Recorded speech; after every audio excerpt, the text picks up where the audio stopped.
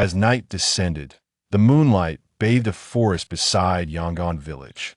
Yet, this village, which amalgamated architectural styles from various nations, harbored a few audacious souls unafraid of death. A man wandered through the woods, clutching a tattered black cloth bag. After a while, he arrived at a small mound of earth, atop which stood a decaying wooden plank, the inscription upon it rendered illegible by time. It was unmistakably a grave. The man knelt before the mound, overcome with grief. "Father, why couldn't you just endure a little longer? If you had only served a few years in prison, wouldn't you have regained your freedom by now? To be alive, isn't that what truly matters? Why did you choose to end your life? And why resort to robbery? Did you not once say that we must never abandon our principles?" Moonlight illuminated the man's sorrow-stricken visage, his face smeared with dirt and his stubble long neglected. After weeping for a time, a sudden smile broke upon his face. He retrieved a flask of liquor, 2 cups, and a bag of peanuts from the cloth bag. Filling the cups with the amber liquid, he addressed his father's grave. "Well, since it is such a rare occasion to visit you, let us not dwell on the past. This is borrowed wine from a friend. I know little about it, but the aroma is quite potent.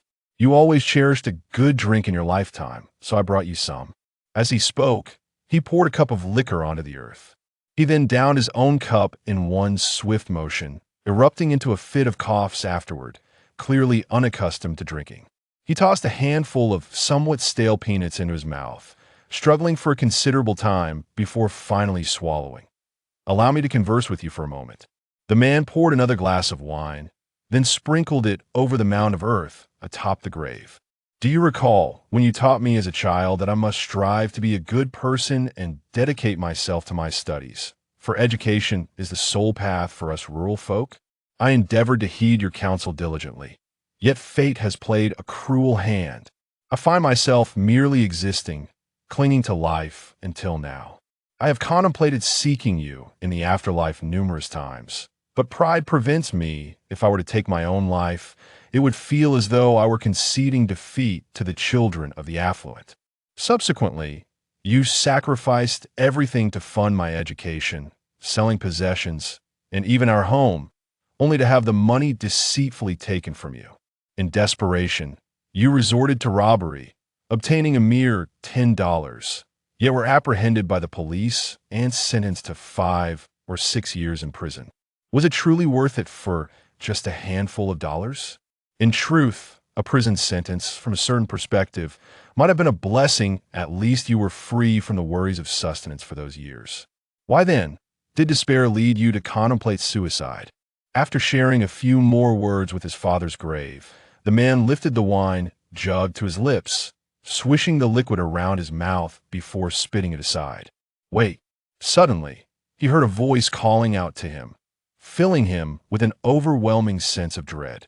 He thought to himself, "Have I encountered something unclean?"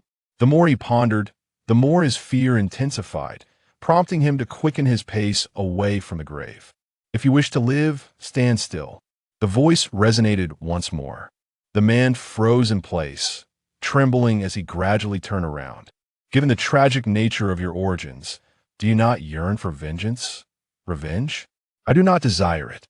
The man's reluctance was clearly a fraud, for he was evidently terrified by that voice. "Allow me to assist you." Immediately, a decayed wooden block emanated a golden radiance that enveloped the man. "Ah, this is dreadful. I am finished." The man fled in a state of utter panic, resembling a lost dog.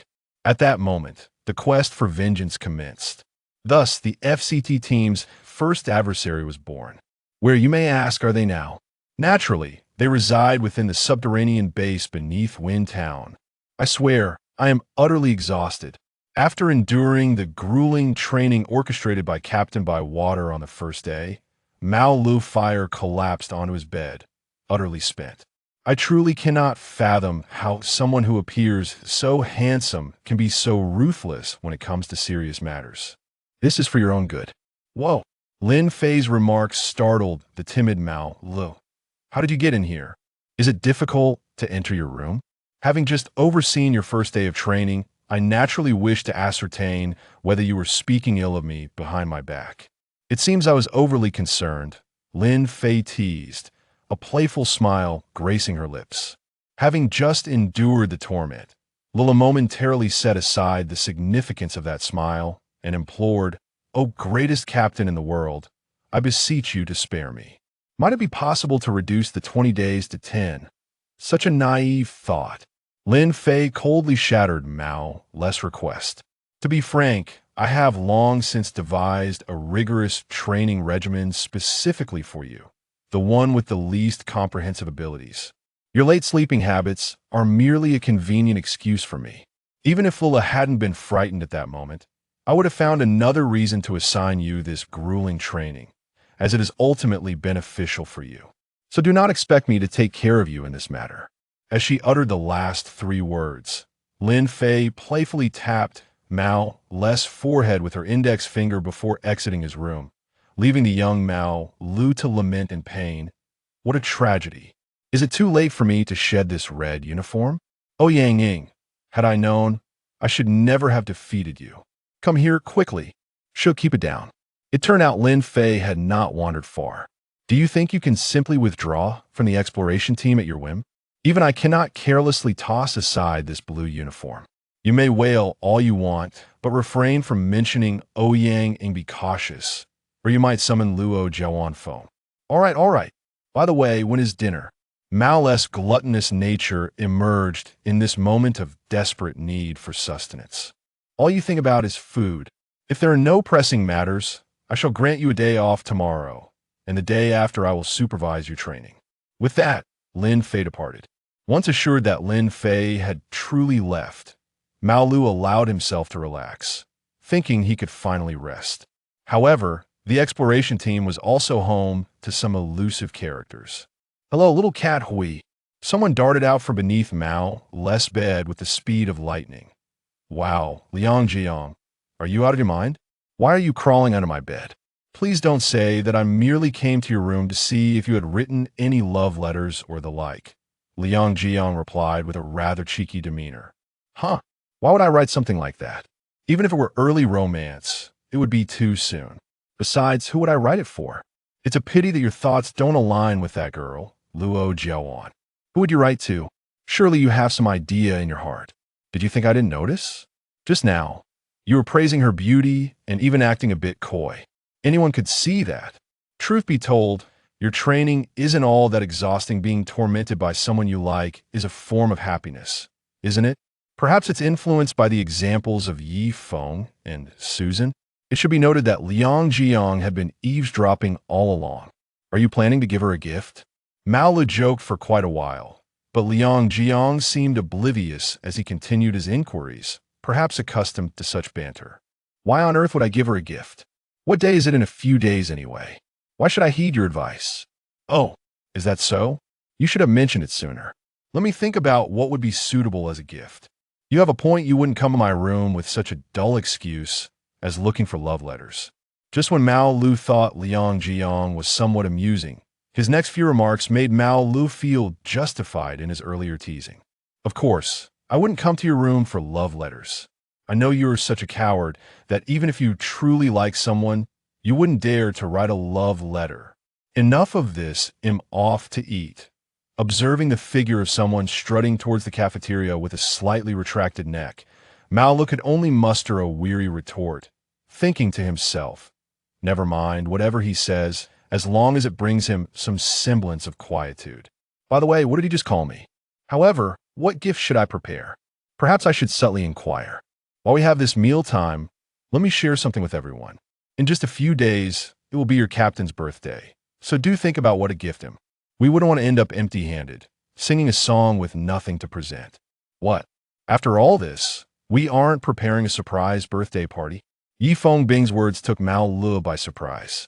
He had originally envisioned that on the captain's birthday, they would ignore Lin Fei at first, only to bring out a cake when she was at her most despondent. However, upon reflection, if it were to unfold that way, it would be rather clicked and unoriginal for a birthday celebration.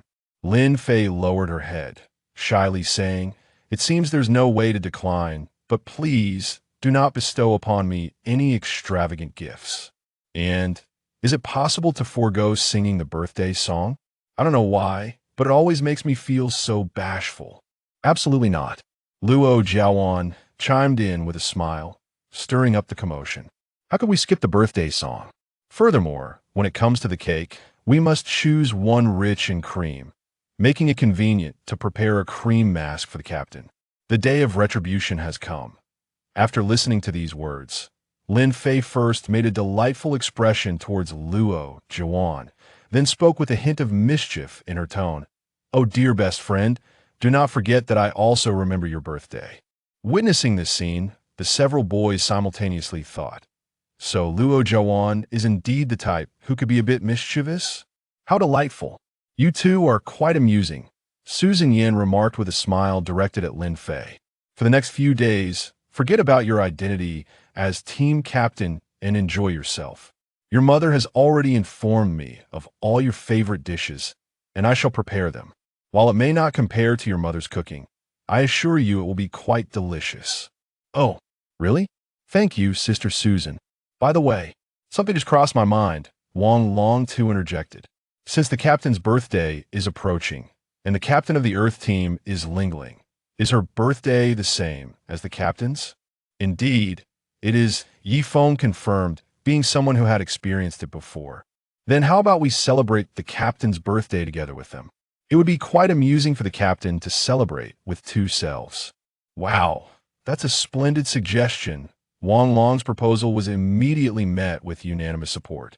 By the way, Brother Yi Feng, something just occurred to me, Zhang Kai-jin said. What is it? Please share. How will the test be conducted? Mao Lu inquired. Indeed, Lin Fei has articulated a valid point, Susan remarked, giving Lin Fei a thumbs up. You must prepare yourselves psychologically, although your adversaries may not possess formidable strength.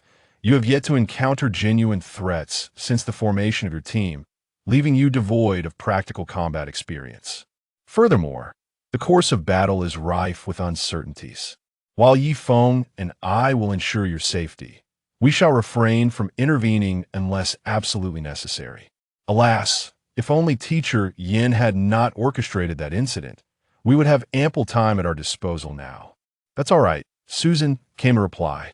Indeed, lack of experience in our initial battle may not be entirely disadvantageous.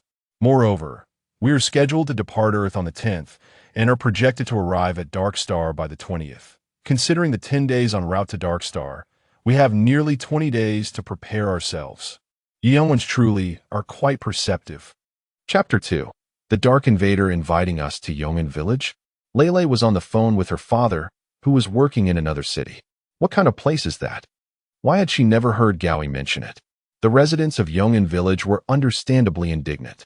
Simultaneously, they felt that both Yong'an Village and its surrounding areas possessed an insipid uniformity in their architectural styles, akin to merely swapping names and maps.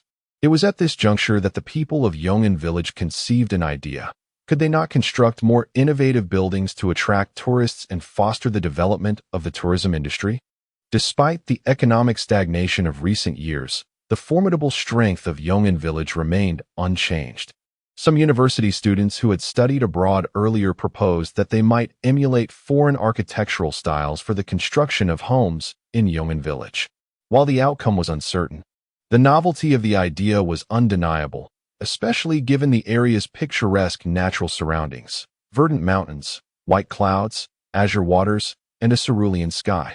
These students, having traveled abroad, were at least somewhat worldly, and thus their proposal garnered immediate support. From the initial preparations to the completion of the first English-style residence, 5 years elapsed. This house caught the eye of a middle-aged Sino-British tycoon who purchased it at a premium, intending it as a retirement home. With this first success, the residents of Yong'an Village found themselves on an unstoppable trajectory.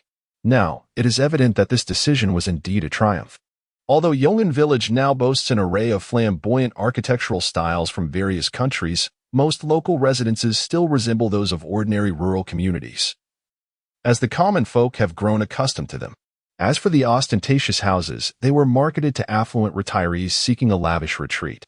However, I believe that the residents of Yong'an Village are quite obsessed with wealth, resorting to constructing foreign-style buildings instead of exploring more suitable alternatives. It would be prudent to minimize interactions with those individuals.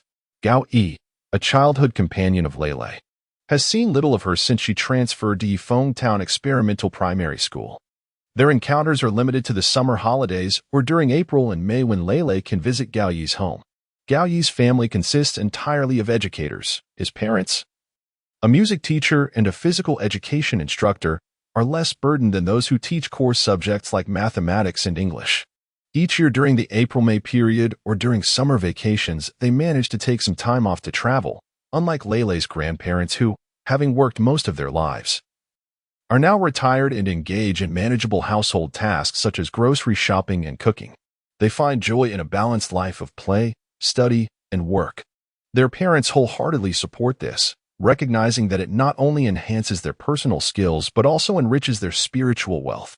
Furthermore, contemporary examinations place significant emphasis on practical experience rather than solely on theoretical knowledge. As for the Parallel Information Bureau, it is a group formed by 6 children after they learned about the existence of parallel universes from an expedition team the previous night. Lele remarked, "I'd like to inform everyone that Gao Yi has invited us to visit their newly relocated home during the Qiming holiday. Please let me know who is available to go." Gang Hai Bieni replied, "Lele, are you certain you're not mistaken? This is quite sudden. I want to be attending. Lightning strikes you. In my opinion, it must be that mischievous young lad who is up to something. Gao Yi never invited us. However, I have some matters to attend to in the coming days, so even if it were true, I wouldn't go. Amber Dragon, may I attend? After all, my hometown is not far from Huffing Town, and if we set off the day after tomorrow in the afternoon, I could make it. Water Lily, I believe I could also manage to arrive. Lele, what kind of nicknames are these? Wind-like woman, such a fool. I am, of course, the other self of Luo Jiaowan, who can freely manipulate the power of wind within the exploration team. Steel is Chen Kai, and lightning is Liang Jia. Lightning, Lizzie, why don't you change your nickname too? I've thought of a perfect one for you. Playing with fire and burning oneself. What do you think? Do you like it? Lele thought, what kind of grammar is this? Whether I go or not, she truly is a wind-like woman. Is Mad Woman her shorthand? And lightning? Why doesn't he ascend to the heavens? Lele. So that leaves Lingling, huh? Why is even our class leader joining in their antics? Water Lily, well, it's the wind-like woman who forced me to change my nickname, stating that if I didn't comply, she would sever ties with me. Laughs. Lele. So it seems only the class leader, Wang Wenlong, and I will be going. The other 3 appear to have made prior arrangements. Yes. Lele, all right. I understand now. I will report this to Gao Yi. Lele, this is how it stands. Only the 3 of us have the time to go. Lele, understood, thank you. Gao Yi, no need to be so formal with me. It's just me at home these days. After reporting, Lele felt the urge to sleep. However, just as he set down his phone, a notification chimed, indicating that another message had arrived.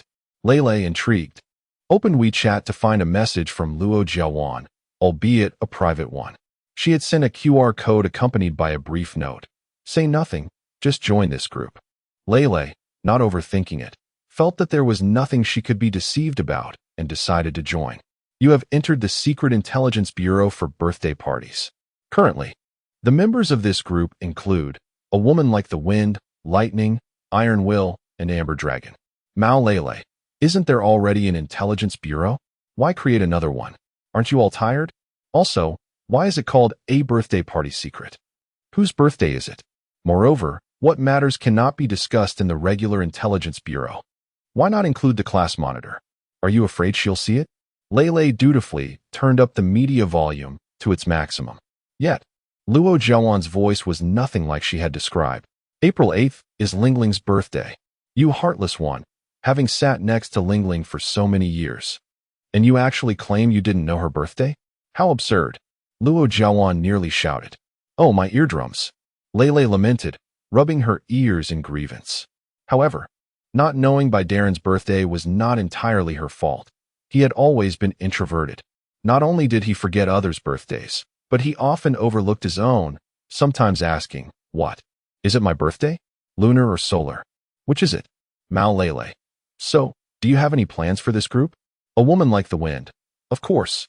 I propose that we each contribute some funds, and while you three visit the Gao family, you and Wang Wenlong could subtly inquire about what Lingling enjoys. You can then relay that information to us for our purchasing decisions, which is why the three of us will refrain from attending." Mao Lele. "Understood." Ding dong. Lingling has sent a private message to Lele.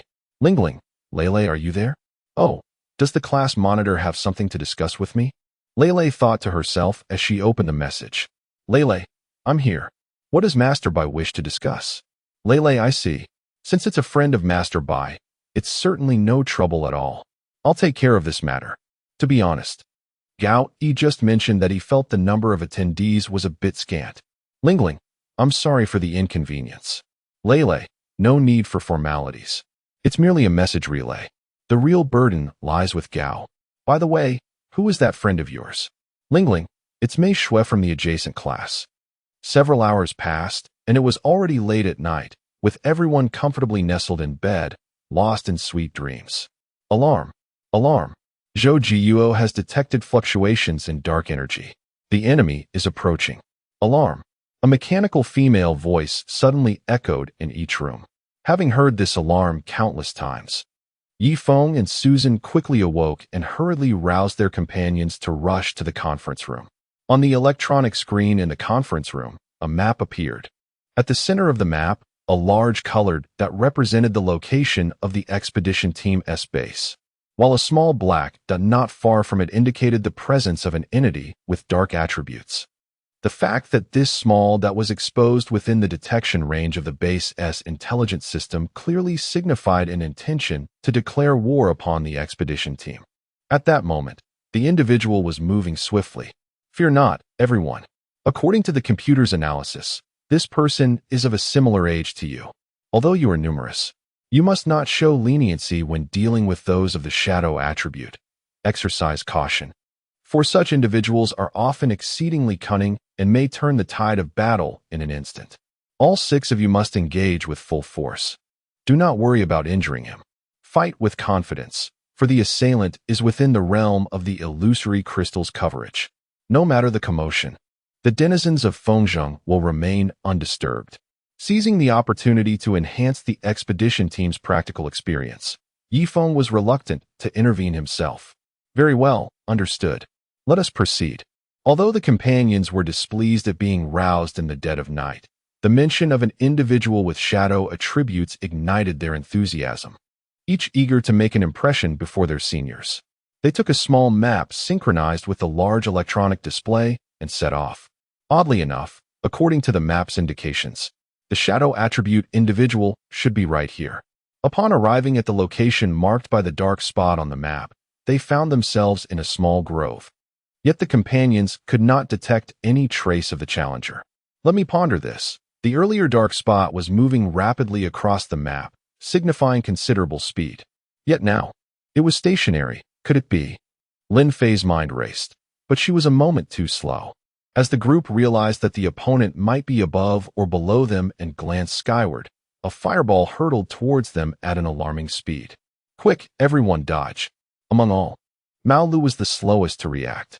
While others swiftly evaded the impending danger, he stood foolishly in place, oblivious to the fiery orb hurtling towards him. At that critical moment, Lin Fei rushed over and shoved Mao Lu aside, the fireball exploding upon impact with her, causing her to collapse to the ground. Lin Fei. The title of being Lin Fei's best friend was not given lightly. Luo Jiawan was the first to rush to her aid, simultaneously berating Mao Lu. "You fool. Why are you just standing there? Hurry up and check if the captain is injured. What were you thinking just now?" There were several seconds from the moment the fireball appeared to when it struck Lin Fei. Could you not have moved? Must a girl shield you? At your age, having someone like you in the exploration team is a grave mistake. Mao Lu remained frozen, his eyes filled with guilt and confusion. Yet somehow he felt as though his body did not belong to him in that moment. Meanwhile, several other boys positioned themselves to protect the 2 girls, guarding against further attacks. Lin Fei, sensing that Luo Jiawan had struck a nerve deep within Mao Lu, quickly interjected, "It's all right. I'm a water element user. That fireball barely harmed me. I just got knocked down by the shockwave. Besides, Mao Lu is just a newcomer. Everyone needs to grow, right? This is merely the beginning. I believe Mao Lu will change in time." Lin Fei, stop defending him, Luo Jiawan interrupted. "Mao Lu, can you please stop being so repulsive? Do you think I didn't hear what you said to Lin Fei? Dwelling on your past misfortune serves little purpose. Are you merely seeking sympathy from others? Have you truly exerted yourself? Lin Fei has assigned you some tasks, and already, on the very first day, you begin to complain. If you cannot endure hardship, perhaps it would be best for you to leave sooner rather than perpetually adopting a victim's demeanor. To put it more charitably, you were fortunate enough to join the exploration team. To be less kind, you merely exploited a loophole in the rules to gain entry into the team. Thankfully, that was merely a fireball. Had it been an earth element, Lin Fei would be gravely injured by now." Luo Jiawan's words left Mao Lu speechless. "Enough of this. We must focus on the assailant." Lin Fei forcibly redirected the conversation. "Concentrate, concentrate." These two words echoed persistently in Mao Li's mind. "This is untenable. That individual moves too swiftly." Liang Jiayang's eyes blurred from the rapid movements. "Let us first devise a method to restrain it."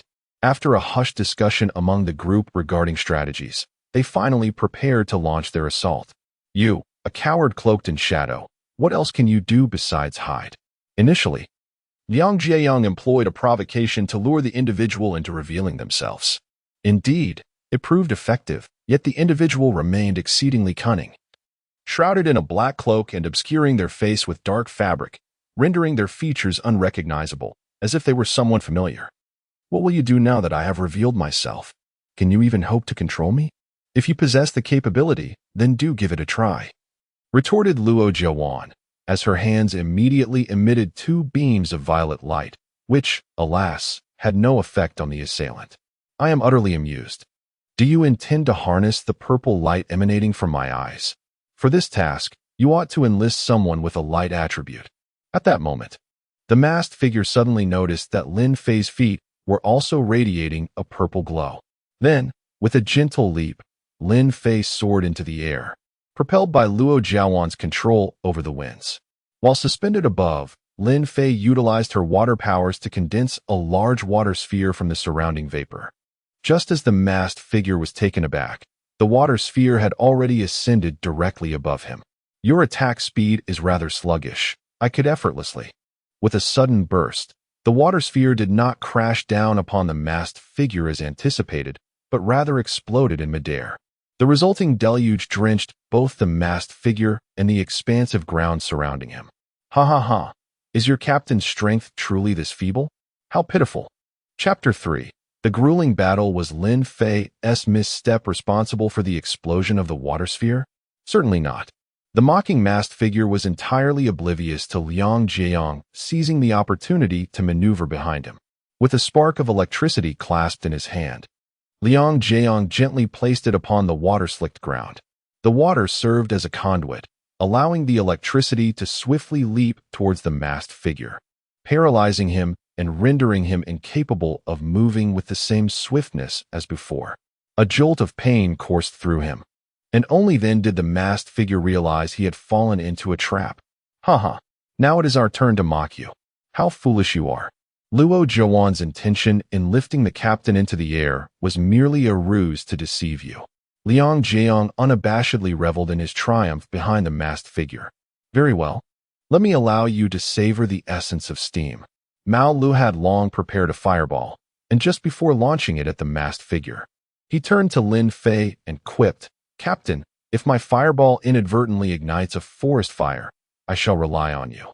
With a resounding boom, the masked figure was immediately enveloped by the erupting steam. Be cautious, everyone. This adversary is no trivial matter. Given that the fireball had descended from above, I surmise that this individual's elemental affinity must be both wind and fire. As the mist dissipated, the masked figure let out a cold chuckle and remarked, "It seems you possess a modicum of strength, yet such feeble assaults cannot harm me. Fire elements, acknowledged. Water elements, primed. It is now my turn to counterattack." The dark element allows one to transform into an element that counters the attacking property upon being struck. The wielder can freely manipulate one or two of their elemental affinities when not under attack. Since the final move of the expedition team was Mao Li's fireball, the masked figure's elemental transformation has now shifted to water, specifically targeting Mao Li's fire. In the next heartbeat after the masked figure's declaration, the companions were startled by Mao Li's anguished cry. The masked figure's strikes were executed with astonishing speed, sending Mao Lu crashing into a tree. Mao Lu, how infuriating! Liang Jiang realized that his momentary lapse in vigilance after Lin Fei's assault on the masked figure had granted the adversary an opening. He intensified the output of electric energy, resolutely pinning the masked figure in place.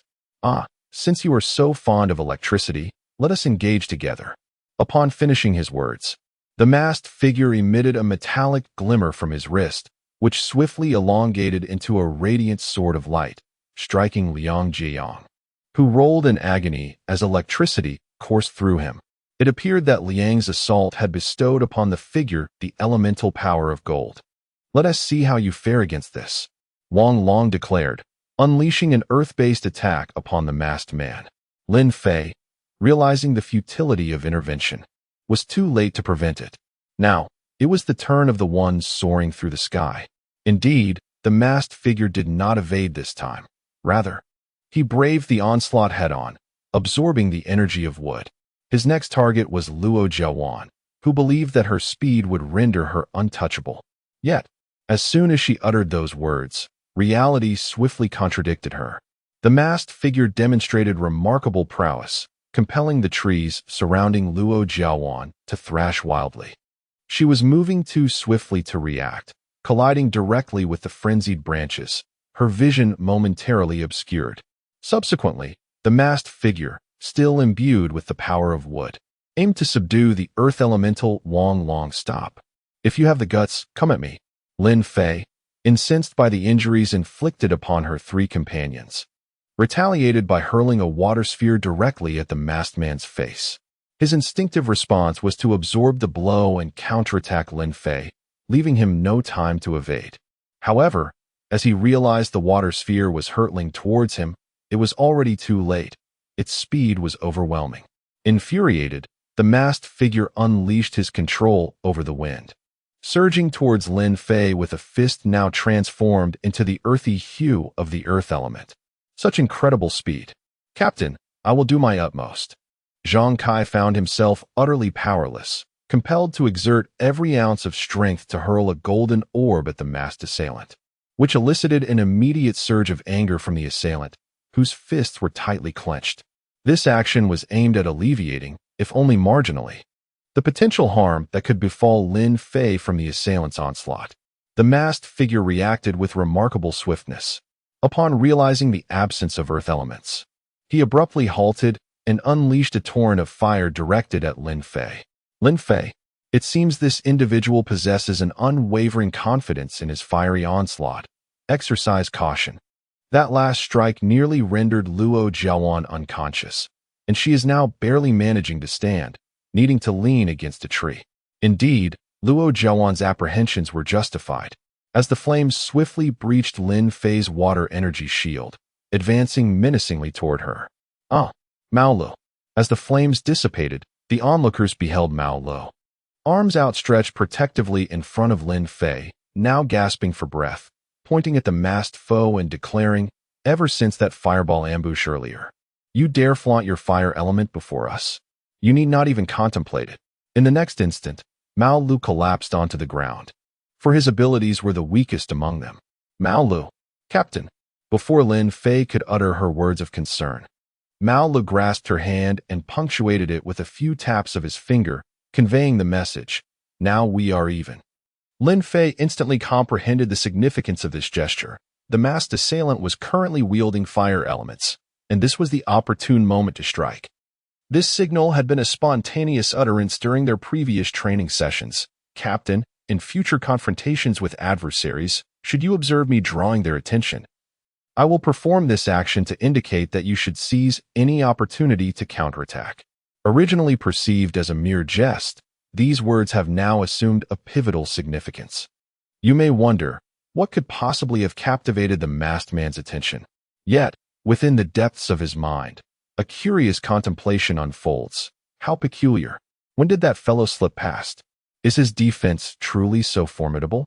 The information I possess indicates that he should be the weakest among them. Just moments ago, he was standing there, foolishly engaging me in combat. Nevertheless, one must acknowledge his folly. What is he doing grasping her hand? Was that earlier block merely an attempt to seize an opportunity to touch her? Truly, one must not be so easily deceived. A water orb hurtles toward the masked man. Observing that others have ceased their assaults on him, and unable to alter his attributes, he contemplates taking to the air to evade the onslaught. However, just as he prepares to ascend, he is unceremoniously kicked down by the airborne Luo Jiawan. Witnessing Mao Lu protect Lin Fei, whom he had previously underestimated, Luo Jiawan is determined not to yield. Struggling against dizziness, she valiantly supports herself with both hands and one left foot to soar into the air. Then, utilizing her right foot, which has yet to harness the power of wind, delivers a decisive kick to the masked man. Struck by the water orb, the masked figure is forced to retreat several meters, while the 6 companions seize this moment to regroup, cautiously dodging the masked man's attacks, and whispering into the small walkie-talkies concealed behind their collars. Mao Lu exclaims, "What shall we do?" Despite our exertions, he has only retreated a few meters. Alas, could it be that our strength is insufficient? Luo Jiawan retorts, "This predicament is hardly my fault. It is your ineptitude that burdens us." Wang Long interjects, "Then what course of action should we pursue?" Lin Fei, "I believe that if we execute a combination technique as we did before, but this time with the simultaneous exertion of 2 elemental forces, we shall succeed." What are you all discussing over there? Is evasion the only tactic at your disposal? The masked figure's patience was gradually wearing thin. You 4, restrain the masked figure. Wang Long, "Very well." First, Wang Long struck the ground with a punch, causing a whirlwind of soil to ascend and coalesce into a compact earth sphere. Subsequently, Lin Fei infused the soil sphere with water elements, and together they stirred the elemental energies until a sizable mud ball was formed. They then signaled their 4 companions to step aside, launching the mud ball toward the masked figure. Due to diminishing patience and stamina, the masked figure was caught off guard, and the lower half of his body was struck by the mud ball, rendering him immobile. The simultaneous assault of the earth and water elements momentarily obscured the masked figure's dark attributes, leaving him uncertain whether to transform into earth or wood elements. Meanwhile, Wang Long clasped his hands together, preventing the masked figure from breaking free. "All right, on to the second step." Lin Fei called out to Luo Jiawan and Mao Lu. Mao Lu immediately conjured a large fireball, nodding at Luo Jiawan.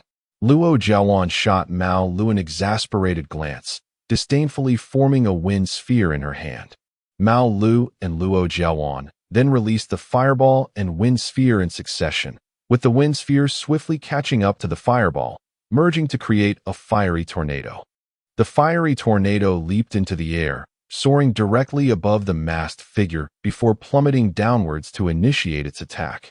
Upon witnessing the scene, the masked figure hastily shielded himself with his hands.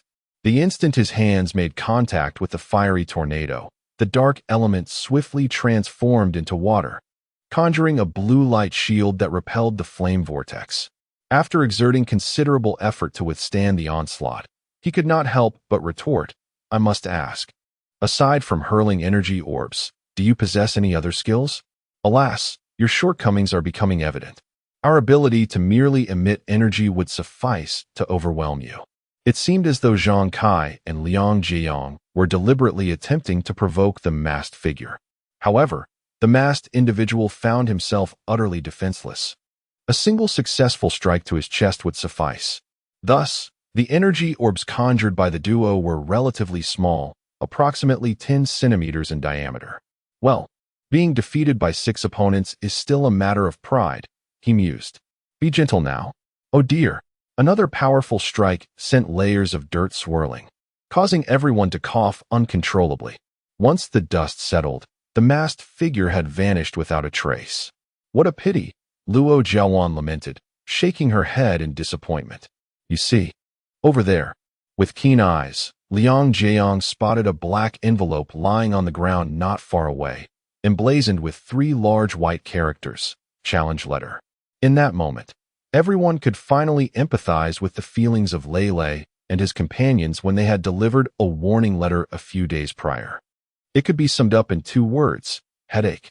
Whatever it is, let Yi Feng and his team handle it, Liang Jiang declared, passing the envelope to Lin Fei as he made his way back to the base. Indeed, it was already late at night, and after enduring such an arduous battle, both their mental and physical energies were nearly depleted. The companions were utterly exhausted. They had little inclination to concern themselves with any challenge letters. Do you think we are too weak? 6 of us are being outmatched by just 1 person.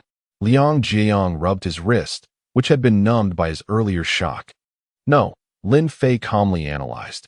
The dark element is inherently a unique force. Its strength is inevitable, and ordinary elements simply cannot compare. If an ordinary person could prevail, then what is the purpose of our nation's training of exploration teams? Should we not be concerned about facing those from dark organizations? Moreover, this is our inaugural battle. The team members require time to synergize, and each individual must evolve. If only certain team members could minimize their mistakes, I believe we would swiftly overcome that masked individual. Luo Jiawan's remark was clearly a jab at Mao Lo.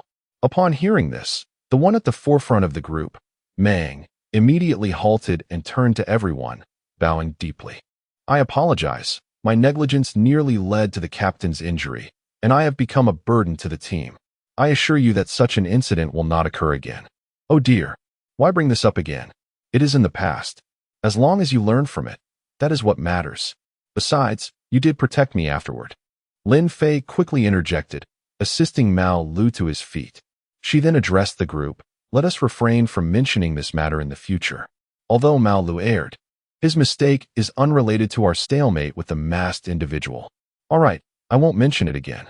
But if he makes a similar mistake, just wait and see how I deal with him. Seeing that the individual involved was no longer pursuing the topic, Luo Jiawan felt it unnecessary to continue. Brother Yi Feng, this was left by the masked man before his departure. I'm handing it to you now. We are heading to bed, utterly exhausted. Yi Feng opened the envelope. After perusing its contents, both he and Susan felt an overwhelming heaviness in their hearts, realizing their old adversary had come for revenge. The twisted yet imbued with resentment handwriting was all too familiar to them. No way. How did that person learn about Mao Lo? He absolutely must not be allowed to disclose this matter to Mao Lo. Thus, they had no choice but to follow the instructions within. It's all right. I don't blame you, Yi Feng hastily reassured Susan. The secret they concealed from Mao Lu revolved around an incident that occurred the day prior to the expedition team's preliminary round. Due to certain circumstances, Mao Lu found himself in life-threatening danger.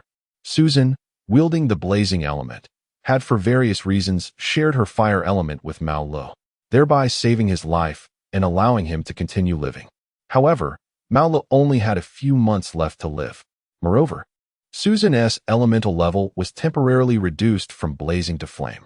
Following this, they erased Mao Lu's memory, so although he possessed an ordinary attribute, the infusion of Susan's power elevated his abilities slightly beyond that of an ordinary attribute, yet it remained insufficient to attain a secondary attribute. This explains why he could qualify for the expedition team solely based on his innate strength. This will be elaborated upon in detail later. Chapter 4. Encountering Officer Bai again. Lin Fei, are you asleep? The indefatigable Luo Jiawan knocked on Lin Fei's door. Lin Fei, clad in cat-themed pajamas, opened the door, rubbing her eyes with her paws and grumbling. Do you have any idea what time it is? Why do you come to find me instead of resting properly in your room? I am here to discuss something with you. It's all right, just listen. After Luo Jiawan entered Lin Fei's room, she instructed Lin Fei to lie down on the bed while she took a seat at the bedside, absent-mindedly playing with the tail of Lin Fei's pajamas. It wouldn't be about Mao Lu, would it? If so, I am not interested in hearing it. No. It's about you, Luo Jiawan replied. Me? Yes. I happened to overhear your conversation with Mao Lu that night while passing by. Lin Fei, I must say a few words to you. It's fine to care for your team members, but do not attempt to console them. I don't quite understand what you're saying. What do you mean? Lin Fei was puzzled, wondering if her approach was flawed. Her drowsiness had diminished. Luo Jiawan elaborated for Lin Fei. Captain, you are akin to the leader of a company, and we are your employees. When a leader notices that an employee is feeling disheartened or has encountered setbacks in their work, most would instinctively choose to comfort them.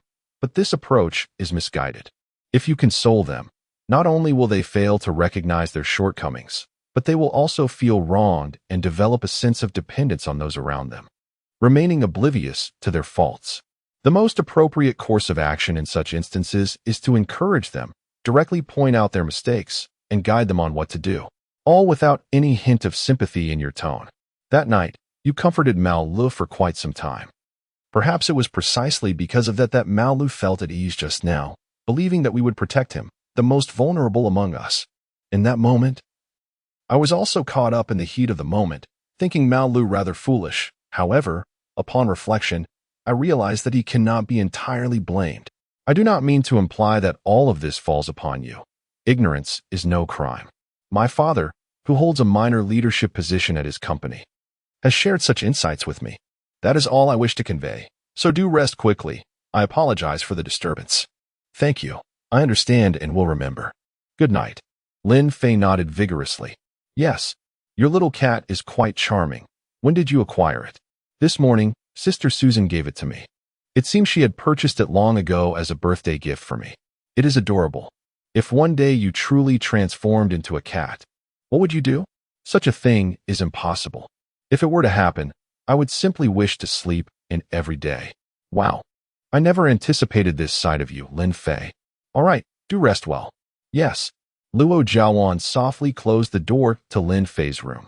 The first rays of morning sunlight streamed through the window, illuminating Lu Li's face. The brightness startled him awake, and upon opening his eyes, he discovered that both the curtains and his blanket had been kicked to the foot of the bed. Lily's bed was positioned by the window, and he had a habit of kicking off his covers, inadvertently sending the nearby curtains flying as well during his slumber. Buzz, buzz, buzz, clap. The bread maker ejected 2 perfectly toasted slices of bread, their golden surfaces glistening. Having just splashed his face with cold water, Lele placed 1 slice on a plate, adorned it with egg, ham, and a modest amount of lettuce that he wasn't particularly fond of, and then spread a dollop of barbecue sauce atop it. He then capped it with the other slice of bread, completing his breakfast sandwich. Following this, Lele poured himself a cup of hot milk and settled at the dining table to relish his morning meal. Although this breakfast might not suffice to satiate a 5th grader, it was a step up from his usual routine. In the past, Lele would simply shove a few slices of bread into his mouth, washing it down with a gulp of water. Today's meticulous preparation hinted at his elevated spirits, especially given his favorable schedule. A cultural performance at school meant a half-day off from classes. Additionally, a 3-day mini-holiday awaited, during which he could visit his good friend Gao Yi, and perhaps even reconnect with a few old friends he had recently met. There were countless questions swirling in his mind for the adventurous group he had encountered. The most intriguing of all was whether the planet of sacred energy possessed any form of gravity. Upon learning that all individuals with wind attributes on this planet could fly, his immediate thought was, do the children of sacred energy not need to study physics? Though Lele was not particularly versed in such matters, he was certain that if their physics teacher were to catch wind of this, he would exclaim, "Alas! I wish I could deliver a fatal blow to your ignorance." As afternoon dismissal approached and he stepped outside the school gates. "Come on, Lele. Let's go to your house," Lingling suggested. Puzzled, Lele replied, "Why would you want to visit my home, Miss Bai?" "Ah, did my mother not inform you?" exclaimed Lingling, astonished. "Oh, she did, but I forgot. How surprising. Let's go." Lele and Lingling's mothers worked at the same company, and during a conversation, they discovered that their children were actually desk mates. Consequently, the families began to interact more frequently. Knowing that Lingling's mother had been quite busy with work lately, Lele's mother suggested that Lingling stay at their home for the time being. However, despite their frequent interactions, Lei rarely heard Lingling mention her father. When he inquired, Lingling merely referred to him as a great hero. As they strolled along, the observant Lingling quickly noticed that Lei appeared somewhat uneasy, beads of cold sweat forming on his forehead, particularly as they walked through the shadowy path. Lei, Lingling suddenly tugged at his hair from behind, leaning in to whisper in his ear, "Beware of the witch coming to catch you." Wow! Lei jumped in fright. Turning around, he saw Lingling mischievously grinning at him, saying, "Huh, surely the shadows of that night have not yet dissipated." As the saying goes, once scared by Lin, one fears water balloons for 10 years. Just then, a man wearing a mask and clutching a package unexpectedly dashed past them, pursued by 2 uniformed police officers. The masked individual was likely a robber, while the officers chasing him comprised a man who appeared to be nearly 40 and another who seemed to be in his 20s, with the older officer leading the chase. In the distance, he spotted Lei and Lingling, which spurred him to exert himself even more, fearing for the safety of the children against the robber. He urgently exclaimed, "You two, step aside. Can you really stop him?" Upon realizing the gravity of the situation, Lei swiftly shielded Lingling, guiding her to the roadside to clear a path for the assailant. Acting heroically requires discernment, after all. Suddenly, a sinister thought crossed the robber's mind. He could seize one of the children as a hostage. With malicious intent brewing within him, he brandished a gleaming knife, charging towards the pair. Lei initially intended to flee, but he sensed that Lingling behind him was paralyzed with fear. Terrified himself, he resolved to protect Lingling, hoping that once the robber dashed past, the ordeal would conclude. He could not allow harm to come to a girl. However, fate had other plans. In a moment of desperation, he raised his backpack as a shield. Just as the tension reached its peak, an unexpected brick rolled beneath the robber's feet, causing him to tumble to the ground. As he attempted to rise, he found himself tripped again by the very same brick, the knife clattering to the ground. Though filled with trepidation, Lingling acted swiftly, kicking the weapon away, knowing that without it, their lives would be safeguarded and the robber would face the full weight of the law. Having stumbled twice, it was evident that the pursuing police officers soon caught up. In a matter of moments, they subdued the robber, generously bestowing upon him 2 silver bangles that appeared to be newly acquired. Akin to freshly purchased socks, but the distinction lay in their materials. One was a plastic chain, the other a metal link. Relieved to have escaped danger, Lei and Lingling exchanged glances and erupted into laughter. Lei jested, "To be tripped twice by a mere stone in 3 seconds, you truly deserve to be chased." After sharing a chuckle, Lingling appeared to have a sudden realization as she gazed at the brick, nodding thoughtfully, as if she had comprehended something profound. "Are you both injured? You must have been frightened." The young officer escorted the robber away, while a more seasoned officer, in his 30s, remained to inquire about Lei and Lingling's well-being. Despite Lingling repeatedly insisting she was fine, the officer diligently examined her until he was assured that she bore no external injuries, at which point he sighed in relief and turned his attention to Lei. "Are you her classmate? Quite brave of you." "Yes, thank you for your concern, officer. If all is well, we should." Lei nodded, reflecting that, in comparison to the terror inflicted by those ruffians in the previous days, this incident was truly trivial. Suddenly, the officer grasped Lei's face, furrowing his brows as he scrutinized her closely before inquiring, "You wouldn't happen to be the boy who had a high fever in the restroom at Phone Park, would you?" "Ah, so it is you, young boy. You seem to have recovered quite swiftly. May I inquire your name?" Officer Bai lightly tapped Lei's chest with his fist. "You can simply call me Lei. But may I know your name, dear officer? Please share it with me." Although Lei understood at that moment that even if this officer had not intervened, he would have been just fine, he still felt the need to express gratitude. After all, this profession deserves respect from everyone. "Never mind, dear officer. I wouldn't want to trouble you. My home is not far from here. Allow me to escort you instead, in the police car." "Oh." Lei was immediately thrilled. How majestic it would be to ride in a police vehicle. What a rare opportunity. "Wow. Lingling, look. We are actually riding in a police car. I had thought I would never experience this in my lifetime." Lei excitedly shook Lingling beside her, almost messing up her hair in the process. fearing she might miss this moment. However, Lingling, apart from being somewhat amused, did not find the experience of riding in a police car particularly extraordinary. "Where do you live?" Officer Bai asked as he started the police car. "In the Huixing community." Do you both live together?" "Not at all. It's just that our class monitor has some matters to attend to at my home today." "Oh, I see. Wait a moment." A familiar voice came from outside the window. Lele turned to see it was Wang Wenlong. "Little friend." "Oh, if I recall correctly, you are Lele's friend, right? Is there something you need?" Oh, yes. Yes. At first, Wang Wenlong appeared astonished, but then he seemed to recall something, promptly nodding his head. "The police officers are like this. I was just about to visit Lele's house to discuss a matter, and as soon as I turned the corner, I spotted you all. You are heading to Lele's house, right? Could you possibly take me along?" "Of course," came the reply. Seeing this exchange, Lingling became increasingly convinced of her earlier supposition. The Wang Wenlong before her was likely the legendary Wang Long of the expedition team. It was probably he who had manipulated the brick, causing the robber to stumble twice. The robber was indeed unfortunate. Of all the places to flee, he chose Shadow Road, only to run into Wang Long. Now, seeking a ride to Lele's house, he must have something significant to communicate with them.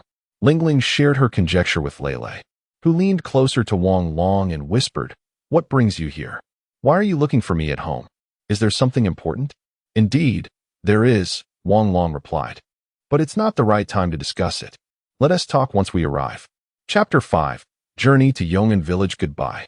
"Thank you, officer. Farewell." After bidding farewell to Officer Bai, the three friends entered the expedition team's base through a secret passage in Lele's home.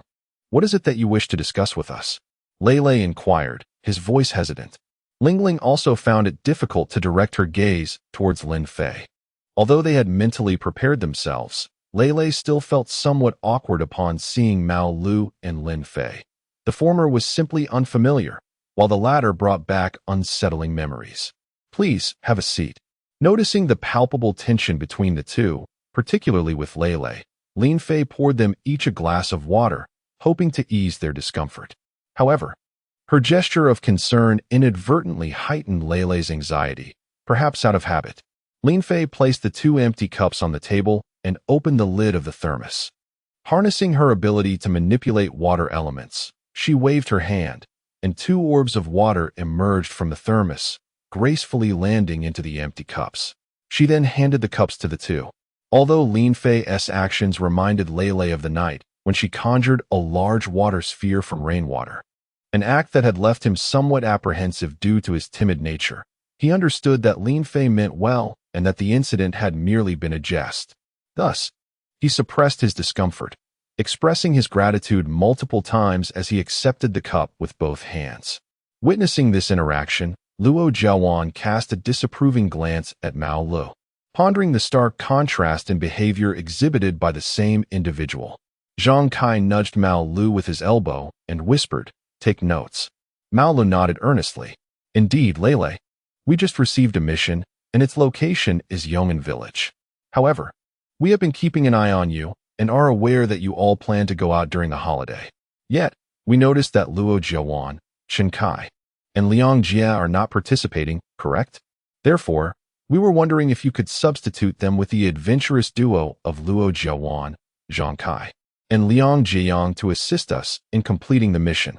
Initially, the group had no intention of involving Lele and the others, planning instead to keep them away from Yong'an Village. However, due to the stipulations outlined in the challenge letter, which explicitly mandated the participation of the Earth Youth, they had no choice but to comply. It appears that those nefarious individuals had long anticipated this scenario, particularly emphasizing this requirement to undermine the strength of the expedition team. Yet, this also provided them with an opportunity for covert collaboration. Nevertheless, Yifeng refrained from disclosing the ultimatum mentioned in the challenge letter, which threatened to reveal concealed matters to Mao Lu, along with information regarding Mao Li's origins, to his companions. However, I had already informed Gao Yi that we, including Mei Shui, constituted a group of 4, and suddenly adding you all seemed rather impolite. You need not worry, They can temporarily reside in the escape pod. It is merely that if they encounter you while investigating certain matters, it would suffice for you to play along. Oh, understood. If there's nothing else, we shall. Just as Lele was about to depart, Zhang Kai grasped her hand. Oh, esteemed adults, I almost forgot. Come, let us go to my room. I have something delightful to show you. Luo Jiawan took hold of Lingling and Lin Fei's hands, leading them toward her room. The expressions of the two adults were adorably bewildered. Lingling pondered, Where are they taking us? Lin Fei thought, am I not already aware that they are preparing a birthday celebration for us? Why must they usher me away? Thus, the two revealed to Lele that the expedition team intended to celebrate the birthdays of the two Linglings alongside their companions. I see. We shall discuss it further then. However, we must first prepare our own things, as Lingling's mother will undoubtedly accompany her for her birthday. Once the festivities at Lingling's home conclude, we can make an excuse to venture out and seize the opportunity to come to your base. Hours passed, and the night deepened in Yong'an village, within a certain building. Knock, knock, knock. Someone was at the door. Really, who would be knocking at this hour? The persistent knocking roused a couple from their slumber. The man, irate, donned his clothes and approached the door. To his astonishment, upon opening it, he was greeted not by a person, but by a knife suspended in midair.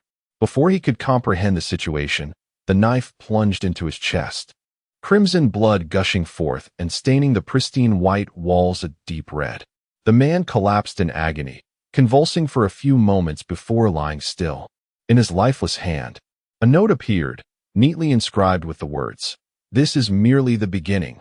195848248 equals 61262. A scream of horror escaped his wife's lips.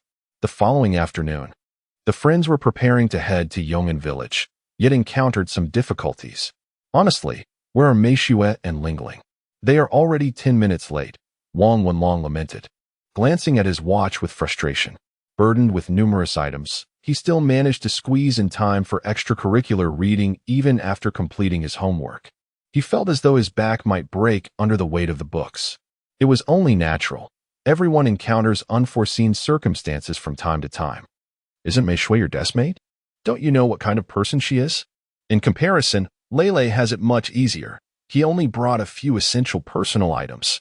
Those belongings are indeed significantly lighter than books. It's as if you possess profound knowledge about Lord Bai. Well, perhaps that is not entirely accurate. Our personalities are quite different. I tend to be more introverted. After waiting for a while, the four of them finally met. Why are you all so late? I apologize. After I finished packing, I went to find Meishue, but she was at home fretting over what to wear, so I helped her think it through. Both Lele and Wang Wenlong were astonished. Meishue and Lingling are the kind of school beauties whose innate elegance ensures they would look good in anything. Oh, you boys will never understand. How are we supposed to get to Yong'an village? Meishue inquired. The situation has become somewhat complicated, as our agreed-upon time is 5 minutes before the bus scheduled to Yong'an village. However, due to your tardiness, we will likely have to wait a bit longer. The next bus is in half an hour. Wang Wenlong was also troubled by this predicament. Why didn't you mention it earlier? Had I known, I would have hurried. How am I supposed to pass the time for half an hour? Upon hearing this, Meishue became displeased. Meanwhile, Lingling was filled with self-reproach. Wang Wenlong and Lele had already anticipated their reactions. Meishue possesses an exuberant personality, characterized by her forthrightness and acerbic wit. Yet she often struggles to articulate her awareness of her own shortcomings. In contrast, the gentle and amiable Lingling tends to be more favored by others. Were it not for Meishue's presence, the three companions would have already departed for Yong'an village aboard the adventure team's escape pod. At that moment, a police car abruptly halted before the quartet. As the window rolled down, a familiar face emerged, Officer Bai, who had encountered them just the day prior. It's you again. What seems to be the matter? Why do you all look so glum? He inquired. We're heading to Yong'an village. But the next bus won't arrive for another half an hour, Lingling replied. Yong'an village? Really? Why would you want to go there? That doesn't seem wise. Is something amiss? Why shouldn't we go? Officer Bai's words piqued the curiosity of the companions. After a moment's hesitation, he relented. Well, how about I give you a ride? Is that appropriate? Officer Bai, aren't you on duty? Not at all. I happen to be heading to Yong'an Village myself. It's on my way. The police car conveniently accommodated them, 3 in the back seat and 1 in the front passenger seat. Once they secured their seat belts, the journey commenced. I am quite intrigued, remarked Lele. I have heard that Yong'an Village features architectural styles from France, Germany, and the Netherlands. Yet, those countries are in Europe. So their architectural styles should be somewhat similar, right? Lele, a bit of a homebody, often preferred the comfort of his abode even during holidays. Although his father had shared some insights about Yong'an Village, he still found himself brimming with questions. This is not necessarily the case. Furthermore, Yong'an Village is not solely characterized by European architectural styles. Lingling elucidated for Lele, mentioning the simplicity and fluidity of Spanish design, the vibrant exuberance of South American prairies, and the romantic elegance of British architecture. French architecture often seeks not merely simple harmony, but rather celebrates the beauty of conflict. British architecture offers flexible spaces that adapt to natural flow, with artistic color palettes of blue, gray, and green bestowing a dynamic rhythm and aesthetic appeal to the structures. Additionally, there exists the traditional Chinese centripetal architectural style. Wow, class leader, you know so much? Lele exclaimed in astonishment. Well, not exactly, Lingling replied, covering her mouth with a smile. What did you see?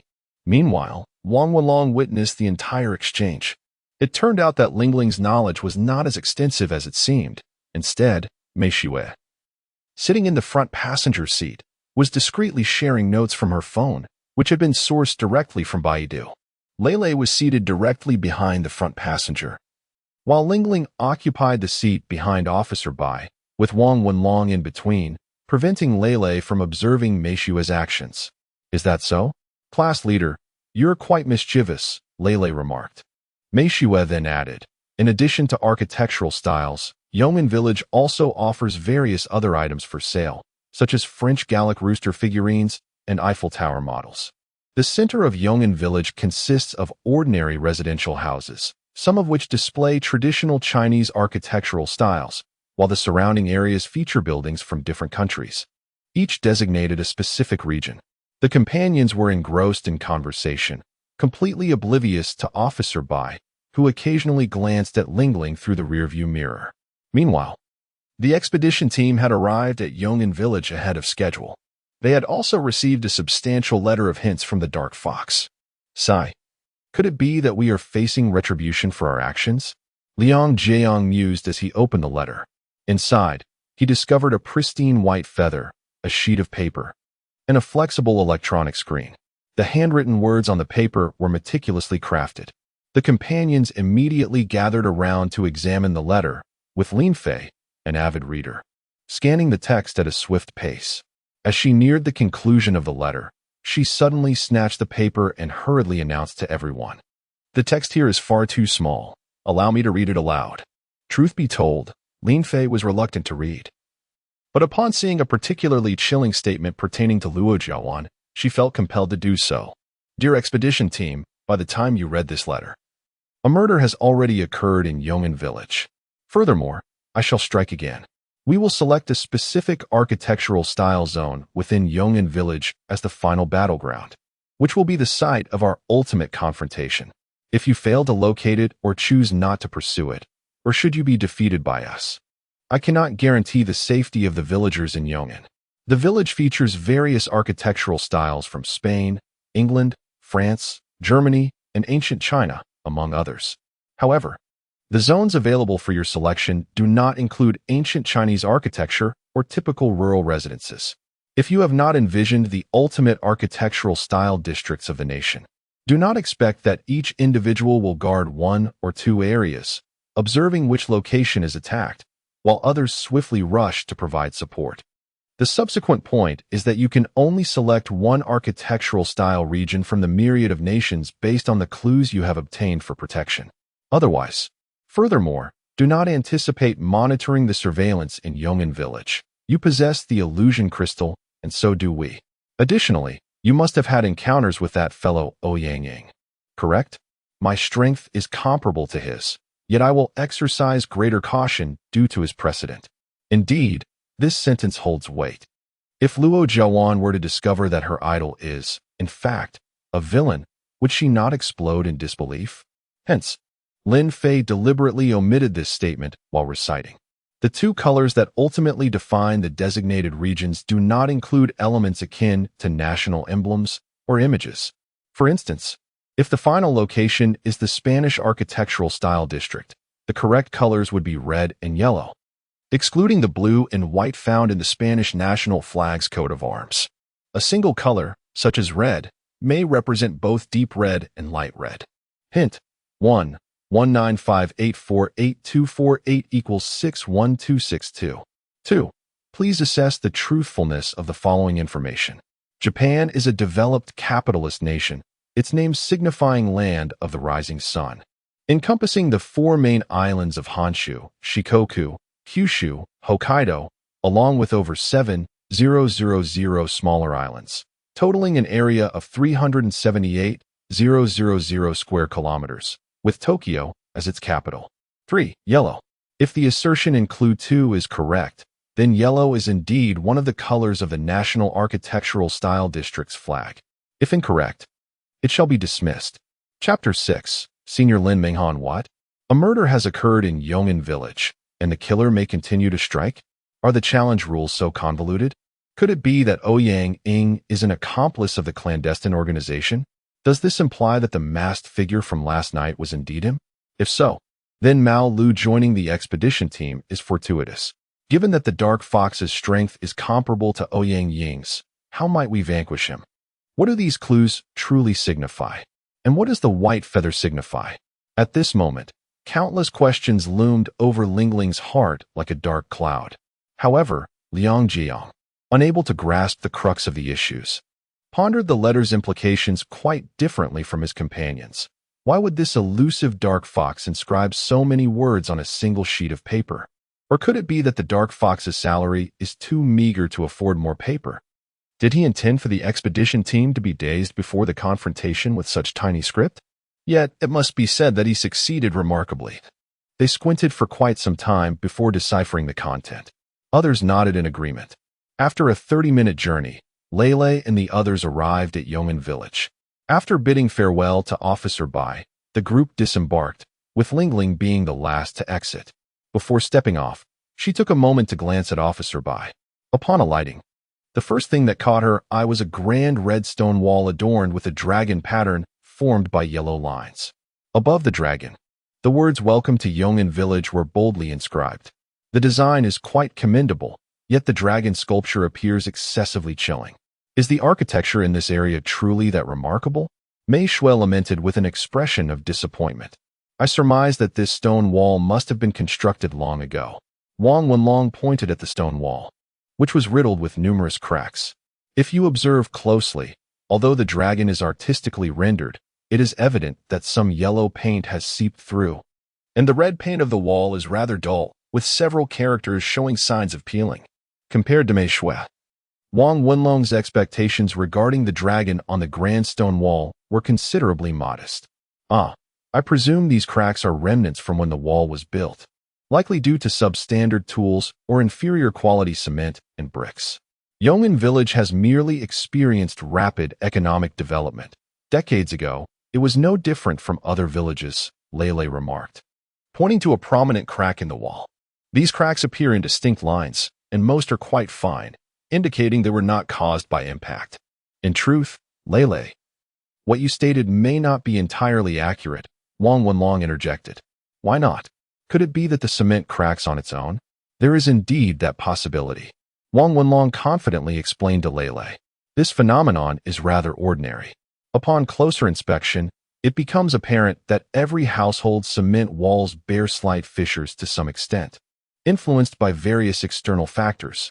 I can only elucidate this in a manner we can comprehend. When the stone wall is exposed to the sun during the day, its surface volume slightly expands. The thermal conductivity of stone is relatively poor. When exposed to the scorching sun, its internal temperature remains consistent with its usual state.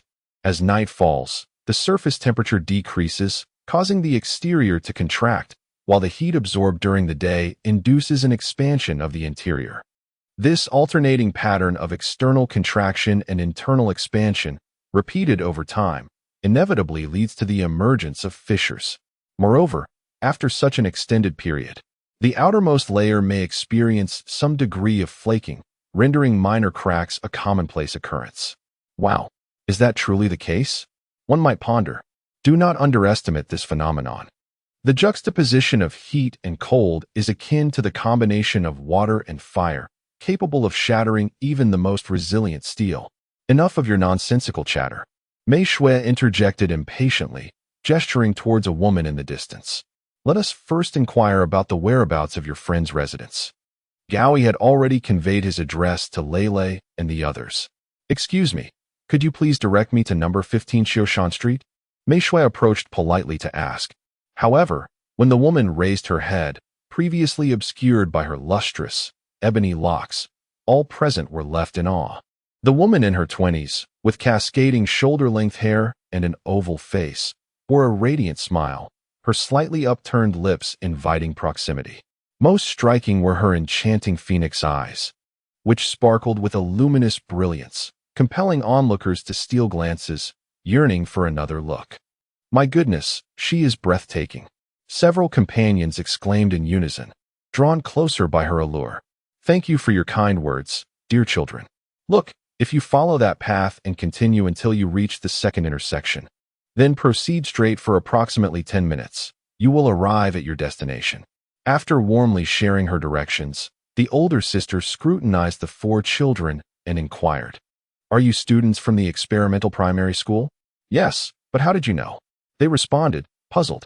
Have we met before? Lingling furrowed her delicate brows, unable to recall having encountered this enchanting older sister. If she had, how could she possibly forget such a beauty? No, we have not met. But I have seen your photographs, she replied. Photographs? They echoed, intrigued. To be honest, I was once a student at the experimental primary school as well. Just a few days ago, I visited my alma mater and noticed your pictures on the honor roll. There were many faces, but I distinctly heard several children pointing at the three of you, proclaiming that you were the school's flowers and handsome boys, which is how I remembered you. My name is Lin Minghan. What about you? The senior sister explained, her naturally rosy lips moving gracefully. Afterward, Lin Minghan gently patted Lingling, Mei Shui, and Wang Wenlong on the head with her delicate, fair hand. At that moment, Lei felt utterly embarrassed, pondering, what is this? Is it a jest about my absence from the honor roll, or a mockery of my not being one of the school's handsome boys? This isn't how you play. Lin Minghan. Even if you haven't seen my photograph, a simple greeting would suffice. In times like these, is it only lured by who remembers to comfort my fragile soul? Alas! However, considering appearances, he cannot resort to vulgarities, and hastily positions himself ahead of the others to embellish his role. Hello, Senior Lin Minghan. I am Mao Lei. You are called Mao Lei? What a casual name. Lin Minghan gently patted Lei's head. At this moment, Lei's thoughts were, goodness. Mao Lei, you are truly foolish. You might as well not have come. Is it my fault that my name is so trivial? Do you think I desired this? If you have the capability, go and speak to the author. Why does Lin Minghan, merely a one-time supporting character, possess such a splendid name while I, the protagonist of this work, am bestowed with such a haphazard one? Ha! Mei Shui and Wang Wenlong erupted into laughter without restraint, while Lingling, though tempted to join in, refrained for Lei's sake. Upon hearing Lei's words, Wang Wenlong immediately stifled his laughter and rushed after her. Gao Yi was certainly not the type to exhibit impatience. It was evident that Lei was upset, and he realized he had indeed laughed a tad excessively. Observing this, Mei Shui intended to follow suit, but was halted by Lin Minghan grasping her arm. What's wrong? It's nothing, just him. In a while, we shall console him. Moreover, we did not handle things particularly well earlier. Here, to make amends, this is a hand-drawn map I created. With that, Lin Minghan produced a map from her bag and handed it to Mei Shui. You seem rather unfamiliar with this place. This will certainly be of use to you. No, that's unnecessary. Although Mei Shui had a carefree demeanor, She was not the sort to be shameless. Lin Minghan had just offered them assistance, and her previous remark was made inadvertently. Mei Shui opened the map and remarked with curiosity, "It's quite impressive. Although hand-drawn, it is executed with great finesse. But why do the areas in Yong'an Village featuring architectural styles from different countries also have stickers of their respective national flags? Wouldn't it be simpler to just write the names?" Lin Minghan explained, "Occasionally, foreign friends visit Yong'an Village, and they may not be familiar with Chinese characters. Therefore, they can reference the flags on the map to find the architectural styles they prefer." "I see. Well, thank you, Senior. We'll take the map," Mei Shui said enthusiastically as she bid farewell to Lin Minghan and hurried off in the direction of Gao Yi's home. Now, everyone fully understood that Yong'an Village comprised a significant portion of ordinary residential housing alongside some structures showcasing ancient Chinese architectural features. Surrounding it, from the southwest to the northwest, were districts in the styles of France, Spain, Germany, and the United Kingdom. Continuing from the northwest to the northeast were substantial areas representative of Dutch and Italian architecture. To the northeast of the Italian district, there was a flag they were not very familiar with, the most distant from the center of Yong'an Village. Additionally, a small section to the east featured architectural styles from Argentina and Russia. "So many!" Lele exclaimed in astonishment. "Yong'an Village has such a variety of architectural styles from different countries?" Meanwhile, a mosquito buzzed above them, a piece of advanced surveillance technology deployed by the expedition team. As they were wary of potential attacks from the shadow fox on Lele and the others. To what extent must we exclude so many nations? The residents of Yong'an Village truly seem to seek trouble where none exists. Is there truly no avenue for development that they must create a situation akin to foreign colonies? Upon viewing the map, Liang Jiang and the others appeared disheartened. To be candid, had the challenge not indicated that the lives of all Yong'an villagers would be at stake, the expedition team might have simply opted to protect the homes and ancient architectural styles of China, allowing the rest to be detonated at will. But what kind of nation is this? Lele pointed towards the northeast section of the Italian district, where a flag predominantly featured blue and red, adorned with what resembled small images at its center. The other three shook their heads in ignorance. "I believe it would be prudent to visit Gao Yi's home and connect to the wireless internet to conduct some research." Mei Shui, linking her arm with mine, feigned indifference, stating that her primary purpose for being here was to admire the ancient Chinese architecture and experience rural life, as she simply could not appreciate the foreign architectural styles. After a while, they finally arrived at Gao Yi's residence, where he had been waiting at the door for quite some time. Gao Yi's new home is an ordinary rural dwelling, featuring a spacious yard, 2 kitchens, and several rooms, located a fair distance from the village center. Surrounded by lush green hills and clear waters, facing south, Gao Yi mentioned that this place was intended for his grandparents and maternal grandparents, chosen for its pleasant environment and tranquility. "Gao Yi, it's been a while. I may need your assistance again in the coming days." "Not a bother at all. I am genuinely delighted to have you here." After a brief exchange of pleasantries, the group began to introduce Mei Shui to Gao Yi and vice versa. "Allow me to introduce our neighbor, Mei Shui, who is also Wang Wenlong's deskmate." Upon our first encounter, I greeted her warmly, saying, "Hello, my name is Gao Yi." After settling our belongings, Lingling took a moment to investigate the flag of a country she was previously unfamiliar with, discovering it belonged to a nation called Haiti. It struck her as peculiar, a nation seldom spoken of, yet its architecture is said to be quite exquisite. Soon after, a few friends gathered in the courtyard, where a motorcycle awaited. "What shall we do next?" someone inquired. "Shall we buy groceries, wash them, and prepare a meal? Or is there any household chore that we could assist with?" Maolo asked. Although the 4 of us visiting Gao Yi's home would not incur any significant expenses, we were not the type to be shameless. Each time, we took the initiative to diligently engage in tasks within our capabilities, as well as to embrace new experiences. Through play and practice, we continuously expanded our knowledge and skills. Indeed, last year I struggled with that dish. However, after giving it another try, I have since mastered a variety of recipes. From candied sweet potatoes to dry-fried green beans. I can prepare them all. Though they may not be visually stunning, their flavors are undoubtedly delightful. Mao Lu and I decided to tackle the dishes and clean up instead, perhaps preparing a simple dish of scrambled eggs with tomatoes and chopping some vegetables. Our culinary skills were admittedly limited. Let's leave the cooking to you girls. After all, this isn't our first time, I suggested. Mei Shui should be just fine with it. Wang Wenlong and Ling Ling were eagerly preparing to join in the fun. Wang Wenlong's assertion that Mei Shui should be fine stems from her frequent sharing of videos showcasing her culinary endeavors in their study group chat. While substantive academic content appears to be scarce, nevertheless, whenever a group member poses a question, she is always prompt to provide answers, demonstrating her high efficiency in absorbing the material, thus rendering assignments somewhat trivial in her eyes. While the matters you mentioned are undoubtedly essential, might I suggest you take a moment to observe my upcoming match? Match? What match? The friendly football match between Yong'an Village and the neighboring village. Chapter 7. The friendly football match. Didn't you just move here?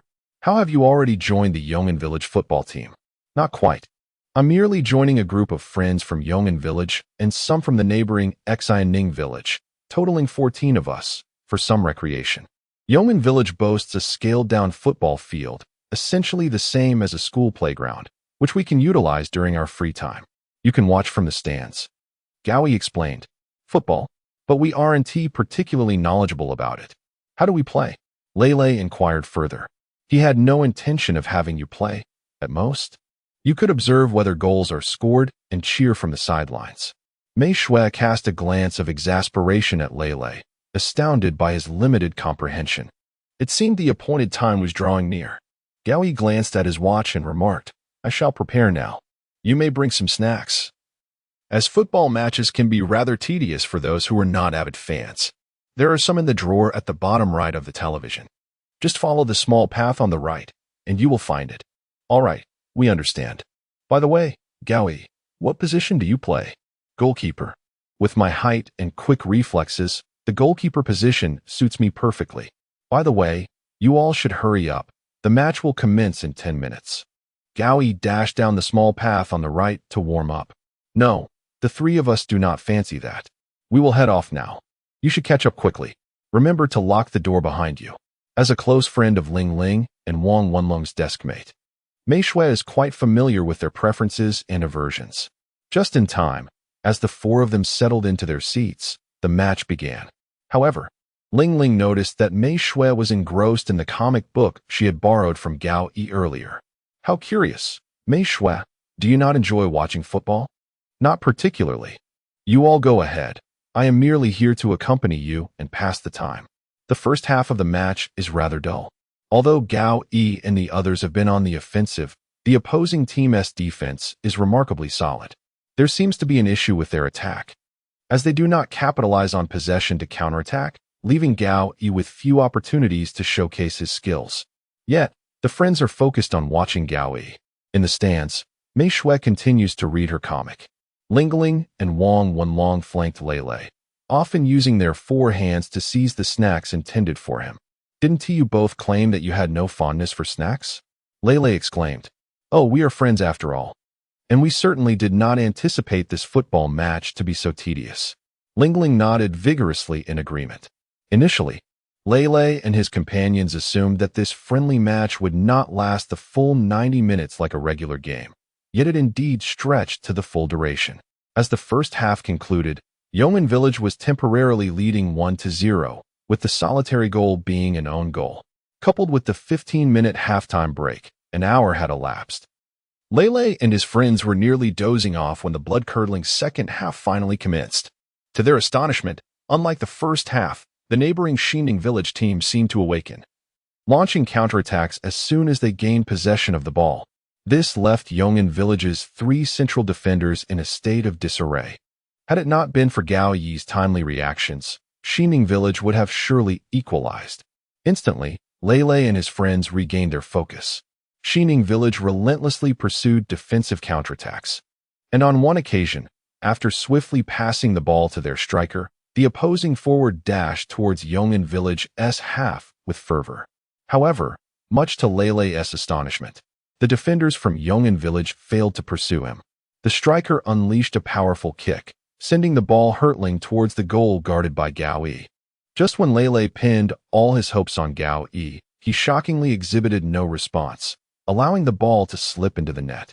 He was offside. This constituted a foul, and even though the ball had found the back of the net, the goal would be deemed invalid. Suddenly, Mei Shui, who had been silent, spoke up, prompting Gao Yi and his companions to realize that there was no need for defense. Although this did not resemble a formal match with video assistant referees, the offside was exceedingly evident. It seemed that the center forward from Xianning village scored a goal, despite knowing it would be disallowed by the referee. Due to their disheartened spirits, especially as they were trailing 0-1. Even though the second half had just begun, their dwindling stamina and poor mentality would result in fewer opportunities. They kept their despondency somewhat concealed, aware that they were playing as visitors in Yong'an village. Offside. What does that mean? The three friends, who seldom watched matches, had no idea about such football terminology. Even if I told you, it would be unclear, Mei Shui remarked. Strange, Mei Shui, it seems you weren't paying much attention. How did you know that was offside? Ling Ling inquired, furrowing her delicate brow. I never really liked watching football. It was just my brother who was fond of it. Last year, his favorite team, Argentina, was eliminated with a score of 3-4, and he cried so much. He often insisted that I watch with him, claiming it was lonely to stay up late alone. I felt so helpless. Over time, I picked up a bit of knowledge about football, and I thought that coming to Yong'an village for a few days would offer a respite from being dragged into watching matches. But, oh, so that's how it is. 10 minutes passed.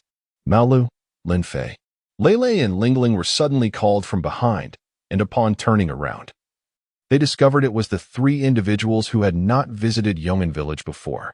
Oh, who are you? Luo Jiawan was momentarily speechless. What? You don't remember me? Luo Jiawan. And who is this Lin Fei you keep mentioning? Mei Shui was astonished. How could her good friend not recognize her? However, Wang Wenlong, Lele, and Lingling remained composed. After all, the person before them was not the Luo Jiawan Mei Shui had described. She had even gotten the name wrong just moments ago. No, Luo Jiawan was just joking. My nickname is Lin Fei. Thanks to Lingling's foresight in anticipating such a scenario, she had prepared a reason in advance. Considering that Mei Shui knew her nickname, she quickly invented a new one. Really? You have a nickname and didn't he tell me? In the venue, Gao Yi expressed surprise upon seeing the three explorers and eagerly waved at them. Hey, can you understand this? Zhang Kai handed the recently received hint letter to Lele and Lingling, while the other three sought various excuses to engage Mei Shui in conversation.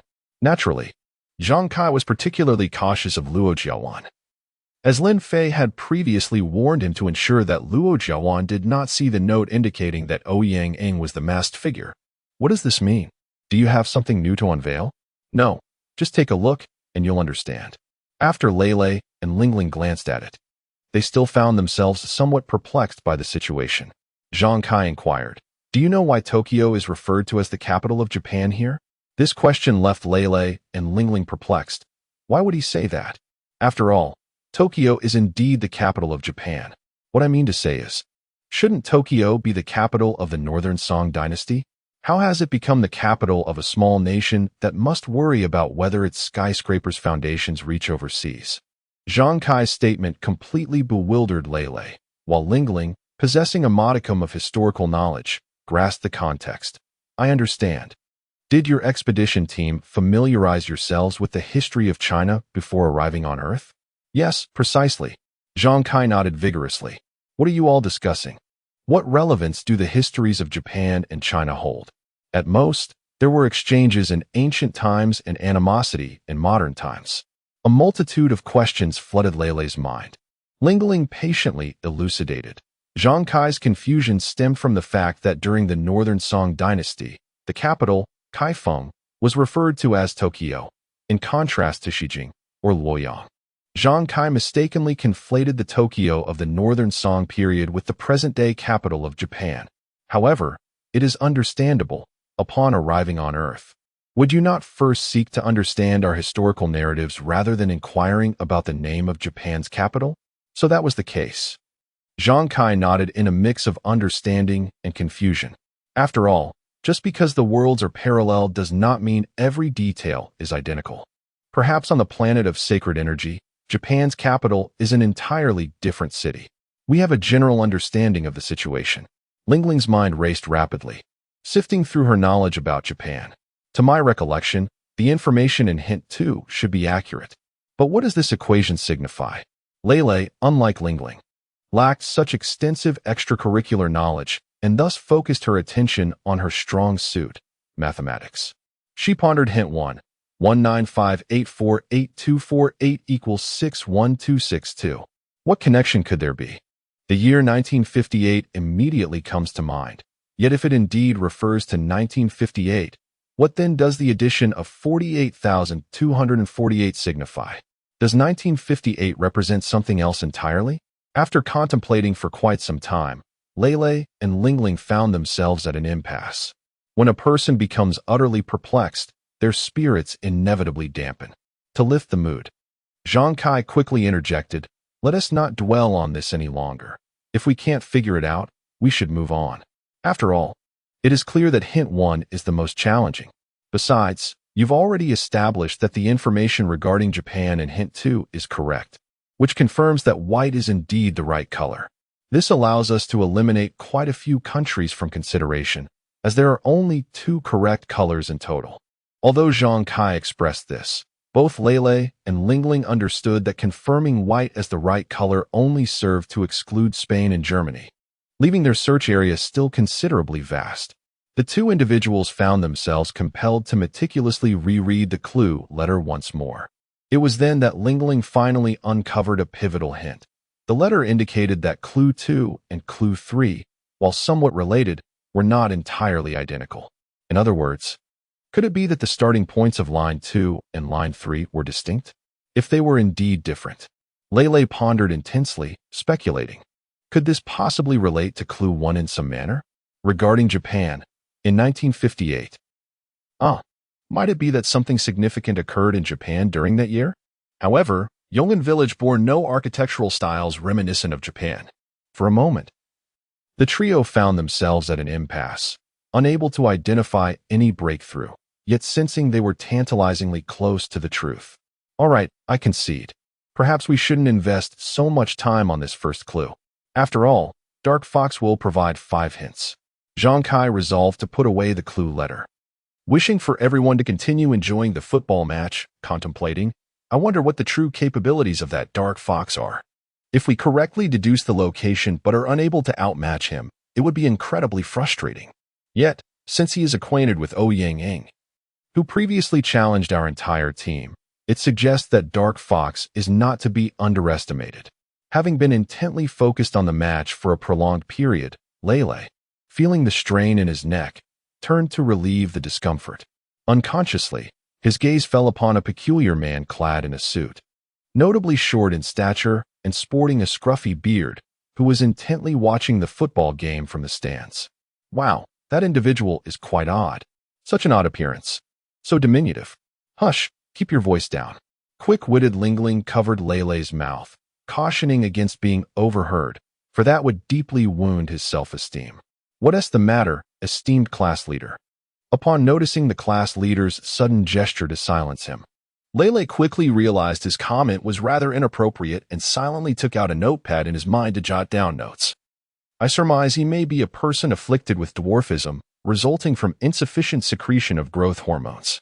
Individuals like him often grapple with a sense of inferiority. And observing his earnest engagement with the football match, I suspect he once aspired to realize his value on the green field. However, the discovery of his condition must be profoundly daunting for someone wishing to become a football player. I see. After hearing this, Lele immediately fanned his mouth with his hand, feeling sympathy for those with tragic circumstances.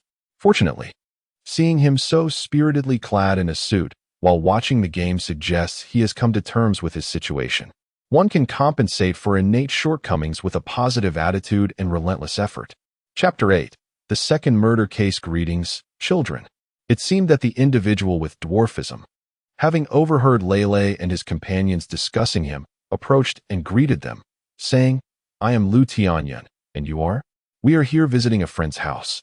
The companions replied in turn, introducing themselves. After conversing for a while, the companions learned that the man named Lu Tianyun was a small business owner from the city, who had recently come to the vicinity of Yong'an village for work discussions. Intrigued by reports of a village with foreign architectural styles, he decided to pay a visit. Coincidentally, Lu Tianyun was also fond of football, and upon hearing that a group of children were playing the sport, he could not resist the temptation to watch. It seemed rather inspiring that someone with dwarfism could become a small business owner. Yet, why would he invite unfamiliar strangers like us? Among the group, Lingling and Meishue remained particularly cautious. Despite having chatted for a considerable time and feeling that Uncle Lu did not seem malevolent, who could truly discern whether this benevolent facade was merely a guise? Regardless of the individual, when donned in a suit, society tends to perceive them as affluent. However, the observant Meishue noted that Lu Tianyun's suit appeared ill-fitting, not just unsuitable, but rather mismatched in every aspect. Furthermore, wasn't he claiming to be a boss? Why then did he sport a scruffy beard? Are you questioning my attire? Lu Tianyun seemed to sense Meishue's scrutinizing gaze and quickly clarified, "I apologize. You may already be aware of my condition. As a small business owner, I cannot attend meetings in casual wear, yet my physique necessitates custom-made suits.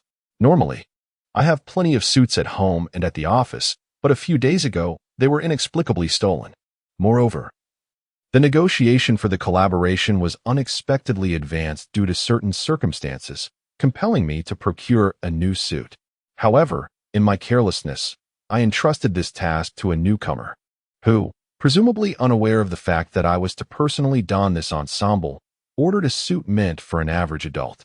With time running short, I was left to make do with what I had. Fortunately, the individuals involved displayed significant interest in our company's project and in me. Otherwise, it would have been a disaster.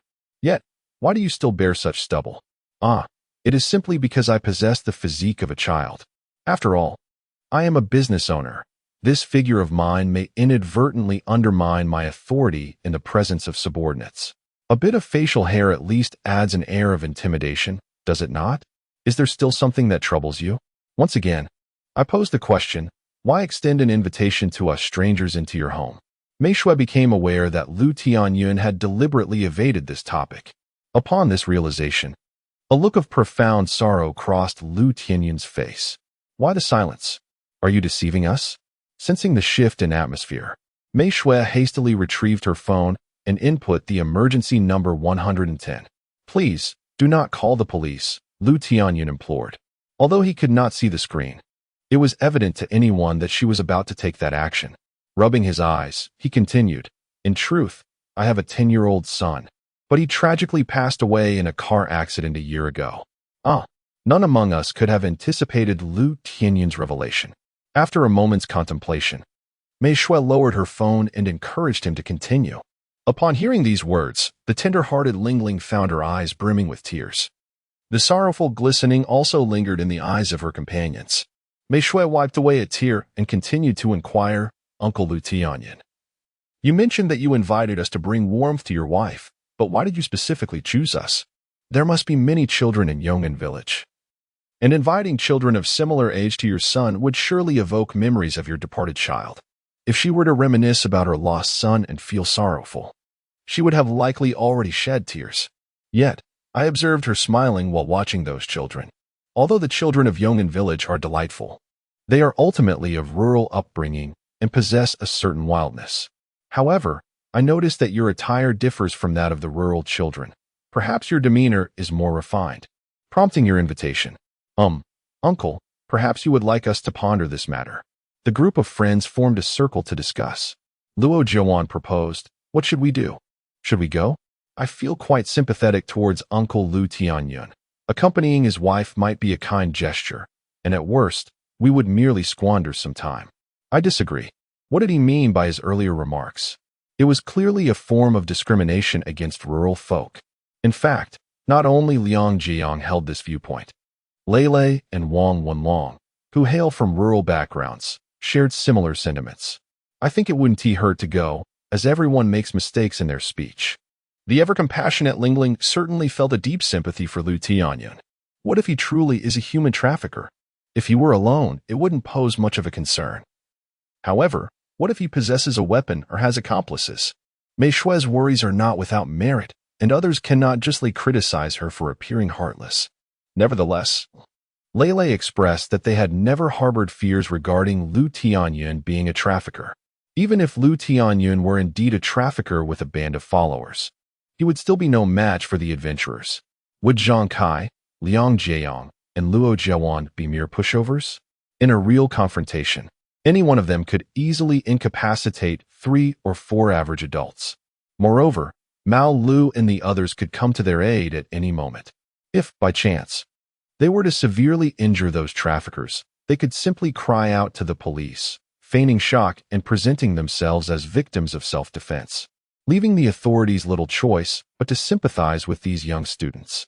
Furthermore, if the traffickers were to claim that these children could fly or emit electric currents to control metal, would the police truly believe such absurdities?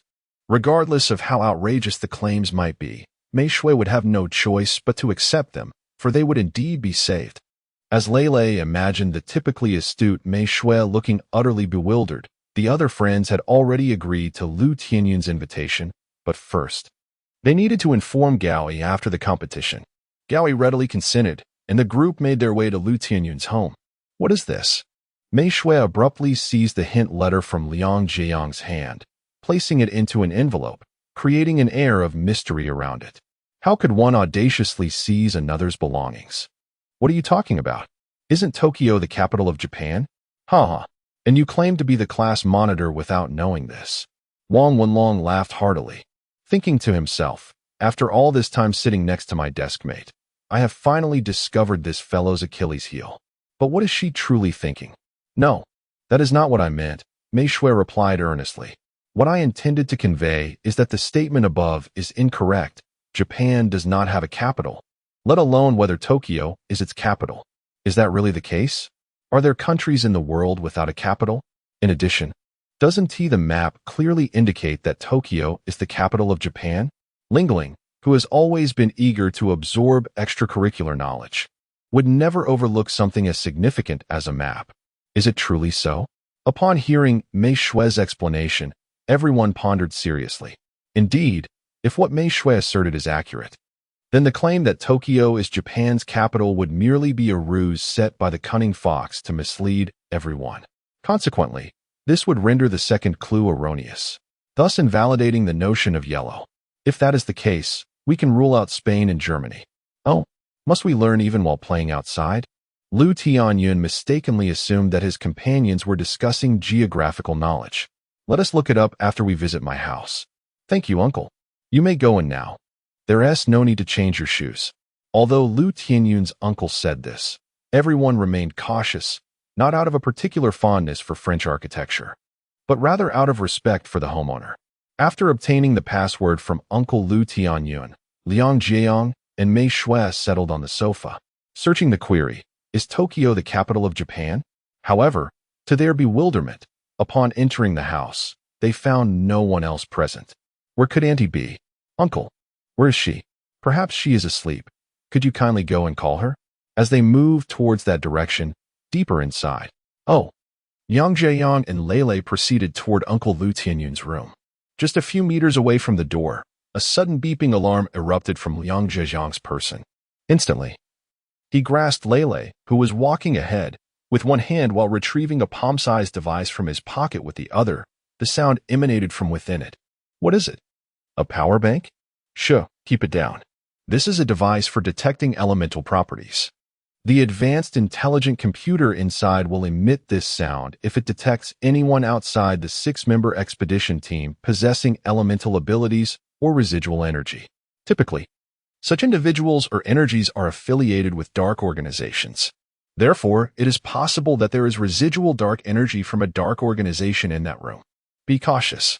Liang Jiayong immediately assumed a defensive posture, and upon hearing this, Lei hid behind him, as he was merely an ordinary person. Despite the potential presence of dark organization members, Yang Jiayong remained relatively calm. He recalled that previously Yifeng had mentioned that if the frequency of the device's alarm was not rapid, it indicated that the energy of the dark organization member was weak. Based on the frequency of occurrences just witnessed, it is evident that the opponent's strength is likely comparable to his own.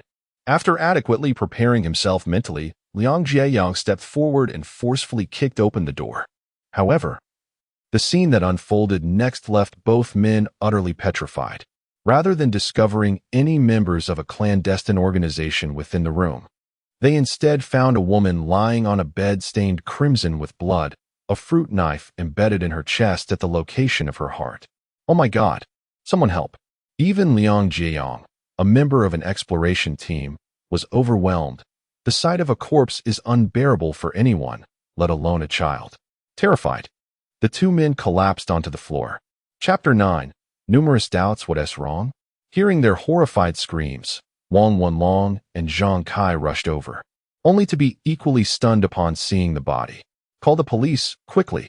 Lei was the first to regain his composure, hastily retrieving his phone from his pocket. Hello, police. We are here. Someone has been murdered. Calm down, young one. Can you tell me your location? Where am I? Lei was still in shock, taking a moment to collect his thoughts before urgently asking Lu Tianyun, Uncle, please, tell the police your exact address. Let me see what has transpired inside, my dear. Shall we venture in as well? As the three girls attempted to enter, Lei shouted, Absolutely not. You all need to get outside immediately, and the farther away from that bedroom, the better. After speaking, Lei guided the three girls outside, determined to shield them from witnessing the gruesome sight of a corpse. Exposing such fragile minds to such a bloody scene could leave an indelible scar. It wasn't just the girls. Even he could hardly endure it. His body was drenched in cold sweat, and though his trembling legs valiantly supported him as he escorted the girls out, he eventually collapsed onto the ground, gasping for breath. What's wrong? Ling Ling inquired with concern, hurriedly offering her handkerchief to wipe Lei's brow. Once he watched the bewildered Ling Ling and her companions leave, a chilling scream echoed from within the room. Darling, Lei, come in and help. We can't hold him back any longer. Earlier, Wang Wenlong and Zhang Kai had tried their best to delay, but Uncle Lu Tianyun had discovered them. Lei felt a profound sorrow as he yearned to rush in and embrace his wife. Yet the harsh reality struck him. She had been stabbed in the heart and was bleeding profusely. She was undoubtedly gone.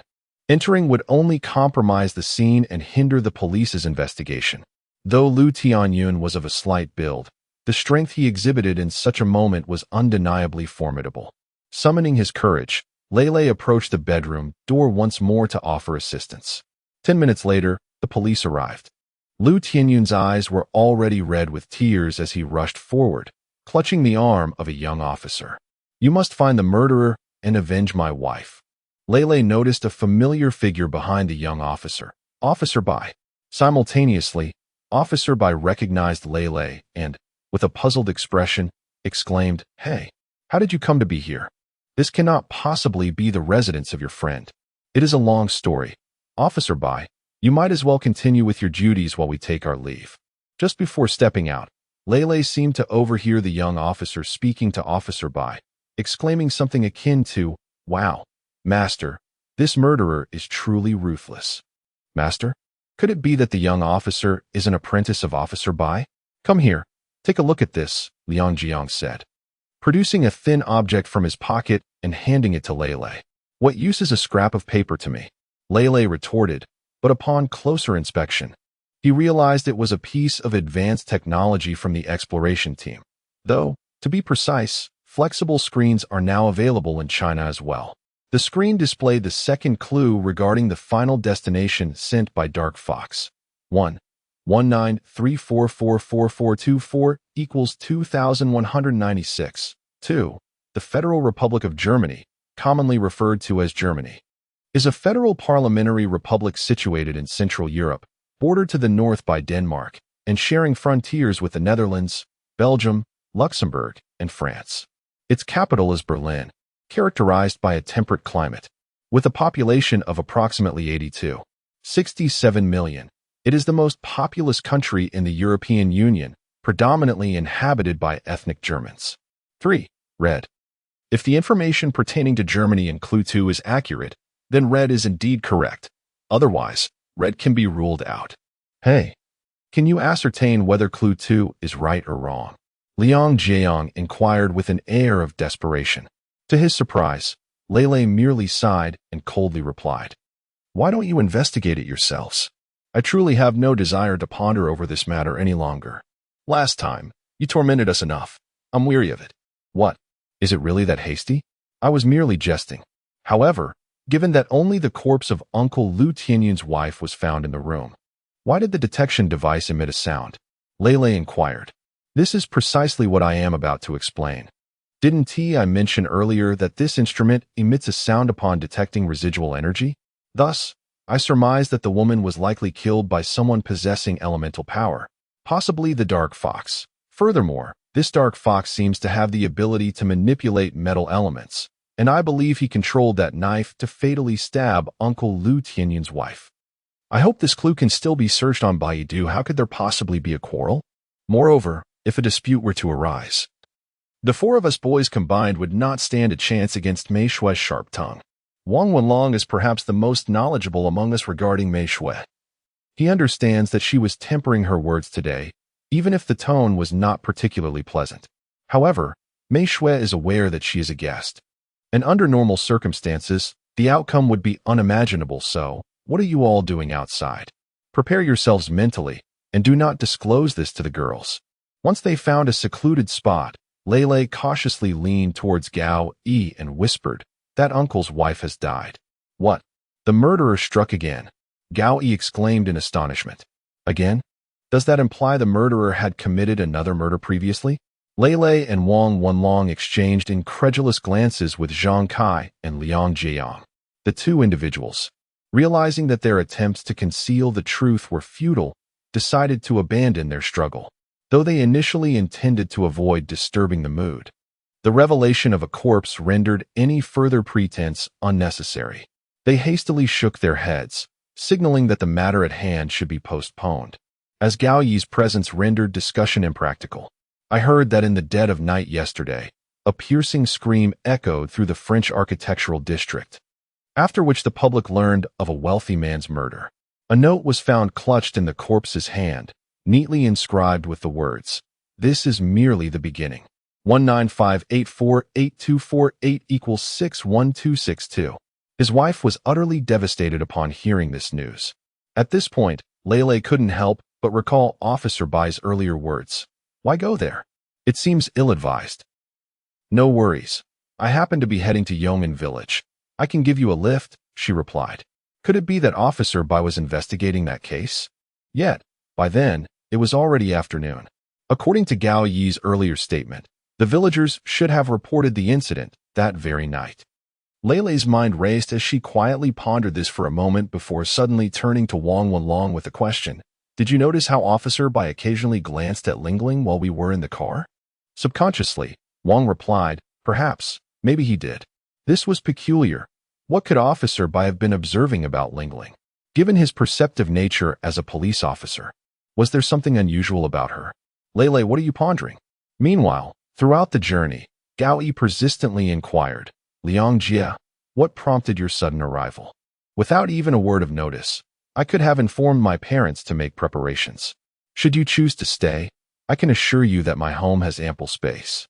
However, I regret to mention that I may not have provisions for your dining expenses. Oh, it matters not, as we shall not be residing at your abode. The reason for our initial absence was that my brother had mentioned he would take Chun Kai and Luo Zhewan out for a day of enjoyment. Yet I had no inkling that we would end up here. As Liang Jiang uttered these words, Lei and the other three gazed at him in astonishment, pondering, how skillful this fellow is at weaving tales. I have yet to hear of your brother. Might you introduce me? Following this inquiry, the other three young men struggled to contain their laughter, nearly succumbing to injury. Let us see how you extricate yourself from this. Oh, he is currently preoccupied. Yet I possess a photograph of him. Liang Jiang fished a picture from his pocket and presented it to Gao Yi, who, along with the other three, leaned in closely. Behold, this is my brother. Oh, quite handsome. By the way, your brother's attire, adorned with ice cube patterns, is rather striking. Gao Yi nodded repeatedly, entirely oblivious to the incredulous expressions of the others upon viewing the photograph, which clearly conveyed, "This is acceptable?" The image Liang Jiang produced was not that of his brother, but unmistakably that of Yi Feng. Alas, Yi Feng has found himself rather unfortunate, having known this group of mischievous children for merely 20 days, yet already subjected to such relentless mockery. No sooner had we entered the house than Uncle's wife promptly rushed over, pinching our cheeks and startling us considerably. It is perhaps due to the prolonged absence of interaction with children that she has been observing other children from her window for quite some time. We thought it might not be beneficial for her to behave in such a manner towards you all, hence. Upon hearing Lele's words, the other boys were taken aback, wondering why Lele could not concoct a more convincing tale. Fortunately, Lingling did not press further, likely sensing Lele's deliberate concealment. Subsequently, Liang Jiang captured a few photographs of the two clues and the challenge sent by the Dark Fox on his mobile phone.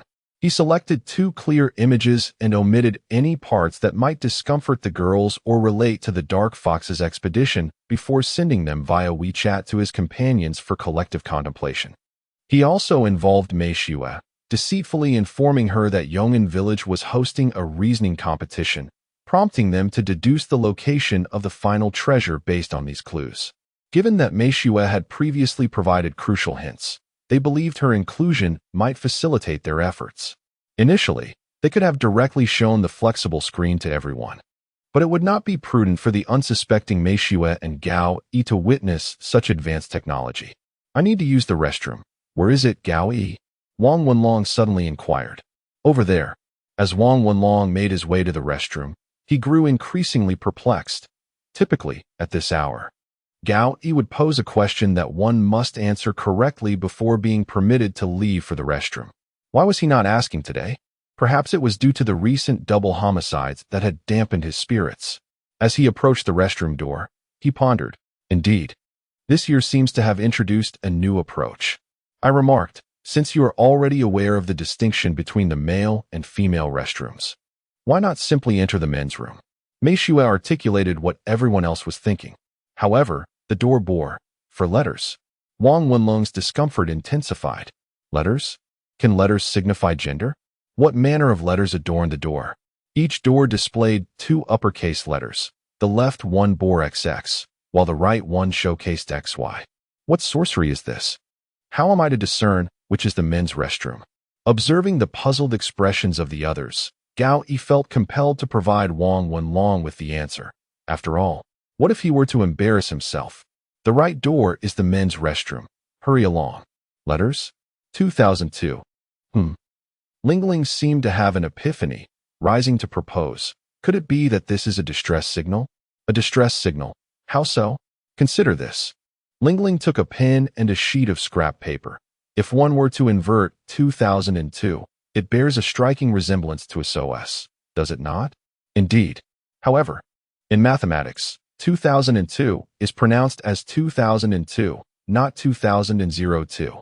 This implies that 1 is omitted in the middle, and if we were to remove 1 off from SOS, it would transform into SOS, would it not?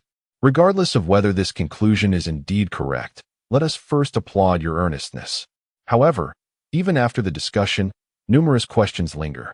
For instance, first, if this is indeed a plea for help, to whom is it directed? Who is seeking assistance? The Dark Fox? That seems rather implausible. Second, in the initial clue of the first line, if we consider the year 2002, then the subsequent number 61262 should correspond to 17. What connection exists between 17 and 2002? Under what circumstances could the two be equivalent? Third, in the first hint of the second clue, 193444424 equates to 2196, which respectively calculates to 2006 and 18. If we adhere to Lingling's previous line of thought, what insight can we glean from 2006? After a while, Everyone realized that despite Lingling's earnest efforts, her solution was erroneous. Chapter 10. Lingling's name. It appears that the clues related to Germany do not follow any discernible pattern. Meishue meticulously searched for information about Germany online, and the elements of the second clue perfectly aligned with the data. This indicates that red is indeed the correct choice. Thus, eliminating yellow confirms the correctness of red. This implies that one must select a correct color from the remaining 5 options. Liang Jiang wore a smug expression, as it seemed we would soon unravel the mystery. You are indeed not just ordinary in your folly. Meishue spoke candidly, setting aside other matters. From the very beginning, purple can be dismissed, for even on a global scale, there are but a few nations whose flags incorporate purple elements. Among the colors mentioned, 2 are indeed correct. Red is one of them, which essentially confirms that this country is Haiti. According to the information provided, if we disregard elements akin to images or coats of arms, the remaining flag that corresponds with Haiti is composed of red and blue. On the surface, this clue appears simple, yet it may conceal intricate subtleties, reminiscent of the capital of Japan, Tokyo. Moreover, aside from the fact that 2 colors are accurate, this could potentially be a smokescreen. Let us delve deeper into nations whose flags feature red without any yellow. Italy aside, we are left with England, France, Russia, and the Netherlands. Disregarding the depth of color, all these flags meet the criteria. However, we cannot rely solely on this clue. We should also examine that incomprehensible equation as a starting point. Goodness, last time, I was tormented by my parallel universe self, and now I am faced with this enigmatic fox. How exhausting it is to navigate Earth's complexities. I just remembered another crucial clue. After a moment, Liang Jiang suddenly seemed to have an epiphany. There's another vital clue, a white feather. A feather? How can you be certain it is a chicken feather? What if it belongs to another bird? Meishue questioned, sensing that Liang Jiang might not be entirely reliable. Indeed, those few who were born on Earth shared similar thoughts, especially since such crucial clues were only now revealed to them. This is simple adventure. Well, during my childhood, many of the feathers from the chickens at my hometown were white, and I often found myself exploring in the henhouse, thus becoming accustomed to such sights from a young age. At this moment, everyone finally realized that lying was their least proficient skill. They all forgot about previous matters and busied themselves with preparations for tonight's dinner. Gao Yi clapped his hands, shattering the somber atmosphere, intending to divert everyone's attention and uplift their spirits. Subsequently, Gao Yi assigned tasks, and the companions ventured out together to procure the ingredients for the barbecue. Although barbecuing may not be the epitome of health, preparing it oneself renders it significantly healthier. However, the friends soon discovered an abundance of intricacies. The journey from Gao Yi's house to the market, even at a run, required at least half an hour, and the quantity of ingredients they needed was somewhat substantial, compounded by the vastness of the market. An hour indeed proved insufficient, suggesting that Gao Yi had calculated this all along, perhaps intending to enhance their ability to kindle a fire in the wilderness. Nevertheless, he was somewhat merciful, as he had at least prepared the necessary tools. After exchanging glances, all eyes turned towards Lele. "Hey, why are you not sweating?" Such a remark could only have been uttered by Liang Jiang. "That's because what I bought was barbecue sauce, cumin, and bamboo skewers, all readily available at any small shop in Yong'an village, so I didn't venture far. I merely assisted the class leader with carrying some items." "Why did you only help her?" "It's inconvenient to explain. This matter is rather inconvenient to discuss." For inside Lele's mind, the following thoughts linger. Firstly, the 3 members of the expedition team undoubtedly do not require assistance, as they possess extraordinary capabilities, albeit restrained in public settings. Wang Wenlong is a male, and Lele cannot abide by Meishue's demeanor towards boys. Thus, the only one left is Lingling. Regardless of the circumstances, you have exceeded the allotted time, so you shall have to kindle fire from wood by your own efforts. Otherwise, you will be left with nothing but raw provisions. Gao Yi had prepared a comprehensive array of tools: wood shavings, a bow drill, a drill bit, a top wood, And a drill bed, everything one might need. Who wishes to give it a try? Strangely, however, after more than 10 minutes of following the procedure, Mei Shui had yet to yield any results. Not even a trace of warm ash was visible. How peculiar. Could it be that the tools are at fault? Clearly, it is the technique that is flawed. How dare one blame the instruments? Lele remarked with a tinge of sarcasm. If it were me, I would have accomplished this long ago. Then you do it. Without hesitation, Mei Shui tossed the tools to Lele, urging him to take over. Lele readily accepted the challenge. Who could have anticipated that within merely 2 minutes, a hint of warm ash would appear in the recess of the drill bed? Lele promptly scattered wood shavings over the warm ash, shielding it from the wind with his hand and gently blowing with his mouth. In no time, a flame flickered to life. Wow, impressive. You managed to do it so quickly. Ah, it was nothing, Lele replied nonchalantly. I often watch documentaries on television that cover such techniques. Are you truly comfortable with this approach? Lele gently ran his fingers through his hair, initially intending to display modesty. However, upon witnessing the others swiftly gather around the table laden with uncooked skewers, he felt a chill run down his spine. Could you at least grant me 5 seconds to show off? He lamented. Just as Lele was about to finish his thought, Zhang Kai swiftly thrust a skewer into his mouth, effectively silencing him. There you go. I've got it for you. Now, say a little less, oh great one. Zhang Kai seemed utterly unconvinced of Lele's significance. Thus, the group indulged in barbecue while engaging in light-hearted conversation for over an hour. During this time, a myriad of topics were discussed, yet it was the heartfelt words of Lingling that resonated most deeply with everyone. Curiosity had long piqued, and Lele inquired, "What esteemed profession does the class leader's father hold?" After handing Lingling a skewer of perfectly grilled potato slices, generously coated with barbecue sauce and cumin, he posed the question. What a noble occupation it must be. Did Luo Jiawan not mention it to you? Lingling's eyes widened in astonishment. The officer who brought us here, Officer Bai, is my father. Oh no, it's burning. In his surprise, Liang Jiang inadvertently loosened his grip, allowing his lamb skewer to tumble into the flames. Fortunately, the longer bamboo skewer he had purchased to avoid burns saved him. So, Officer Bai is indeed your father? But isn't your surname different? You are Bai, and he is not Bai? Yang Jiang seemed to have a revelation, stating, could it be? Except for Gao Yi. The other members of the group simultaneously turned their gazes toward Liang Jiang. However, after pondering for some time, Liang Jiang remained silent, failing to articulate his thoughts. Well, I concede defeat. I know nothing. Lingling, please speak. Lele and the others thought to themselves. It was about time. What do you know coming from a parallel universe? Could it be that you can discern anything? After that, I continued to receive numerous threats from adversaries, and as I gradually matured, I began to feel a growing fear of those things. To safeguard my safety, my parents and family decided that I would take my mother's surname, and we relocated to a new neighborhood. However, my father's work had to carry on, which meant that adversaries would inevitably linger.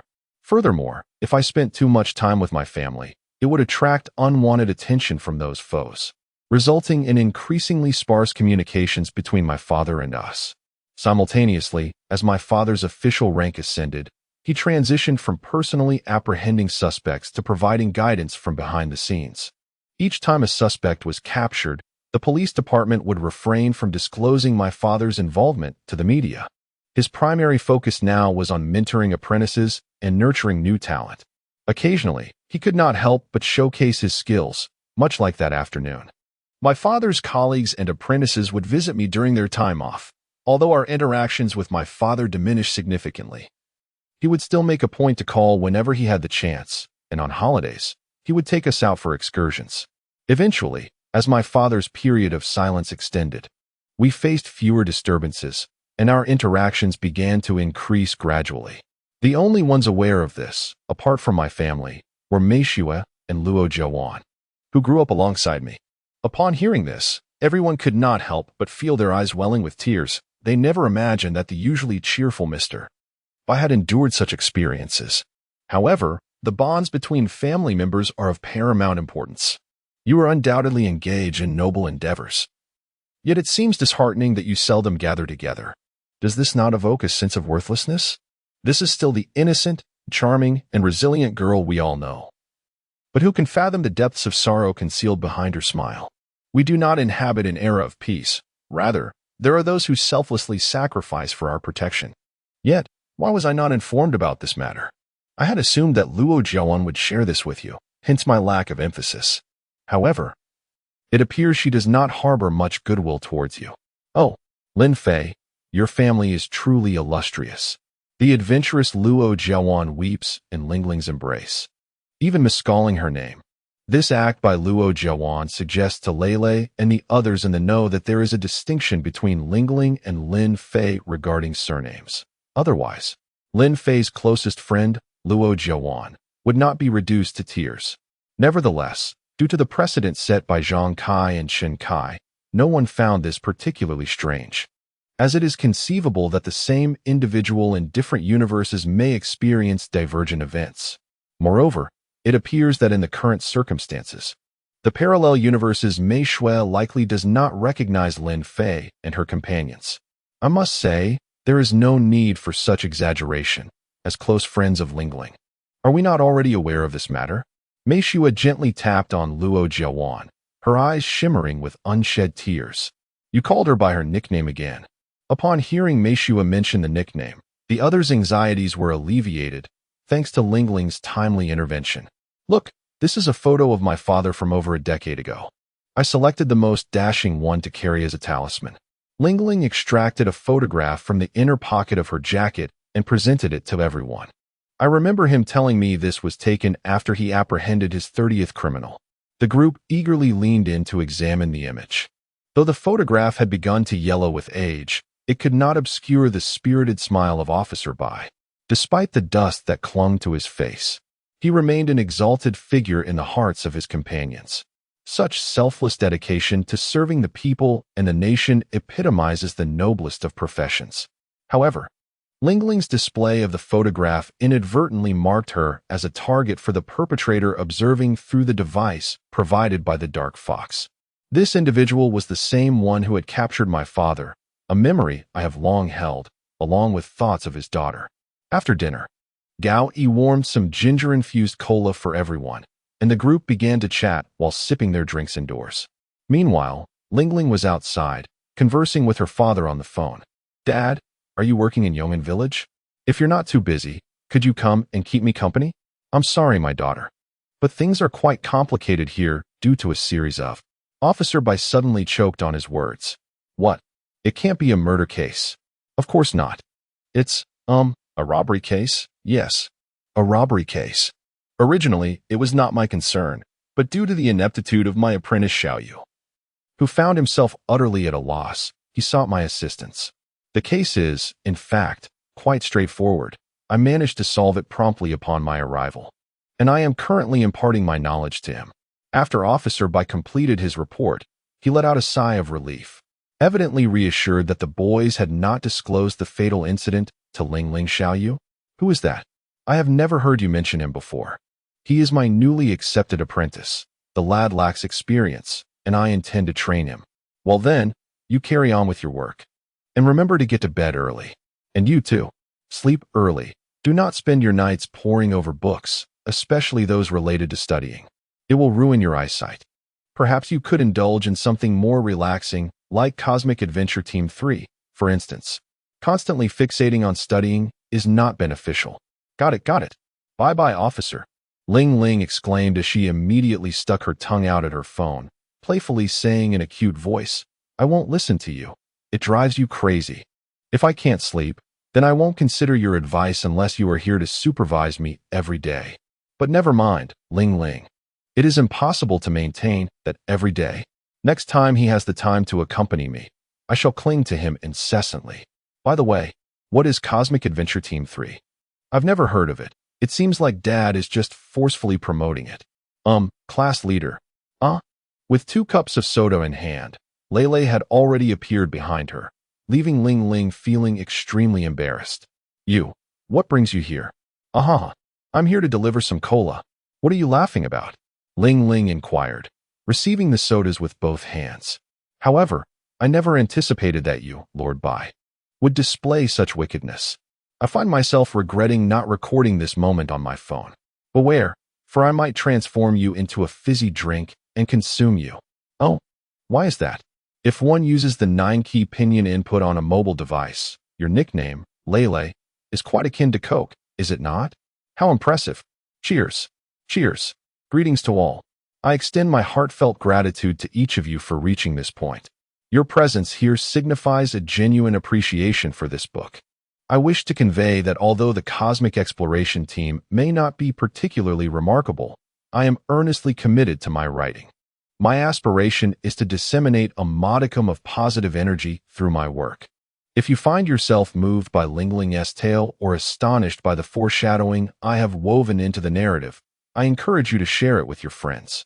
While it is often said that excellent works do not require promotion, as they will naturally find their audience, I believe we all understand that in this era, without dissemination, even the finest writing may go unnoticed. I hope you will speak of Ling Ling's story to those around you, allowing them to recognize the greatness of those who selflessly serve us, rather than merely pursuing superficial appearances devoid of substance. Chapter 11. The most desired birthday gift, by the way, Lord Bai, what do you cherish? After some conversation, Lele recalled that one of his tasks for being here was to discover Ling Ling's most coveted birthday gift and relay this information to Chun Kai and the others, so they could prepare accordingly. I don't really know what I want.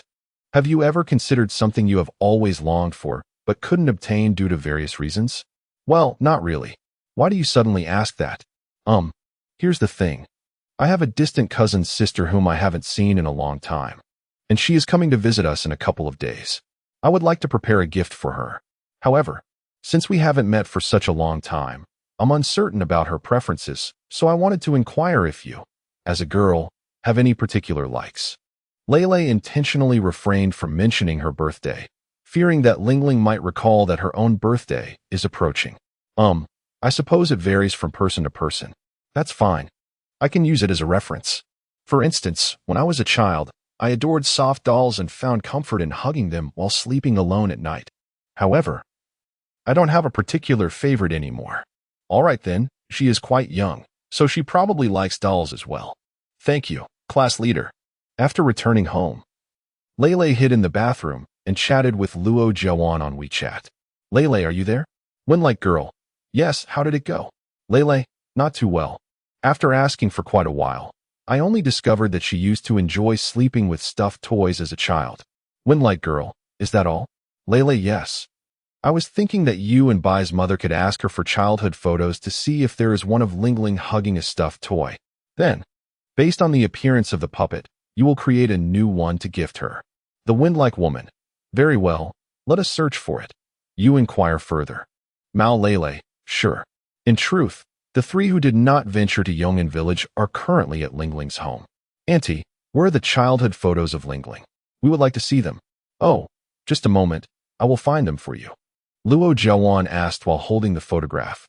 Auntie, when was this picture taken? Well, Ling Ling's mother pondered for a moment. It should have been taken during Ling Ling's 6th birthday celebration.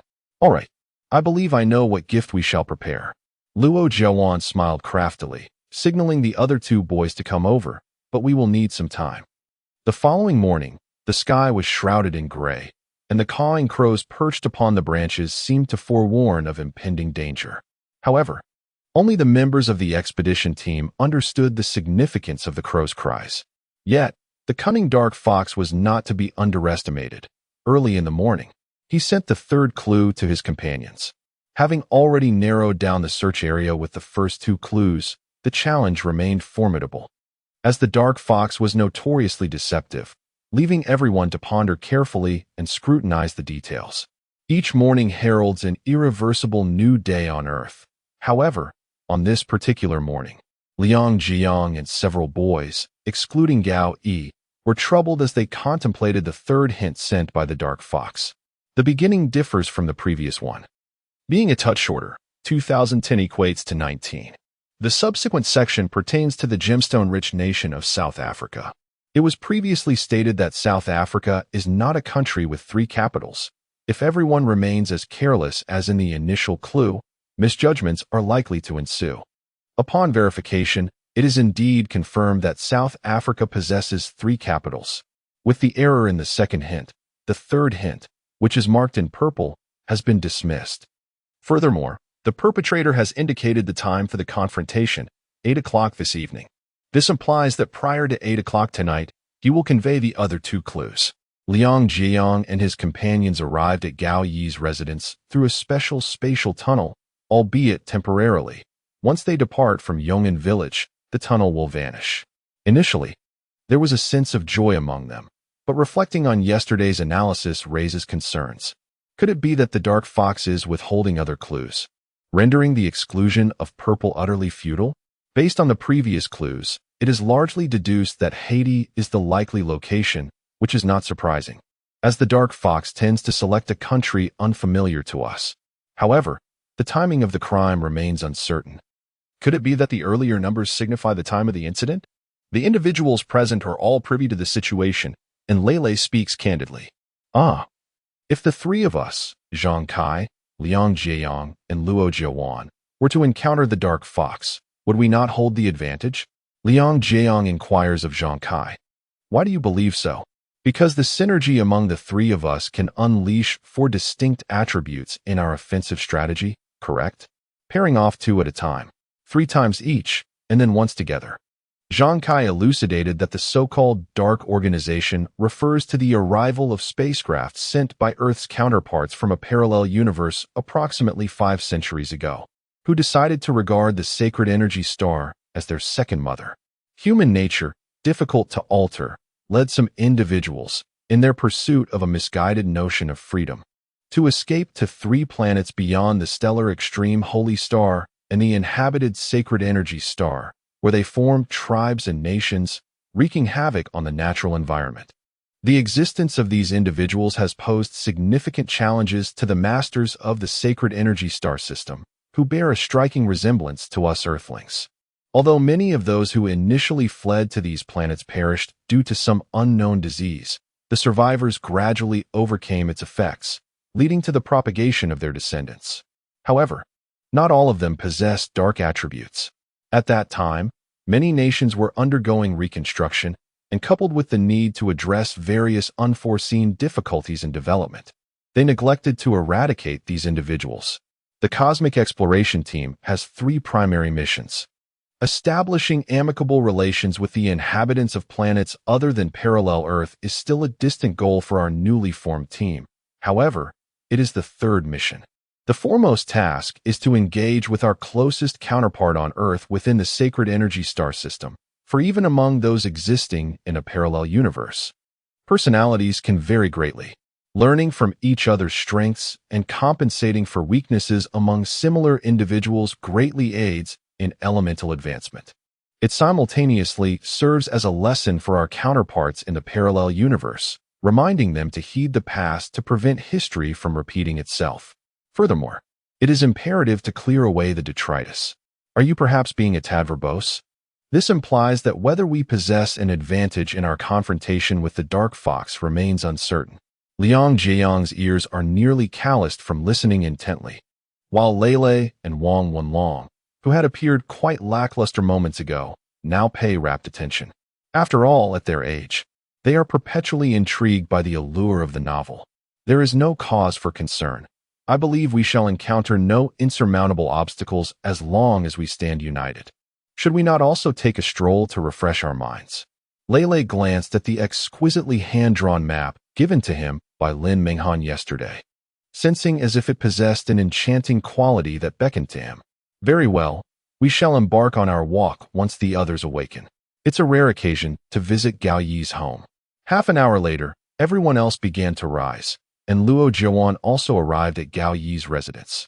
Mei Shui had initially been indifferent towards Yong'an village, having been forcibly roused by Lingling. Oh, dear Lingling, I have yet to have my fill of sleep. Why must you awaken me so early? She exclaimed. You truly are diligent. I could still hear you conversing with yourself late into the night. Oh, but I was merely reading, Lingling promptly clarified. I am accustomed to indulging in a book before sleep. And I believe the best way to immerse oneself in literature is to fully embrace the world within its pages. Thus, I have cultivated the habit of giving voice to the characters within the books I read, melding their backgrounds and personalities while envisioning the tones they might employ when articulating their dialogues. Last night, I found myself conversing with no one, perhaps for this very reason.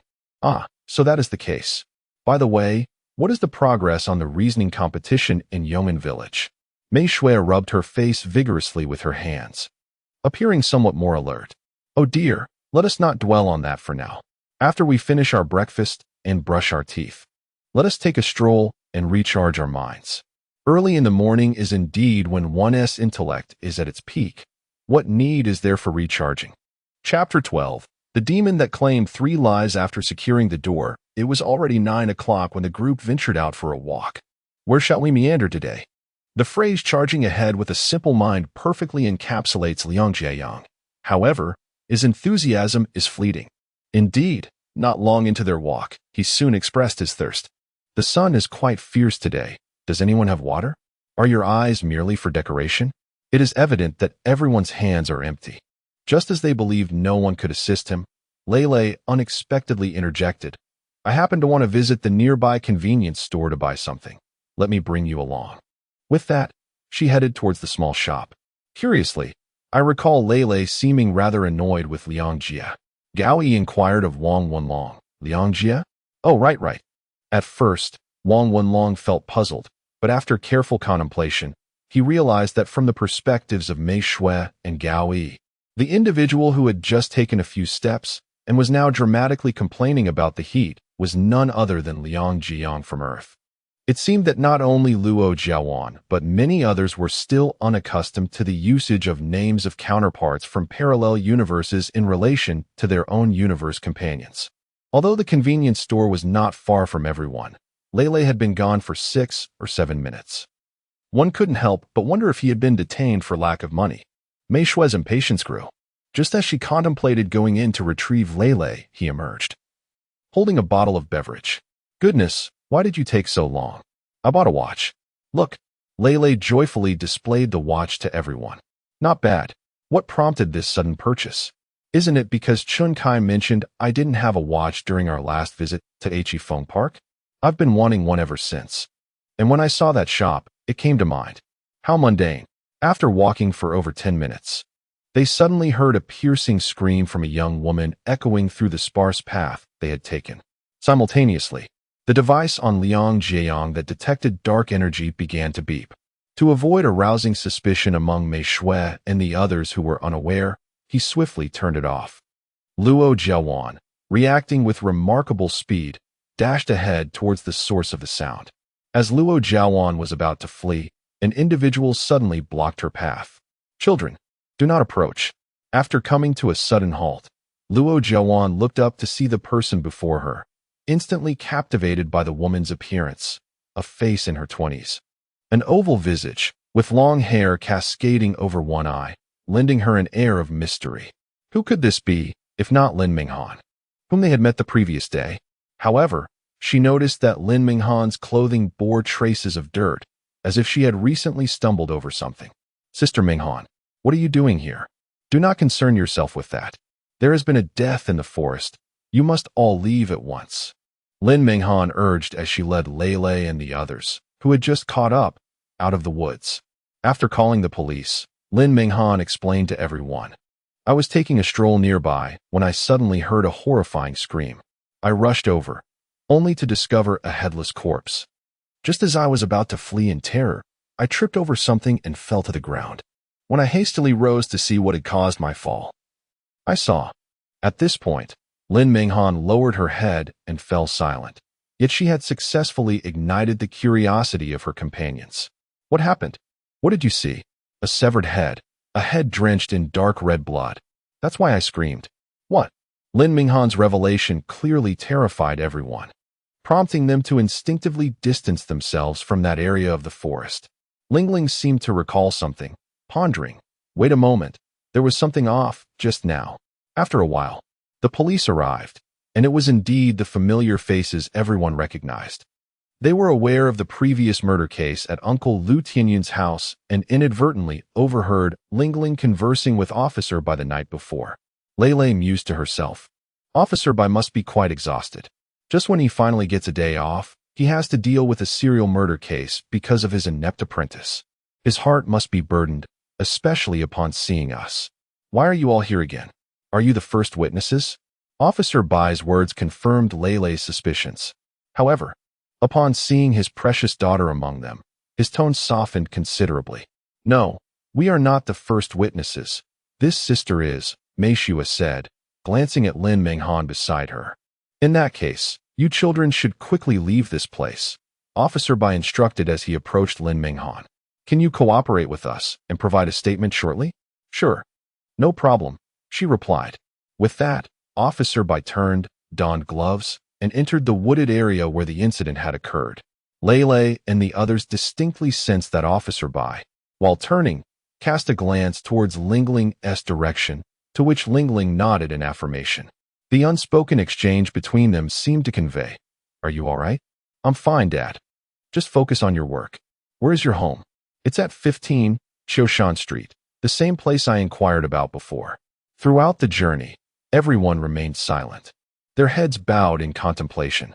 As Liang Jiang pondered how to break the silence, his gaze instinctively fell upon Lei's wristwatch, which was spinning rapidly for reasons unknown. "Lei, what is wrong with your watch?" Lei glanced at it and replied, "It's nothing. I just didn't set it properly after buying it." "Huh. I didn't quite catch what you said." "Well, I might as well tell you," Lei conceded, realizing that the truth could no longer be concealed. "When we opened the door to Uncle Lu Tianyun's bedroom, we discovered that his wife was already dead.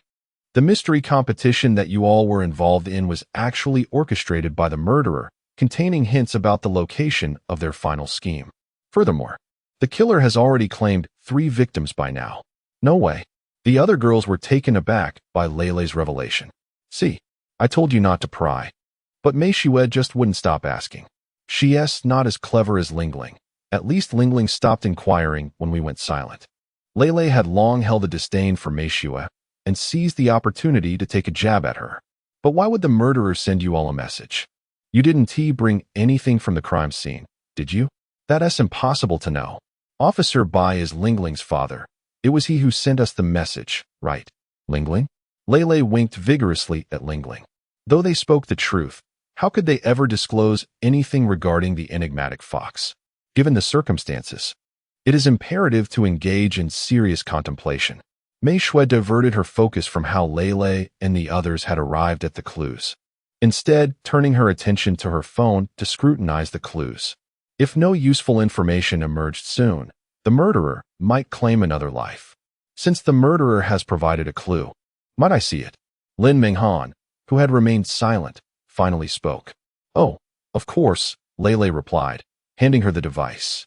"All right, I understand," Lin Menghan said after a moment of reflection. Although it does not explicitly indicate that blue is the correct choice, based on prior indications, the final location must be Haiti. While the Haitian flag features white elements, it can be argued that aside from the coat of arms and images, the center of the flag is predominantly an image. We have considered this as well. However, the murderer mentioned there would be 5 clues. The third one being this conspicuous seems somewhat dubious, one of them remarked. "Do not worry, you are all still children. Such matters need not concern you," Lin Menghan reassured them. "I believe all you need to do is ensure that the police lay an ambush in Haiti at the time agreed upon by the murderer. After all, what father does not trust his daughter?" She returned the phone to Lei, gently ruffling Lingling's hair. Nevertheless, the atmosphere remained somber, as 3 lives had already been lost. And in a certain sense, these deaths were a consequence of the expedition team's endeavors. "I suggest we take a moment to unwind and relax," Lin Menghan proposed, as everyone temporarily shifted their focus away from the clues. "Very well." The first thing Lei noticed was the motorcycle placed in the yard. He had never seen a motorcycle at Gao Yi's house before. "When did your family acquire a motorcycle?" he inquired. "That is not ours. It belongs to a friend of my father who is temporarily storing it here. They assisted us considerably during our move. And the key to this motorcycle is hidden beneath the flower pot on my windowsill," Gao Yi replied. Before he could finish, his phone erupted with the sound of a WeChat video call. Chapter 13. The Harmony Before the Storm. Suddenly, Gao Yi's phone rang. Someone sought to video chat with him. Who could it be? Ling Ling asked, leaning in with curiosity. Oh, it must be her. A smile spread across Gao Yi's face as he recognized the caller's name. It was his 8-year-old cousin, who had been eager to converse with him again. From a young age, she had been enamored with youth idol dramas. Aspiring to become an actress, she often compelled him to play the role of her admirers, and it seemed she might be feeling down, wanting him to comfort her in a regal tone. Oh, how adorable. Quickly connect. I want to see what this little one looks like, Ling Ling exclaimed, her interest piqued. Brother, hurry and scold your uncle. On the screen appeared a chubby little face, with Gao Yi's sister, Xiaoya, gazing at him with an expression of grievance. Oh, how has my sister become so filial all of a sudden? What happened? It's all because of your uncle, Xiaoya sulkily murmured. I wanted to watch the recently released television series today, but your uncle insists that I haven't finished my homework. Isn't he just being unnecessarily worried? There's still plenty of time during the holiday for me to complete it. After all, I am destined to play the leading lady. All right, enough of this nonsense. My dear child, how could you say such things? The male lead is the one who supports the female lead. If you aspire to be the leading lady, wouldn't that make you a boy instead? Now go finish your homework. Upon hearing such an untenable excuse, Gao Yi immediately bewildered the naive child with a barrage of illogical reasoning. To his surprise, his words only served to infuriate Xiaoya further, who maliciously cursed, Ha! You clearly don't want to help me. Just wait. Once you have a girlfriend, I will cling to you all day and make her jealous. You can look forward to being single for life. Are you video calling your sister? Let me see. Let me see. Hearing the sweet sound of Xiaoya's voice on the phone, Luo Jiawan also approached, eager to converse with her. Future little actress, do you know who I am? How could you say that? Xiaoya replied, astonished. What is going on? What are the three of you doing? Upon witnessing Luo Jiawan's surprised expression while conversing with someone on the phone, Mei Shui's curiosity piqued, prompting her to approach. Unexpectedly, after staring at Mei Shui for a while, Xiaoya blurted out a comment that nearly left everyone in disbelief. This one isn't half bad. She's definitely an improvement over the last. I'll reluctantly accept her. Brother, which of these two is the main wife? You little rascal. Hai Yi and Mei Shui began to reprimand Xiaoya, while Luo Jiawan shielded Ling Ling to the side, fearing that Xiaoya might inadvertently harm her. After a few minutes, they had surprisingly reduced Xiaoya to tears. You all conspired to bully me. Upon seeing Xiaoya sobbing uncontrollably, Hai Yi and Mei Shui appeared utterly at a loss. All right, let's not tease the child any longer. At that critical moment, Ling Ling stepped forward, saying, Xiaoya, please don't cry. Allow me to introduce myself. My name is Ling Ling, and I, along with the two elder sisters, are good friends of your brother. However, it's not quite what you might think. To everyone's astonishment, Xiaoya ceased her tears upon seeing Ling Ling, and after a moment, her cheeks flushed slightly. The gaze Xiaoya held lasted for 2 minutes, causing Ling Ling to feel particularly uneasy, pondering, could it be that I frightened her just now? That shouldn't be the case. Deciding to break the awkward silence, she cleared her throat and said, Xiaoya, I heard that you aspire to be an actress. Is that correct? Yes. What kind of role do you wish to portray? Isn't that obvious? The leading lady, of course. Not only is she well loved, but she also gets to kiss all the handsome guys. That line of thinking seems a bit skewed. Huh, how so? This is something I need to explain to you in detail. Seeing that Xiaoya had successfully engaged, Ling Ling adopted her usual authoritative demeanor as class monitor. What you see is merely the glamorous facade of being an actress, without recognizing the difficulties inherent to the profession. This is quite normal, considering your tender age. Even I am not in a position to discuss such matters. However, I am aware that for a remarkable work, the female protagonist must not be the type who merely cries and makes phone calls in times of crisis. Just moments ago, you shed tears after receiving a few reprimands from your brother, and you still exhibit quite a bit of capriciousness. If you do not amend your ways, it will be challenging for you to portray a leading lady in the future. Sister Bai, what should I do? It is rather simple. What you must do now is heed the advice of your family, for they will never wish you harm. Additionally, you must not be willful and should not take the love bestowed upon you by others for granted. You must also discern priorities. Your studies must take precedence at this time. You cannot forsake your education for the sake of your current ambitions, as they lie far beyond your reach, do they not? It seems I have not fully recognized my own self-worth. Very well, I shall persevere for the sake of my dreams. Sister, you must strive as well. Certainly. Let us make a promise across the distance. After concluding her conversation with Xiaoya, everyone gazed at Lingling in disbelief. Under normal circumstances, it would take considerable effort to console her, yet you managed to resolve the situation with just a few words? Perhaps it is due to Xiaoya's fickle nature. Lingling mused with a smile. At that moment, she felt a longing for a pair of siblings like them among her circle. Gao Yi, where did that motorcycle come from? Did your family acquire a new one? Wang Wenlong had long noticed the presence of the motorcycle, but had refrained from inquiring. Oh no, that belongs to a friend of my father's. When we moved, he lent us a hand. Coincidentally, he has some matters to attend to at home these days. So he temporarily left his car with us. As Gao pointed to a vase on the kitchen windowsill, he mentioned that the keys were there. However, let us not dwell on that for now. Let us all relax and unwind. After lunch, I suggest everyone take a moment to rest. Considering that everyone's spirits are rather low today, and the enthusiasm for puzzles and games has waned, Gao Yi simply cooked some rice and prepared a few side dishes with a few of the guys.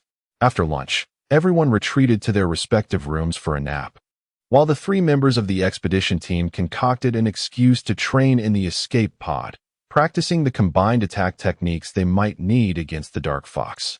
Once in bed, Lingling soon turned to her side and fell asleep. On the other hand, Mei Xue, who was not accustomed to napping, found it difficult to doze off. Instead, she gently played with Lingling's hair while listening to music through her headphones. Just then, Wang Wenlong stormed in, visibly agitated, clutching an English exercise book. What's going on? Keep it down. Mei Xue quickly removed her headphones, covering Lingling's ears with her hand. What's the matter? Oh, my apologies. I merely wanted to ask you a question. Wang Wenlong realized that his impulsive entrance had disturbed the 2 girls' rest. Let us step outside. By the way, it's easy to catch a chill when someone falls asleep. After draping his jacket over the sleeping Lingling, Mei Xue softly closed the door and joined Wang Wenlong on the living room chair. So who has upset you? How did you know someone made me angry? Huh? What difficulty could there possibly be? You are my desk mate. I know you well. Generally, you are a kind-hearted and honest individual, yet just now, you stormed into the girls' room without so much as a greeting. What else could it be but anger clouding your judgment? You managed to see through this. In truth, I initially had no intention of disturbing you. I merely sought to inquire about Pengfei from our class, given his commendable academic performance. However, upon approaching him, he inundated me with a barrage of 10 sentences, 3 or 4 of which boasted about how he would undoubtedly join the elite class in the future and that Tsinghua University would be his alma mater. At that moment, I felt an overwhelming urge to silence that rascal. Just because he excels academically, he feels entitled to mock me, insinuating that someone like me could never be on his level. How could I possibly accept such condescension? Ah, that fool again.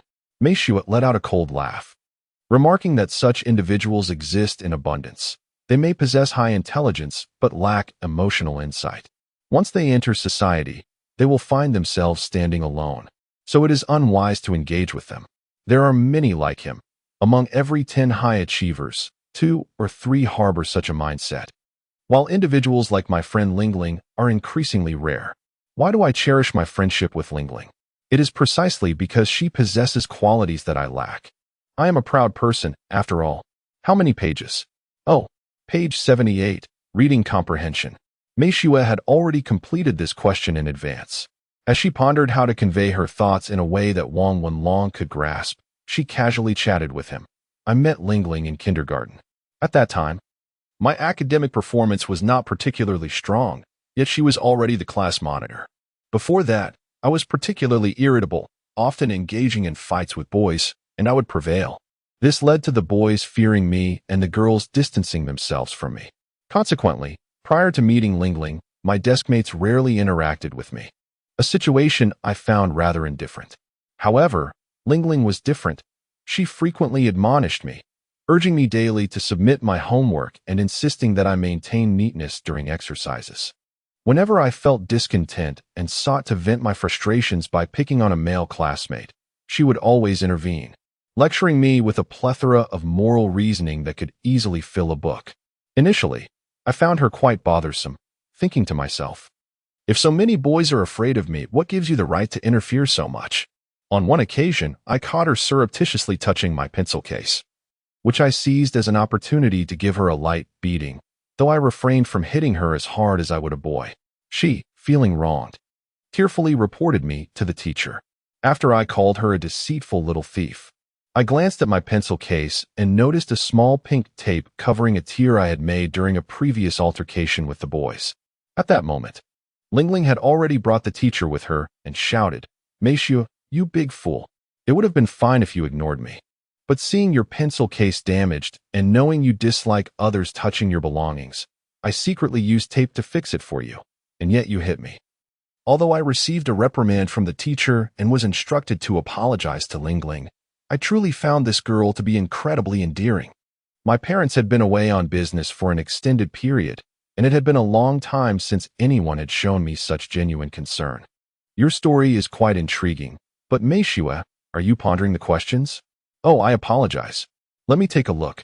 Meishue smiled awkwardly and suggested, why don't you go ahead and translate first? I can help with anything you're unsure about. These types of questions become manageable once the translation is done. All right, let me give it a try. In the wake of the 2018 World Cup, a certain school organized a friendly football match, with Class 9 and Class 16 placed in the same group. As the referee's whistle sounded, the score was set at 3-3. After 5 minutes, Wang Wenlong grasped the problem. "Thank you," he said. "For what?" Meishue replied. "We're desk mates, after all. I'm feeling a bit sleepy, probably caught it from Lingling."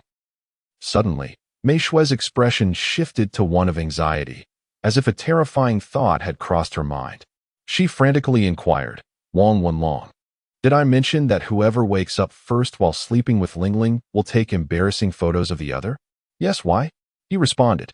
Oh no. This morning, she woke up first." Meishue then recalled that Lingling might have taken unflattering photos of her, and hurried into the bedroom to search for Lingling's phone.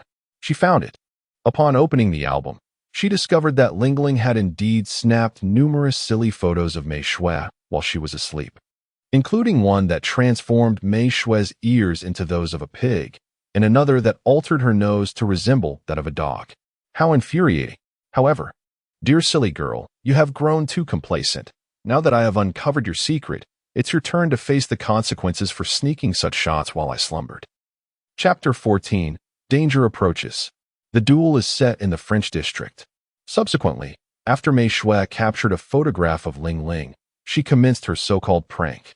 Wang Wenlong was initially puzzled by Meishue's actions, only to discover that she had merely edited Lingling's image to resemble a charming kitten, thus rendering her even more adorable. Wang Wenlong appeared bewildered. "Is this what you refer to as an ugly photo?" Of course, the intricacies of a girl's world remained beyond his comprehension. However, unbeknownst to them, at that moment, Liang Jiang and his companions received 2 final clues from Dark Fox. 1. 195-420-1624 equals 5546. 2. Brazil, officially known as the Federative Republic of Brazil, is the largest country in South America, ranking 5th in total land area globally. Its capital is Brasilia, but its largest city is Rio de Janeiro. 3. Blue. Furthermore, 199,820 equals 165. 2. Based on the previous clues regarding Japan, Germany, South Africa, and Brazil, deduce the identity of the 5th nation. 3. The final location shares the same color as the flag of the 5th country. Well then, members of the FCT team, the time for confrontation has been slightly adjusted. This afternoon at 6:00 p.m., will you triumph over me? Or will you complete the mission only to meet your demise? The 5 clues have been received. Although Dark Fox stipulated that the time is 6 o'clock p.m., it remains imperative for everyone to verify their thoughts to ensure infallibility. First, the initial subclue from each of the 5 clues can be synthesized to yield 200-217, 200-618, 201019, 201420, 201821. If one were to approach the matter solely from these angles, it might seem relatively straightforward. Yet, the perplexing question arises: why does the enigmatic Dark Fox choose not to directly disclose the figure 2002-17, but rather opt to present it in an additive form? Furthermore, why has Dark Fox altered the timeline? Could there be some ulterior motives at play? As for the second clue, the group pondered for an extended period without discerning the connections among the various nations. However, considering that Dark Fox had previously mentioned that grasping even one of the 3 routes provided by all the clues would lead them to the ultimate location for confrontation, they collectively decided to abandon the second clue. Regarding the third category of clues, based on the regulations established by Dark Fox, it can be reasonably concluded that the colors red and blue are indeed correct. Thus, the only nation that remains is Haiti. Yet, is the truth genuinely that simple? Additionally, it appears that Dark Fox has yet to clarify the significance of the white feather. Could there be another scheme at play? Time is swiftly slipping away, and the hour has already reached 5 o'clock p.m. Given the current circumstances, if Dark Fox is not a scoundrel, it is highly probable that Haiti is indeed the answer. Liang Jiayong and the others must prepare to locate Dark Fox in a place adorned with Haitian architectural styles as the clock approaches 6 o'clock p.m. and swiftly communicate with Lin Fei and the others. It is indeed time to make preparations. Concurrently, they should instruct Lin Fei and the others to arrive near Yong'an village, ready to use an escape pod to surveil the area from above, ensuring they can respond promptly should Dark Fox employ any cunning tactics. Liang Jiayong and his companions encouraged Lele and others to relax and enjoy some leisure time outdoors. Gao Yi and Wang Wenlong had no particular destination in mind, while Mei Shui, oblivious to the circumstances, continually inquired whether Lingling's father had sent any recent leads.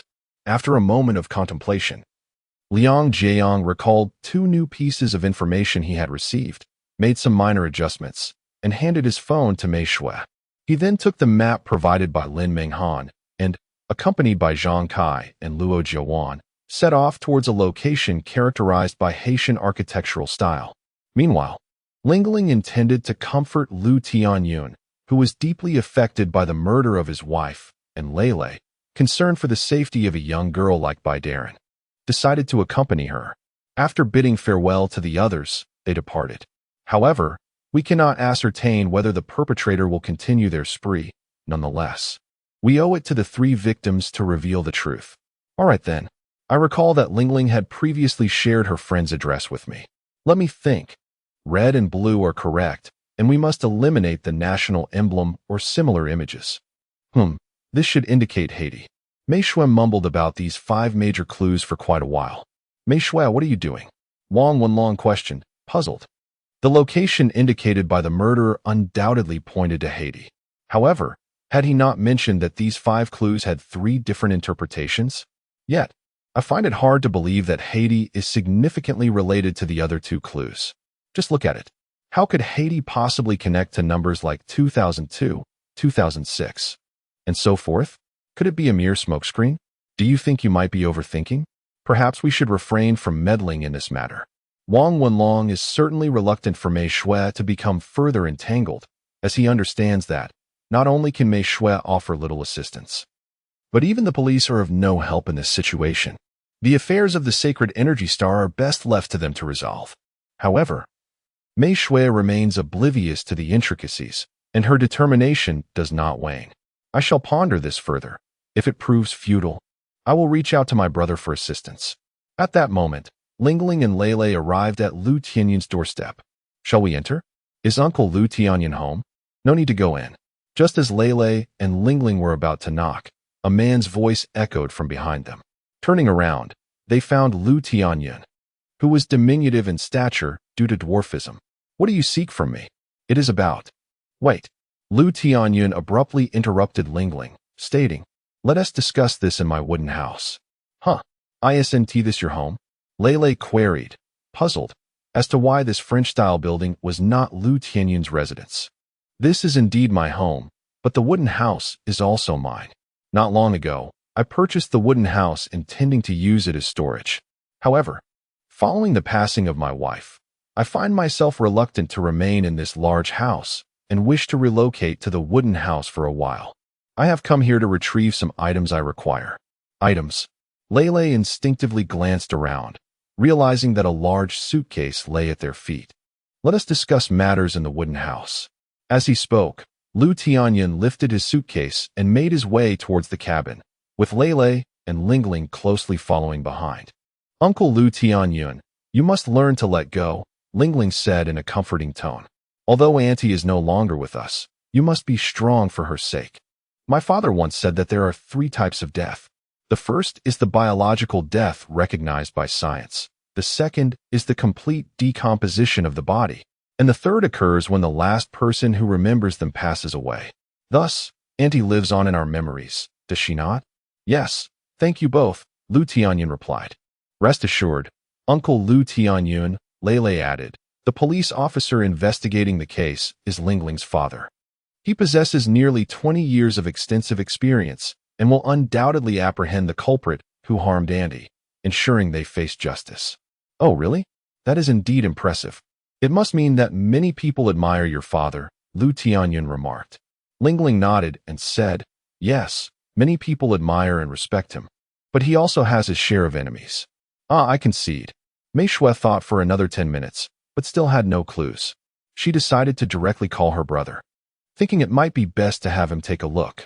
Wang Wenlong found this to be expected, considering the questions were posed by someone from the sacred energy star. Perhaps they were related to some cultural aspects of that realm? If that were the case, the 6 members of the exploration team might not even grasp it. So how could these Earth children possibly figure it out? Beep, beep. Hello? The call was connected, and the voice of Mei Shui's brother resonated from the other end of the line. "Mei Yaoer, if you have something to say, make it quick. Your brother still has to play a game of Sky Ladder. The system has updated with Argentina's New Jersey. All right. Put down your pro evolution soccer for now. I will send you a few clues shortly regarding a murder case. If you can decipher these clues, you will uncover the location of the perpetrator's next strike. He is likely to kill again, so this is a matter of life and death. Brother, please take this seriously." "Huh?" Mei Shui's brother was taken aback. "Aren't you out having fun with your friends? How did you end up in the midst of a murder case? Are you all right?" "Yes, I'm fine. It's best if you don't involve yourself in these matters, little one." "Enough, brother. Don't worry about me for now," Mei Shui interrupted, steering the conversation back on course. "I will send you those clues shortly since I am at a loss. Please see if you can solve them in the shortest time possible. The time until the killer's next predicted act is drawing near. But asking me to come up with an answer that swiftly is rather daunting." Ding dong. Before he could finish his sentence, Mei Shui's brother received 5 photographs sent by her. "Take a look and see if you can decipher them. Additionally, the murderer also sent a white feather. Do not hang up. How could I possibly figure it out so quickly? Wait. These 5 clues refer to France, don't they?" "What? You figured it out that fast?" Little did they know, Mei Shui's brother merely glanced at the conspicuous equations and deduced the answer. "If I am not mistaken, allow me to elucidate." Meanwhile, in a certain part of Yong'an village, the plan is proceeding smoothly. Speaking of which, Lu Tianyun is rather foolish. He is merely a pawn in my game. How laughable. On the evening of May 26, 2019. Dark Red Heart, playfully teasing with a hint of horror. "Brother, may I ask you something?" Horror warning. Dismissively pushing away. "Don't disgust me. Just speak plainly." Dark Red Heart, look at this set of data. Little Dark, weekly clicks, 3, weekly recommendations, 3, collections, 4, Great Horror, weekly clicks, 6, weekly recommendations, 4, collections, 5, Dark Red Heart, feeling aggrieved. Why is my data inferior to yours? My qualifications seem no less than yours. Horror warning, laughing insidiously. No worries. My brother, your situation is quite normal. When a new reader sees the two of us side by side, They will undoubtedly choose me. After all, if one does not glance at the first, how could one ever reach for the second? Beware of terror. Ah, it must be that foolish father of ours, incessantly promoting himself in other circles, causing others to be utterly exasperated and thus choose to ignore us. Me, you ungrateful child. 24 hours later. As Monday dawned, the two brothers refreshed their data, yet at 9 p.m. Shaoan, weekly clicks, 6, weekly recommendations, 1, number of favorites, 5. Dekong, weekly clicks, 0, weekly recommendations, 0, number of favorites, 5. Dark red heart, inquiring with concern, brother. Are you all right? Terror warning, clutching my leg, father. Did you think I said nothing last night? You now have plenty of brilliant ideas eagerly waiting to be pinned, don't you? Hurry and craft a few side stories to boost our click counts. Otherwise, how will we face anyone? Me, go away. Those ideas are reserved for your third brother. Still, it's Shaoan who cares. Chapter 15. The mystery related to the FIFA World Cup. I asked Uncle Lu Tianyun, why is your storage shed so far from your home? Moreover, it is rather secluded, isn't it? Rest assured, we are still within the confines of the French district. The door creaked open, and as Lingling prepared to enter, she noticed Lele examining the watch she had purchased earlier. Lele, hurry inside. Why are you fixated on the watch? Lingling whispered softly in Lele's ear. Oh, it's nothing. You're just checking to see if it's nearly 6 o'clock, the time for the adventure team to confront the Dark Fox, right? There is still half an hour left. We can leave the matter concerning the Dark Fox to the adventure team. We cannot be of much assistance. With that, Lingling pulled Lele inside. However, Lingling remained oblivious to the fact that Lele, Mao Lu from the Cosmic Exploration Team, was observing Lu Tianyun with a knowing gaze, pondering.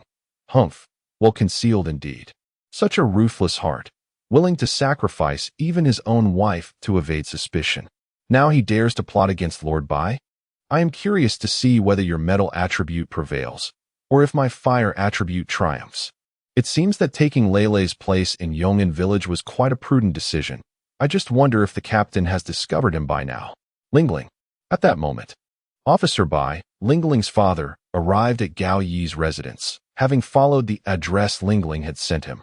This year, I will celebrate your birthday with you. Do tell me what cake you desire or what gifts you wish for. Just then, as Officer Bai stepped through the door, he barely finished his sentence when Mei Shui hurriedly donned her coat and grabbed the motorcycle keys from the windowsill, her tone tinged with urgency. Uncle, you can ride this motorcycle, right? Yes, why? Mei Shui quickly thrust the keys into Officer Bai's hand, her voice anxious. Then we must hurry to the French district on this motorcycle. Quickly, Lingling is in danger. The situation is rather complicated to explain. In short, Uncle, please ride to the area with French architectural style. The perpetrator is there. As for why, I will explain on the way. All right, let's move swiftly. Due to the urgency of the situation, the two individuals rode their bicycles towards the French Quarter without donning helmets. However, this very circumstance allowed them to hear each other's words clearly. Mei Shui, how do you know the murderer is there, and that Lingling is in danger? Yes, it was a message from the murderer. Huh? How did you know? Oh, perhaps he was the one who informed you. Please, continue. The he referred to by Officer Bai is one of his apprentices, who holds a deep affection for Lingling. Occasionally, while Officer Bai is engaged in covert work, the apprentice would record videos or share amusing anecdotes from his work with Lingling. Officer Bai likely assumed that his apprentice had sent the clues to Lingling, and that she, in turn, had informed everyone else. Firstly, I must clarify the calculations preceding each clue based on my brother's explanation. The first equation, 195848248 equals 61262, can be interpreted by sequentially adding the numbers on the left side. This process yields 1962, 1970, 1994, and 2002. When combined with the preceding 1958, these 5 years represent Brazil's 5 World Cup victories. Meanwhile, the right side, when added in sequence, results in 7, 9, 15, and 17, which, when combined with the preceding 6, correspond to the respective World Cup editions during which Brazil claimed its titles. In a similar manner, let us examine the second equation. 19344442 4 equals 2196. By adding 1934 to the left side sequentially, we obtain the years 1938, 1982, and 2006, which signify Italy's 4 World Cup victories.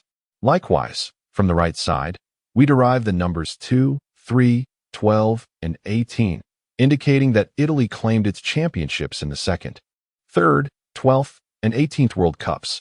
The subsequent clue represents Spain's solitary triumph in the 2010 19th World Cup. The fourth clue denotes Germany's 4th title achieved in 2014 at the World Cup held in Brazil, specifically in Rio de Janeiro. However, the most pivotal clue is the fifth equation. 199,820 equals 165, symbolizing France's 2nd World Cup victory after a 20-year interval, when they lifted the FIFA World Cup trophy in Russia during the 2018 21st tournament. Now here are some snacks for you. Inside the wooden cabin, Liu Tianyun presented an array of snacks to Lele and Lingling. "Would you like something to drink?" he asked. "Oh, I couldn't possibly." "Why?" "Since my wife is no longer with me, please indulge me in this small gesture of kindness," he replied. "Well, Uncle does have a point, Lele. Let us enjoy these treats and not disappoint his goodwill." With that, Lingling, unsuspecting, opened a bag of chips and began to eat. All right then. Meanwhile, Liu Tianyun had already locked the cabin door, trapping the 3 of them inside. "Huh, Uncle, why did you lock the door?" Lingling was taken aback, suddenly realizing that the atmosphere around her had become peculiar at some point. "What?" Startled, she loosened her grip on the potato chips, causing them to tumble to the ground. Mao Lu immediately shielded Lingling behind him. In truth, from the moment they arrived in Yong'an village, Mao Lu had prepared Lin Fei to allow Lilu to take his place, while he himself used Lili's name to enter Yong'an village. But then what? One cannot simply deduce that the culprit refers to France based solely on that. Officer Bai, having served in the police force for many years, had never felt as tense as he did now, carefully yet swiftly maneuvering his motorcycle while listening to Mei Shui's analysis. At this moment, they were still some distance from the French district. This brings me to what I wish to convey next. Mei Shui proceeded to analyze the second hint of each clue, beginning with the first clue. The second hint mentioned several countries: Japan, Germany, South Africa, and Brazil. The perpetrator intended for us to deduce the 5th country through these first 4 nations, which were the hosts of the World Cup events in 2002, 2006, 2010, and 2014. Thus, the 5th clue points to the host country of the 2018 World Cup, which is Russia. Finally, the last hint from the final clue stated, the flag of the ultimate regional country shares the same colors as that of the 5th country. If the last country is Russia, then the colors of that country's flag are red, blue, and white. While it is true that many nations with red, blue, and white flags can be found in Yong'an village, when connected to the earlier mention of the white chicken feathers, it can only refer to France. In the realm of football, the flag of France, which bears these colors, is often referred to as the Gallic rooster. The reason the perpetrator emphasizes that the flag of the final crime nation consists solely of 2 colors is to obfuscate the truth. According to the architectural distribution map of Yong'an village, French buildings are located in the southwestern corner, while Haiti is situated in the northeastern corner. Based on our previous analysis, one would naturally assume that Haiti is the intended final destination. Should everyone head there, the perpetrator would have the opportunity to strike again in the French district. But why has the perpetrator specifically chosen Lingling? Could she be an enemy of mine? At this moment, the motorcycle has reached the French district. However, it is vast, and Officer Bai and his team have no idea where Lingling is at this time. How infuriating. Lingling left without her phone. All the clues provided by the perpetrator are football-related, and considering the ultimate destination is France, although it seems unlikely, Liu Tianyun is the prime suspect. While I cannot ascertain that Liu Tianyun is indeed the culprit, it is a fact that Lingling and her companions have arrived in the area indicated by the perpetrator, and they must be in grave danger. If we assume he is indeed the perpetrator, it is no wonder that his words at that time sounded so peculiar. The notion that a bespoke suit company was involved in some grand affair was utterly absurd. In retrospect, it seems he did not require a sound rationale from the outset. For our attention was destined to be diverted by the second murder he had meticulously orchestrated. You killed all three of them, didn't you? Why would you do such a thing? Malu inquired angrily. And even if you had taken the lives of those three, how could you not spare Lingling? What could possibly compel you to harm a 10-year-old girl? Oh, I merely sought vengeance, and killing a few scoundrels is of little consequence to me. So what? Lu Tianyun retorted, summoning a golden lightsaber with a flick of his wrist, cleaving the chair beside Mao Lu.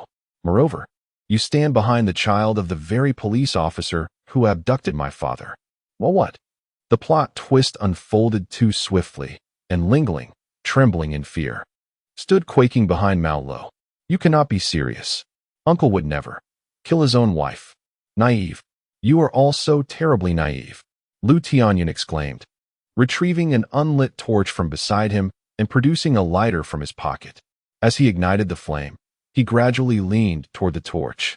In the next moment, the torch blazed fiercely. Behold, I am the chosen one. This power is bestowed only upon the divine. All of this stems from your oppression of us, the impoverished. Yet, what you fail to comprehend is that when the destitute are pushed to their limits, they possess the capacity to bring you to your knees. In a moment of frustration, Mao Lu gazed at the trembling Lingling behind him, his mind drifting back to the unsettling phone call he had received earlier. Is this Mao Lu? Yes, who is this? I am an associate of Dark Fox. I presume you have already discerned from the device Yi Feng provided you, which detects dark energy, that the perpetrator is Lu Tianyun. You are also aware that you possess the ability to confront him single-handedly. I must make a request. When you seek out Lu Tianyun, you must bring Lingling with you, and no one else should accompany you. Otherwise, I cannot guarantee the safety of everyone in Wan'an village. Wait, hold on. But before Mao Lu could finish, the call abruptly ended. Were it not for this ominous conversation, he would have instructed Lingling to stay behind, while he discreetly summoned his adventure companions to find Lu Tianyun. Unfortunately, Lingling would not have to endure such fear. Yet, what ulterior motives did the associate of Dark Fox harbor? Hadn't it been established that only Dark Fox would be involved? What was the significance of this additional companion? Did he insist that Mao Lu bring Lingling along merely to ensure that he could not fight with complete focus? Or was there a deeper scheme at play? After lighting the torch, Lu Tianyun wore a sinister grin as he secured the torch against the door. He then revealed a hidden trapdoor beneath the wooden floor, retrieving a barrel of gasoline from within. Upon opening it, he began to pour the gasoline across the floor, instantly filling the room with a pungent odor. With a room full of gasoline, Mao Lu hesitated to wield the fire element for self-defense. Lu Tianyun then removed a torch secured to the door, waving it before him. What exactly do you intend to do? If a spark were to fall to the ground, none of us would survive. Are you truly considering a mutual destruction? Although Mao Li's abilities were not particularly formidable, he still possessed the capability to protect Ling Ling and escape should a fire truly ignite, albeit at the cost of further alarming her. For now, Mao Lu sought to persuade Lu Tianyun to surrender, for he understood that the Dark Fox was not Lu Tianyun, but rather another individual altogether. I see that you are not inherently malevolent. Why resort to such indiscriminate slaughter? Indiscriminate slaughter. Regardless, the esteemed Dark Fox has already cast a barrier here, preventing anyone outside from hearing the commotion or witnessing the flames that may soon erupt. Would you care to hear my story? Lu Tianyun then began to recount his transformation from a human into a specter. Chapter 16. The Escape from a Young Age. Lu Tianyun's family was beset by poverty. His father often reminded him, "You must study diligently. Education is the sole escape for the impoverished." Lu Tianyun took these words to heart, attentively listening in class and spending every spare moment in the teacher's office, eager to ask questions and complete assignments. After much perseverance, he gained admission to his desired high school, and due to his outstanding grades, he was exempted from tuition fees. However, many of his peers came from similar, if not better, backgrounds. Born into a family of modest means and having lost his mother at a tender age, Lu Tianyun faced relentless ostracism. Whenever his classmates perceived his diligence unfavorably, they would gang up in groups of 3 or 4 to torment him. Despite Lu Tianyun's attempts to report the bullying to his teachers, their interventions proved futile, as the character of these tormentors remained unchanged. Whispers suggested that these individuals hailed from influential families, their admission to this prestigious high school facilitated by connections. In a moment of desperation, Lu Tianyun struck one of his aggressors. Though physically slight, his rural upbringing endowed him with a fierce tenacity in confrontations. This act of defiance, however, only exacerbated his plight. Leveraging their privileged backgrounds and social ties, the bullies bribed the school staff, orchestrating a scheme to frame Lu Tianyun. They began to disseminate vicious rumors aimed at tarnishing his reputation. On one occasion, a compromised teacher, seizing upon Lu Tianyun's earlier altercation, demanded an exorbitant compensation of 50,000 yuan for alleged medical expenses. Lu Tianyun, indignant at this unjust demand, was unaware that his father, naive to the circumstances, believed his son had merely gotten into trouble. Lacking guile, Lu Tianyun's father resorted to desperate measures, selling possessions and borrowing money in a frantic bid to gather the sum. Tragically, before he could deliver the funds, he fell victim to a scam that left him empty-handed. In his ignorance, Lu Tianyun's father resorted to robbery, but his efforts yielded little, culminating in his apprehension by a bystander. Under the law, the gravity of robbery warranted a prison sentence, irrespective of the amount stolen. Lu Tianyun's father, unable to fathom that a mere handful of coins could lead to a 5-year incarceration, succumbed to despair.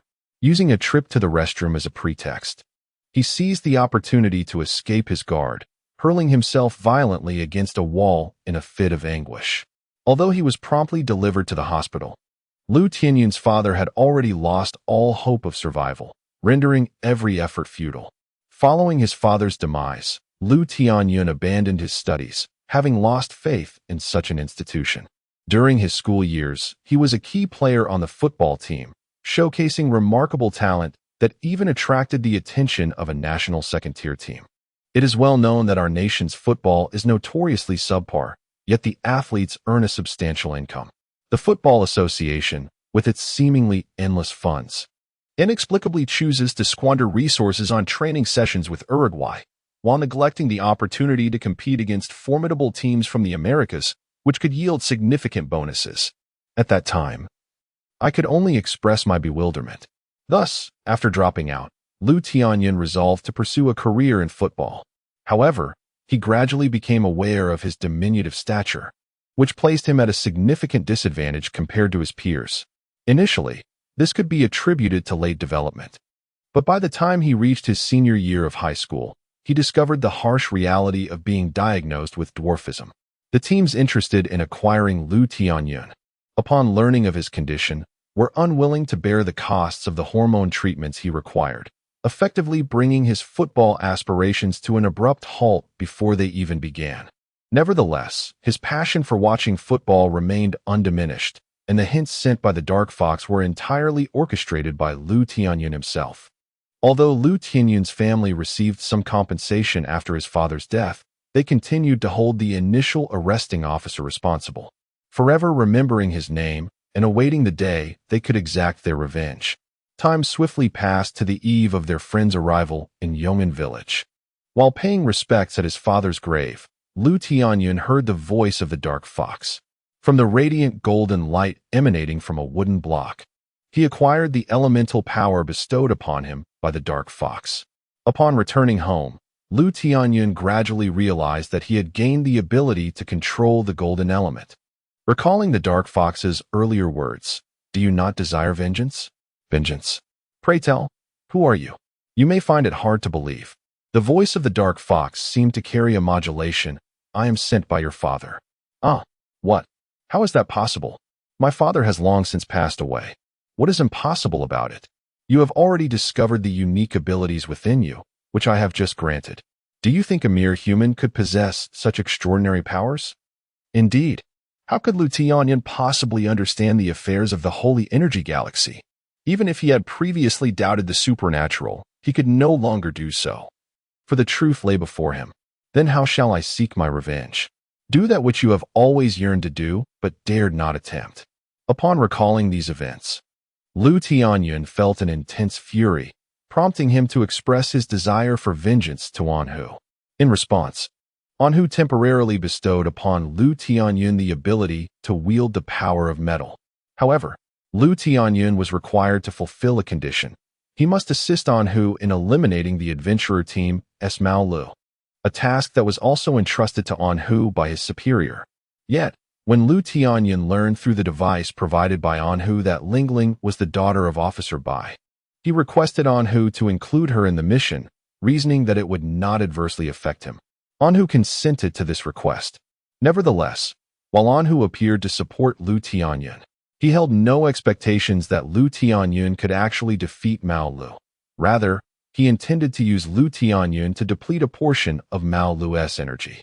Lu Tianyun stood no chance against Mao Lu, as the latter held a significant advantage in attributes and had wielded fire elements for an extended period, while Lu Tianyun had only just begun to master the metal elements.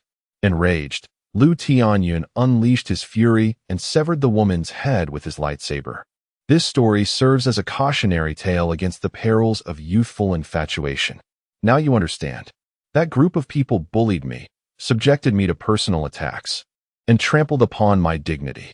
What of it if I used the power of the divine to eliminate them?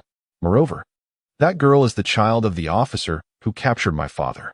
At that moment, Lu Tianyun resembled a crazed demon. As for the second murder, why did you slay your wife? Mala questioned. That woman need not be mentioned. She ought to reflect upon her own worth. Incessantly buzzing around me like a pest, my disdain for her was already profound, and it was only exacerbated by the relentless pressure from my relatives to marry. That woman should have perished long ago. Enough. It is you who ought to meet your end. Mao Lu, infuriated, interrupted Lu Tianyun. What? How dare you speak to me in such a manner? Lu Tianyun, likely believing himself to be extraordinarily capable, dismissed both Mao Lu and Ling Ling, considering them mere children. What, am I mistaken? You are indeed the one who deserves to die, forsaking a decent woman to pursue a gold digger. Thinking your peculiar abilities elevate you to divinity, should you venture into our domain, it would be nothing short of terrifying. You scoundrel, very well. I shall not waste further words on you. You shall perish right here. With that, he forcefully hurled the torch to the ground, igniting the room in a fierce conflagration. Mao Lu hastily urged Ling Ling to leap onto the table. What good will jumping on the table do? Come now, for I, too, must face my doom. I shall drag you both down with me. Wait. As Lu Tianyun prepared to light a cigarette with the nearby flames, he suddenly noticed that Mao Lu's attire had inexplicably transformed. No longer clad in casual wear, he now donned the expedition team's uniform, adorned with flaming patterns, making him appear even more vivid amidst the inferno. Lu Tianyun was able to perceive this change because Mao Lu had deactivated the transformation device containing the water crystals. What is this attire? Prepare to engage. As Mao Lu waved his hand, a burst of flame erupted from Lu Tianyun's burning cigarette, but singeing his hair. It's nothing, he reassured. Earlier, when I secured the torch to the door, I controlled the flame for a moment. You were probably too anxious to notice. As for why Lu Tianyun didn't see it, it's undoubtedly because his mind was consumed with thoughts of revenge, bolstered by the influx of metallic energy, instilling him with an overwhelming confidence. While speaking, Mala removed his team uniform and draped it over Ling Ling. For the fire element uniform offered the wearer a degree of resistance to flames. But how are we to escape? If this table is destroyed, we might plunge straight into the sea. Even if you are a fire element, you cannot expose your skin in a sea of flames. Cough, cough. Moreover, this fire was ignited with gasoline. There is still some distance to the exit. Do not worry. Thanks to Lu Tianyun's earlier mention of Dark Fox establishing a barrier here. With that, Mao Lu effortlessly reached into the inferno and retrieved a fireball, playfully bouncing it on the table as if it were a soccer ball. Now I can freely wield the fire element without fear of being detected. Stand behind me. With a swift kick, Mao Lu sent the fireball soaring towards the cabin's roof. The fireball, spinning rapidly, shattered the rooftop and ascended into the sky, where it hovered, continuously revolving. Initially perplexed, Lingling soon comprehended Mao Li's intentions. The flames within the cabin began to gravitate towards the rapidly spinning fireball above, as if a fire tornado were forming. Moments later, the flames were entirely drawn towards the fireball, leaving the wooden cabin shrouded in impenetrable darkness, save for a few flickering flames amidst the simple wooden furnishings. The fireball would not endure for long. It was destined to explode within minutes. "Hurry," urged Mao Lu, grasping Ling Ling's arm, propelling her swiftly yet cautiously towards the exit. "Quick, move ahead." Upon reaching the yard, Mao Lu removed the team uniform draped over Ling Ling. "If you reach that patch of mud ahead, you'll be safe." "I shall be fine. I cannot allow Lu Tianyun's scoundrel to perish here before facing justice." "All right. Be careful." Ling Ling dashed towards a relatively safer patch of mud just as Mao Lu hoisted Lu Tianyun onto his back. So heavy. Despite his small stature, he possesses considerable density. "Mao Lu, the fireball is becoming increasingly unstable. Stay strong." As the fireball's instability escalated, Mao Lu, burdened with Lu Tianyun, barely exited the yard. The distance seemed insurmountable. In that moment, Mao Lu initiated his secondary plan utilizing the team uniform. Although the illusionary element primarily served to confuse adversaries and disguise one's appearance, when harnessed to its utmost potential, it could temporarily alter or amplify the energy of objects.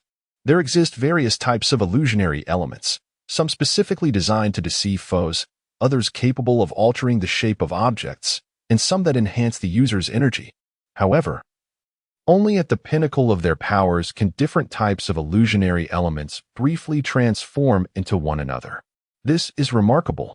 Just as Ling Ling's words faded, Mao Li's voice resonated nearby. Ling Ling hurriedly rushed over and, after a brief search, finally spotted her objective. Beneath a charred garment lay Lu Tianyun and Mao Lu. Safe, but with soot-stained faces. "Are you all right? Are you seriously injured?" Seeing their condition, Ling Ling quickly helped Mao Lu to his feet, her concern evident. "When did you realize Lu Tianyun was the culprit?" "That's quite impressive." "It's quite simple, really. This watch is designed to detect dark energy." Mao Lu explained as he showed Ling Ling the watch. He then picked up the singed clothing, sighing, "Though we emerged unscathed this time, my outfit is utterly ruined." Despite the expedition team's wealth, this was my very first team uniform. "However, Mao Lu, wasn't that fireball just now yours? Even if the energy was beyond your control, you should have been able to manipulate it slightly. Why was the explosion so devastating, and why did it destroy your uniform?" Chapter 17. The True Identity of the Dark Fox. "Hey, are you both all right?" Just as the two were about to call the police, they heard Officer Bai's voice in the distance. Turning around, they noticed Mei Shui running behind him. "We heard everything. We deciphered the clues left by the culprit and made our way to the French district. Just when we were worried about not finding you, we suddenly heard an explosion and rushed over, only to find you like this. By the way, what happened to Lu Tianyun? Is he the murderer? Hurry, let me see if you're hurt." Officer Bai quickly approached to assess Ling Ling's condition. Indeed, it was just moments ago that he intended to eliminate both of us. However, Ling Ling suddenly recalled a crucial point. We lack evidence. If he awakens and adamantly denies the events that transpired, though we might temporarily detain him, the law necessitates proof for any conviction. Do not fret about that. Mao Lu smiled at Ling Ling while retrieving a voice recorder from his pocket. This device contains a record of our conversation in the cabin. It should serve as evidence. Is that so? Officer Bai, after ensuring the safety of his daughter and Mao Lu, remained somewhat bewildered. Had these few children truly unraveled the clues? Had they inadvertently captured the culprit? By the way, Lele, how did you manage to escape his clutches? In Mei Shui's eyes, the Mao Lu before her was a true hero. Well, how? Were you frightened just now? Is that all? Yes, right, Ling Ling? Noticing Mei Shui's skepticism, Mao Lu hastily sought support from her best friend. Yes. Father, please summon your colleagues. Huh? Oh. It was no wonder Officer Bai was perplexed. This explanation seemed rather far-fetched. Yet, as previously stated, They had indeed escaped. The miraculous nature of their escape compelled belief from both Mei Shui and Officer Bai. Yet, what had caused the sudden explosion? After concluding a call with his colleagues, Officer Bai pondered over the pile of ruins. Uncle, I believe it would be best to leave the investigation to your colleagues. There is truly nothing to fear from Mao Lu. Even if Officer Bai and his team were to investigate, they would uncover little of substance. Would they even suspect that this child is lying if they found nothing? Moreover, the perpetrator has already been apprehended, and as for the matter of the dark fox, it is certainly unrelated to Officer Bai and his team. Well, very well then. Goodbye, Uncle. During the journey back to Gao Yi's home, Mei Shui did not hold back her chatter. Ling Ling, how are you? Are you hurt? Really?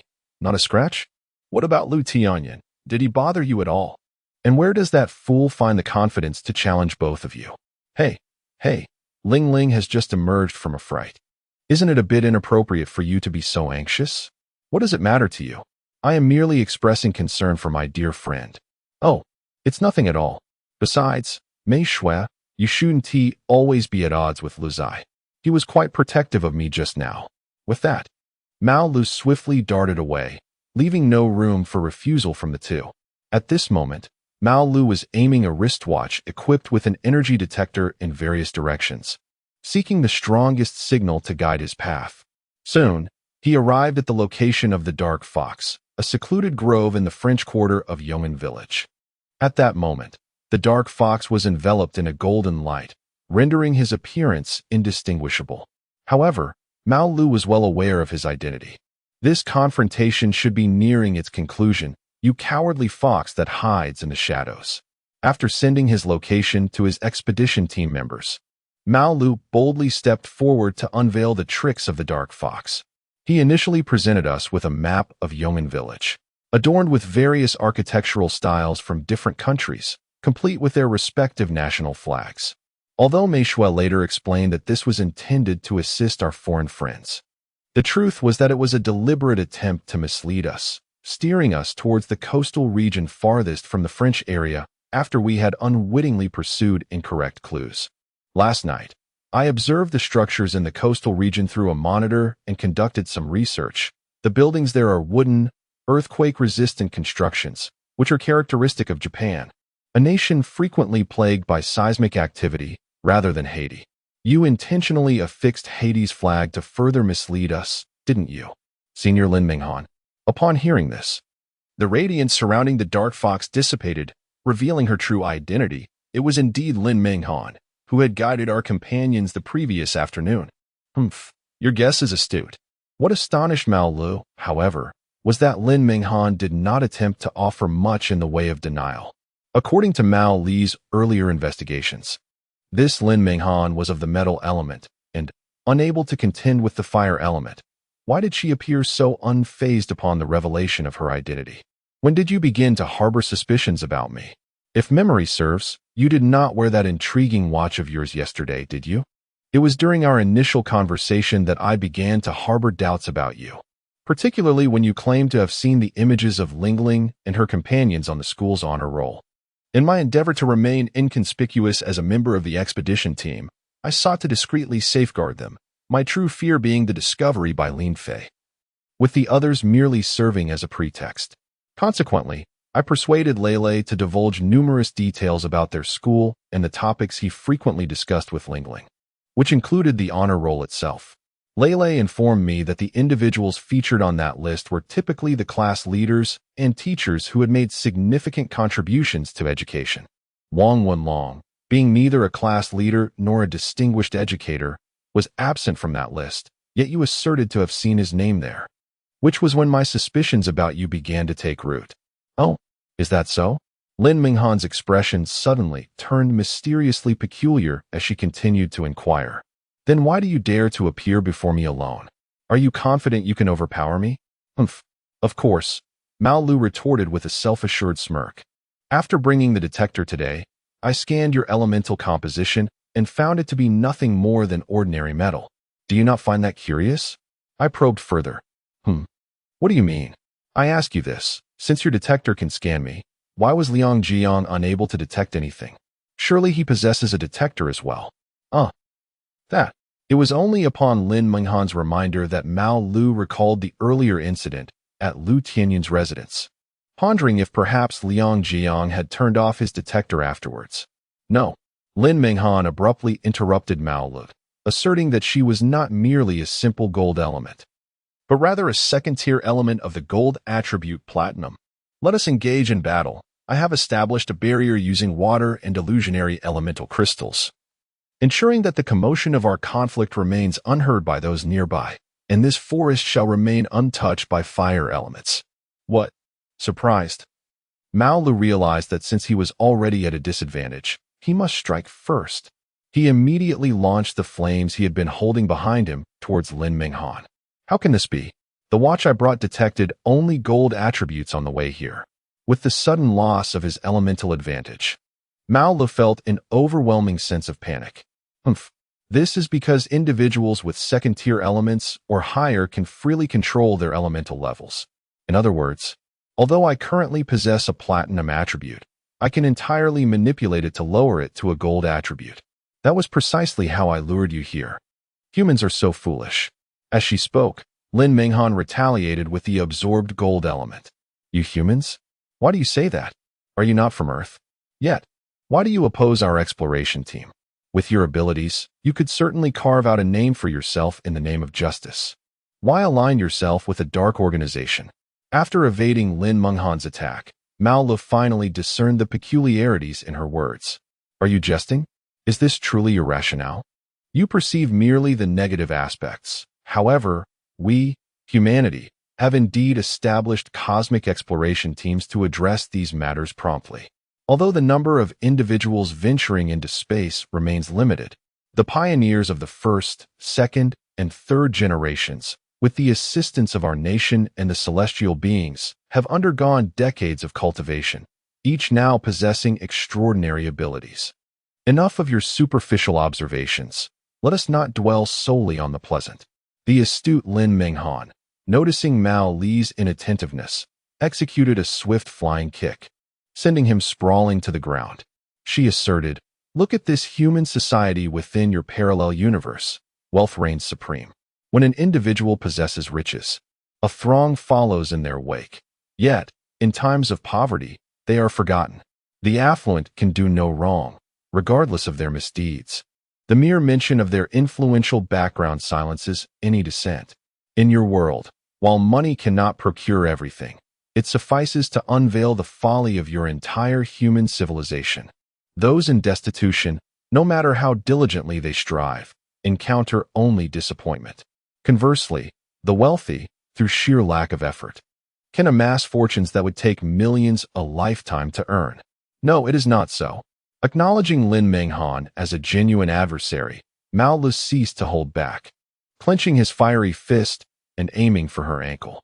Yet even amidst this turmoil, numerous inspiring tales abound, do they not? The endeavors of humanity must surely bear significance. Observing Mao Li's desperate resistance, Lin Menghan concentrated half of her platinum elemental power in her leg and delivered a powerful kick to his abdomen. Seizing the moment while Mao Lu was momentarily incapacitated, a hand gleaming with a golden hue swiftly lifted him and pressed him against a sturdy tree. The voice resonated with disdain. Isn't this the nature of humanity? You only witness the success stories, oblivious to the countless souls tormented by fate in their shadows. In this world, some successes are born from an intricate web of coincidences. At that moment, Mao Lu was racked with excruciating pain, barely able to keep his eyes open. He thought to himself in frustration, damn it, I've made a miscalculation. Where are Liang Jiang and the others? Mao Lu, where are you? Speak up. Suddenly, from behind the tree, a familiar voice broke through the tension. It was Ling Ling, who had found her way here. Curse it, why is she here? She must leave quickly, otherwise, we could both meet our end here. Just as Mao Lu contemplated calling out, Lin Menghan swiftly covered his mouth. Well, your captain from the earthly realm has arrived, hasn't she? But she lacks the ability to wield elemental powers, so you shall not face your fate alone, Lin Menghan remarked, massaging her throat before adopting a sweet voice. Ling Ling, dear Mao Lu is here. I am Lin Menghan. He has fainted for some unknown reason in the forest. Please, come quickly. In that moment, Mao Lu comprehended the true terror of such a person, capable of shifting seamlessly between the roles of devil and angel. What? Mao Lu has fainted? Senior Lin Minghan, are you behind that tree? Hearing the sound of Ling Ling's hurried footsteps approaching, Mao Lu desperately struggled to free herself from Lin Minghan's grasp. Yet, Lin's strength was overwhelming, and after having received a kick to her abdomen, even breathing had become a laborious task, let alone resisting. At that moment, Lin Minghan's hand, gleaming with a radiant light, manifested a luminous sword. The instant Ling Ling appeared within their line of sight, Lin Minghan lunged forward, aiming the blade directly at her. Caught off guard, the sword pierced Ling Ling's abdomen. After 2 seconds of stunned disbelief directed at Lin Minghan, Ling Ling clutched her bleeding belly and collapsed to the ground, convulsing in agony. Mao Lu, with great difficulty, managed to utter a single word in a barely audible whisper. No. Chapter 18. The daily life of the exploration team is full of tricks. The night before the friends were to head to Yong'an village, Lei sat on her bed, dejectedly scrolling through her phone. She mused, "Oh dear, those in the exploration team are also going to Yong'an village. I suppose this time will be no fun at all." Nevertheless, her curiosity about the parallel universe piqued. Perhaps she could seize the opportunity to inquire about their tales concerning the star of sacred energy. She decided to watch television instead. Oh no, how dare they strike Gagula? Kai is furious, and poor King Blake is in dire straits. As an explosion from Ultraman Orb erupted on her screen, flames filled the display. However, as time passed, the fiery effects showed no signs of dissipating. Just as Lei felt a surge of wonder, the flames suddenly formed 4 large characters. "I am Mao Lu." "Huh? You are Mao Lu? Why are you frightening me in the middle of the night?" As soon as Lei's words fell, Mao Lu stepped through the door of the bedroom, which served as a secret passage from the expedition team's base to Lei's home. The door appeared to be an ordinary one, indistinguishable from any other. However, when the expedition team activated this special spatial passage, entering the bedroom and crossing through this door would lead directly to the expedition team's base. "Oh, so you can articulate your thoughts." The timid Lei had been quite startled moments ago. "What brings you here?" "Actually, I have a favor to ask." With a wave of his hand, Mao Lu made the flickering flames before Lei vanish. "Would you like to experience my life?" "Humph, seeking my assistance yet, what?" Initially, Lei intended to voice a complaint, but upon hearing Mao Lu's proposition to exchange lives, he felt an overwhelming joy. However, a moment of doubt crept in. "You don't have any ulterior motives, do you?" "Haha, how could that be?" Mao Lu chuckled awkwardly, for Lei had indeed guessed correctly. His true intention was merely to use this pretext to stealthily infiltrate Yong'an village under the guise of his identity, without his companions in the expedition team being aware. Perhaps, at a critical moment, he could achieve a significant feat, thereby earning Lin Fei's favor and having those unfinished days of training waived. Well, if that's the case, then fine. After careful consideration, Lei acquiesced to Mao Lu's request. "Since you intend to infiltrate Yong'an village in my stead without arousing suspicion, there are a few matters I must discuss with you." "All right, I understand." After reiterating the words Lei had just spoken, both individuals mutually agreed to exchange identities. "However, you must provide me with your team uniform. Otherwise, what if Lin Fei discovers that I am Lei from Earth? But I might need my uniform as well. How about this? You sneak into the base warehouse and quietly retrieve one of my uniforms to wear. Meanwhile, I will sketch a floor plan for you, so you can familiarize yourself with my room, the training base, the kitchen, the restroom, and so forth." "Sounds good. Let's settle on that." Thus Mao Lu, under the guise of Lei, blended into Yong'an village, while Lei assumed the identity of Mao Lu within the exploration team. However, it seemed Mao Lu was solely preoccupied with evading Lin Fei for a few days, failing to consider that Lei might be discovered due to an inability to harness elemental powers. "Mao Lu, is it convenient for you?" "Huh." The sudden appearance of Lin Fei at the doorway startled Lei, who had been carefully avoiding exposure. "Is it convenient?" "Captain, do you need something?" "Actually, it's nothing much." At that moment, Lin Fei became even more convinced of her earlier suspicions. I came to see how well you've mastered the skills I taught you. Could you demonstrate them for me at the training grounds? Well, this is quite troubling. Lin Fei nodded in satisfaction after hearing this. Xiao Lei, I shall grant you an opportunity. Pray tell, why did Mao Lu choose you to take his place? Huh? But I am Mao Lu. Lei spoke these words with a palpable sense of guilt. Oh, why are you still pretending? Can you not see that I have already uncovered the truth? Lin Fei promptly tapped Lei on the forehead. Do you think you can breathe fire? Speak candidly. Well, fine with that. Lei recounted the events of the previous evening to Lin Fei. Indeed. So it was thus. Humph. It appears I must enlist Ling Ling's assistance. Alas, my friend. I am deeply sorry for you. Subsequently, Lin Fei relayed the matter concerning Mao Lu to Liang Jiang and the others from Yong'an village. Very well. We shall not expose him. Captain, what is your plan? We shall heed your counsel. Listen closely. Here is the strategy. When it comes time to create fire by friction, who wishes to give it a try? Although Mao Lu maintained a stoic expression, internally he was elated. Creating fire by friction? Ha! Is this not my forte? Let them have a go first. When they falter, I shall showcase my prowess. I shall attempt it, volunteered Mei Shui. Mao Lu thought to himself, this fellow wishes to try? Very well. I have long harbored disdain for this individual. Do you think you can ignite a flame before me? Think again. Thus, after more than 10 minutes, Mei Shui still had not succeeded in kindling a fire. Feeling a bit down, I wondered aloud, is it possible that the tools are faulty? Of course. It wasn't the tools that were at fault. After all, with my presence, who would still wish to spark a fire? Heh, today is your day to face the music.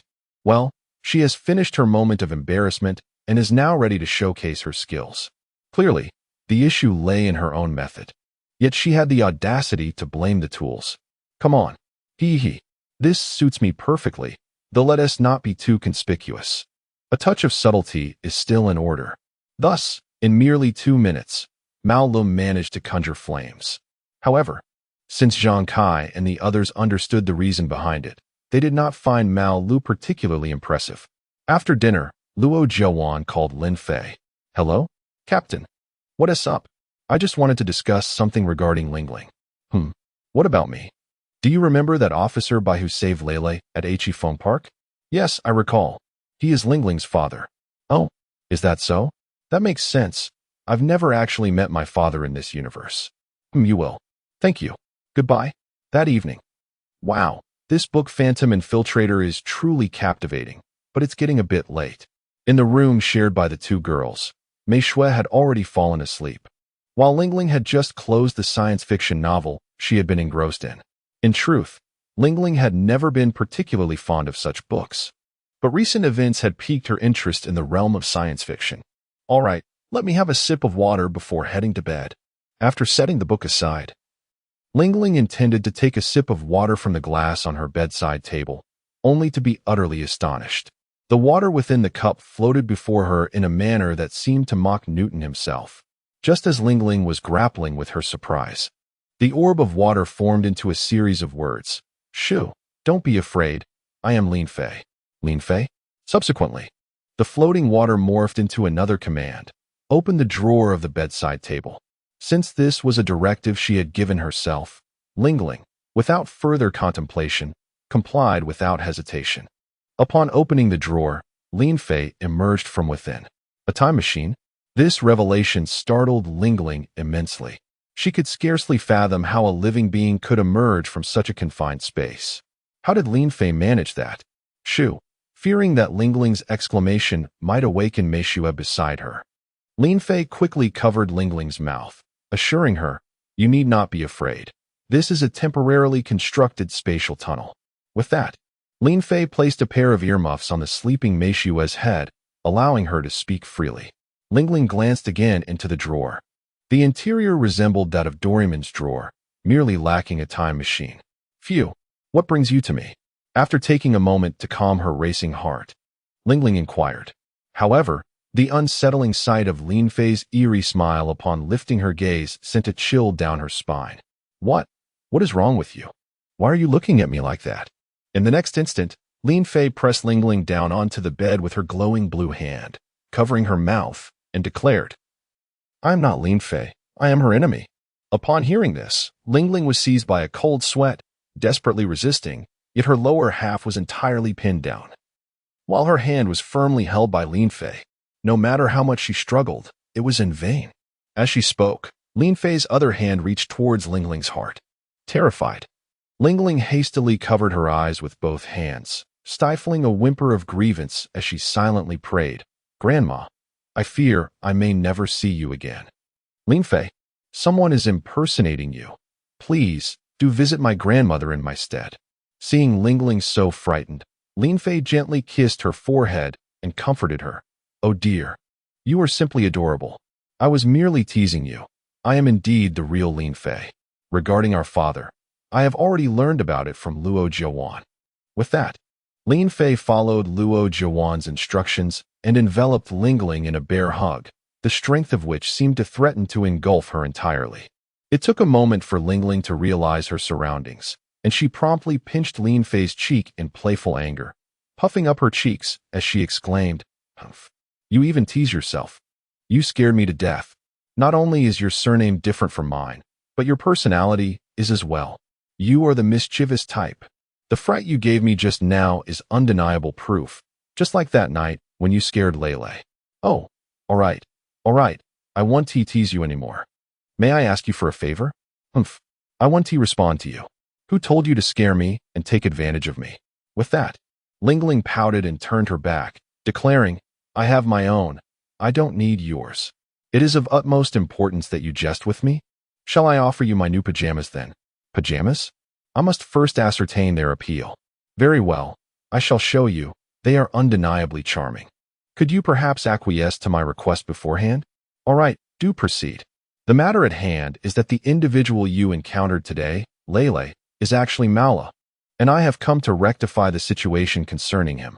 Thus, I wish to inquire if you could remain at the expedition team base while I assume your identity." "Oh, so that was Maula. No wonder he was able to kindle a fire with such ease. Very well, I consent. Now, let me behold your pajamas.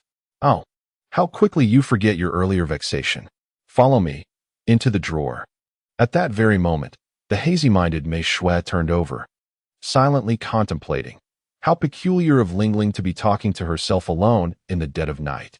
Subsequently, Lin Fei naturally removed her earmuffs. Lin Menghan recounted having seen a headless corpse in the woods, which prompted Lin Fei, to sense something amiss.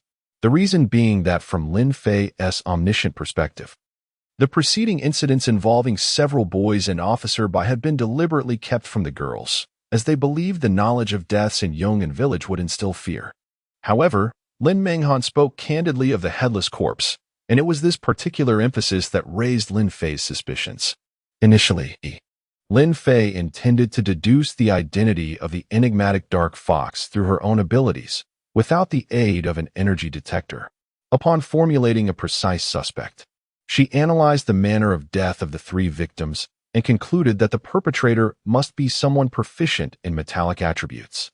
Given that this dark fox boldly challenged the entire expedition team, she surmised that he was not merely an ordinary wielder of the gold element. However, due to the difficulty of cultivating a third-level element, Lin Fei speculated that the killer's attribute was platinum, as platinum is the element in question. Among the 6 members of the expedition, only 2 could counteract it, Mao Lu and Lin Fei, who simultaneously launched an assault on the dark fox.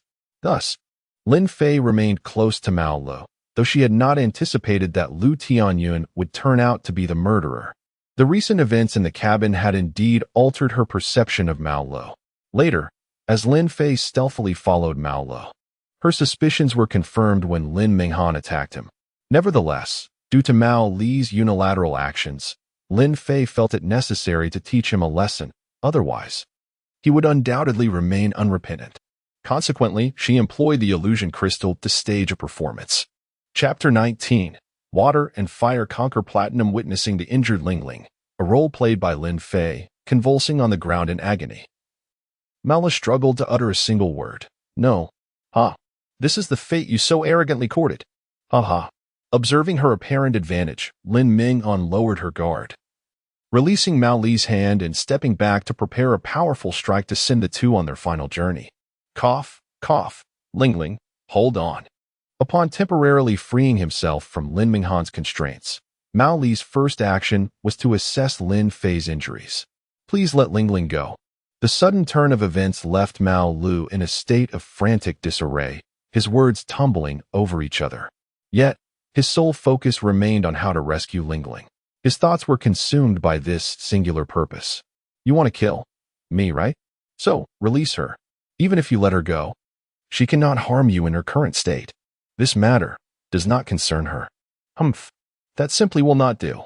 As she spoke, Lin Minghan's entire right arm transformed into a radiant golden laser cannon. This spectacle filled Mao Lu with profound bewilderment and fear. He had never heard of a person with metal attributes possessing such capabilities. Could it be that Lin Minghan's affiliation with the Dark Organization and her exposure to dark elements granted her this power? Farewell. Lin Minghan aimed the laser cannon at the two, as golden molecular energy began to converge towards the barrel. I apologize for dragging you into this. If only I had adhered to Lin Fei's plan, this would not have happened. Then, if there is a next time, would you dare to act this way again? Ling, Lin Fei deliberately inquired, hearing Mao Li's words. I would not dare, but given the current situation. Mao Li glanced up at Lin Minghan, who had readied her cannon. At this rate, in mere seconds, the beam would pierce through both their bodies. Time is of the essence now. Remember your words. After all, I have recorded them. As the situation escalated, Lin Fei ceased her concealment. After deactivating the illusion crystal device, the blood and casual attire adorning her transformed gradually into a team uniform adorned with azure ripples. Simultaneously, Lin Fei swept aside her hair, revealing a device resembling a Bluetooth headset adorning her ear. What? Upon witnessing this, Lin Minghan immediately sensed that matters were turning dire. In the face of water and fire, her platinum element might not hold the upper hand. Thus, she swiftly unleashed the light beam she had meticulously prepared. Mao Lu, you should still be able to wield elements. Correct? Use flames to shield me from this attack, just enough to slow its velocity temporarily. With that, Lin Fei pressed the device on her ear, which instantly emitted energy, conjuring a pair of nano glasses that she donned. Oh, very well, understood. Although Mao Lu was somewhat bewildered by the turn of events, Lin Fei's emergence bolstered his confidence. He was certain that the captain would not take unnecessary risks, and her audacity in such a situation was indicative of her capability. Consequently, Mao Lu promptly complied, positioning himself to shield Lin Fei while conjuring a firewall to tenuously withstand the onslaught of light. Captain, the energy of the light is overwhelming. I know. Hold on for 3 more seconds. As she spoke, Lin Fei leaped into the air, using a protruding part of a tree trunk to propel herself towards Mao Lu, aiming a water elemental beam at Lin Minghan's ankle. In the ensuing moments, she landed, nudging Mao Lu aside while activating the defensive system of her uniform. The light beam from Lin Minghan pierced through the firewall that Mao Lu had constructed, yet it failed to harm Lin Fei, who remained safely positioned behind the fiery barrier. It seems that Lin Minghan, who was previously formidable, is now crouched on the ground, rubbing her ankle where Lin Fei struck her, her expression quite unpleasant. Captain, are you all right? This time, Mao Lu did not remain dazed as before. He swiftly positioned himself between Lin Fei and Lin Minghan. Come with me. Lin Fei urgently grasped Mao Li's arm, leading him to a spot shielded from Lin Minghan's view by a few trees. Captain, are you sure being this close won't reveal us?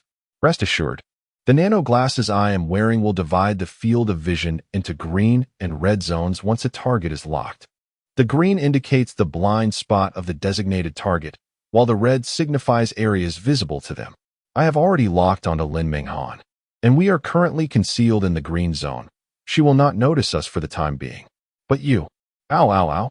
Mao Lu suddenly yelped as Lin Fei seized his ear, evidently reprimanding him. This is for being reckless. Who gave you permission to act without my consent? If I hadn't been cautious, you would be in quite a predicament now. Just wait until I decide how to discipline you. All right, I admit my fault. I shall never act so impulsively again. I will adhere to your commands with even greater diligence than the principle of two musts. Mao Lu now grasped the gravity of the situation and quickly conceded. Your future actions will determine the validity of your words.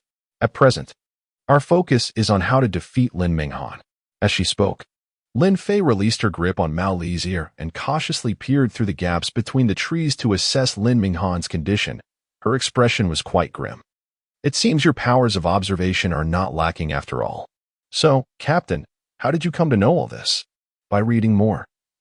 Such matters are often mentioned in the autobiographies of our predecessors. In any case, remember this: as long as we work together, Lin Minghan will not stand a chance against us. However, Captain, do you not find it a bit peculiar?